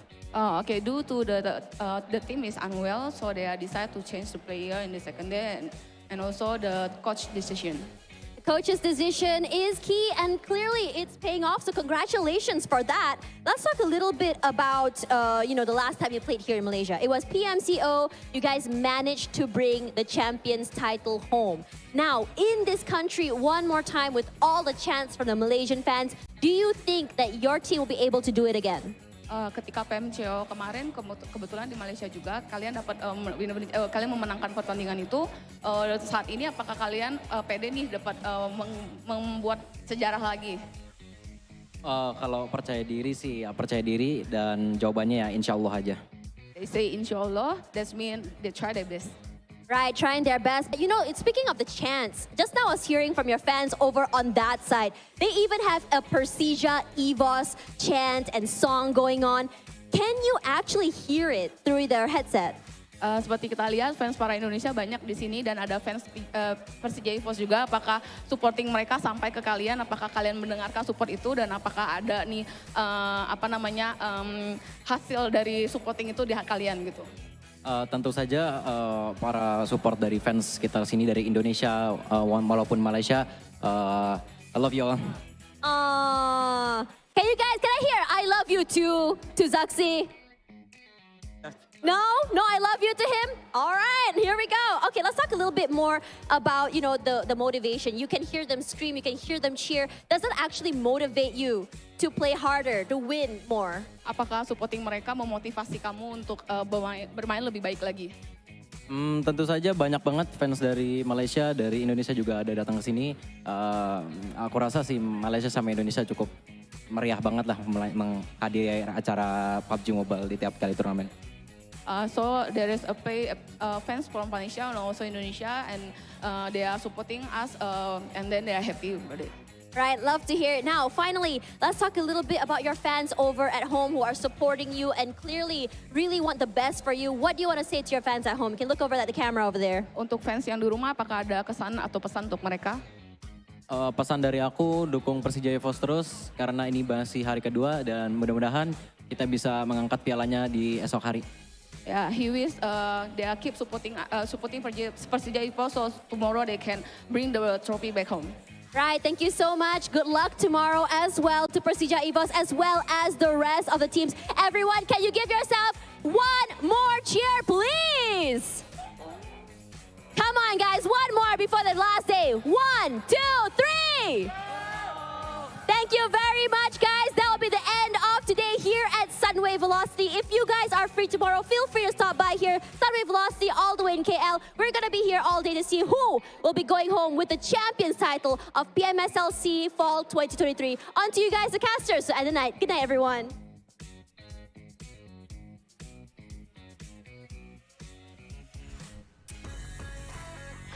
Man, time flies so fast. We're down to the final day here tomorrow, Cloud. Yes, and tomorrow there will be a special segment before we start the tournament, and that is going to be the legendary Yoodo gang to be playing a show match tomorrow. So keep your eye on that, ladies and gentlemen. Make sure you tune in and not miss out on it. Yeah, it's going to be the lineup that used to won themselves the South Asia Trophy back in the days of PMPL. And we're going to see if they're still sharp enough to play tomorrow, or they kind of should be retiring by now. But speaking of which, we're down to only 6 more maps to go. Tomorrow will be our last day, and we start a bit early, if I'm not mistaken, for tomorrow. Just about half an hour, a bit early for the show match. So make sure you guys don't miss that one out.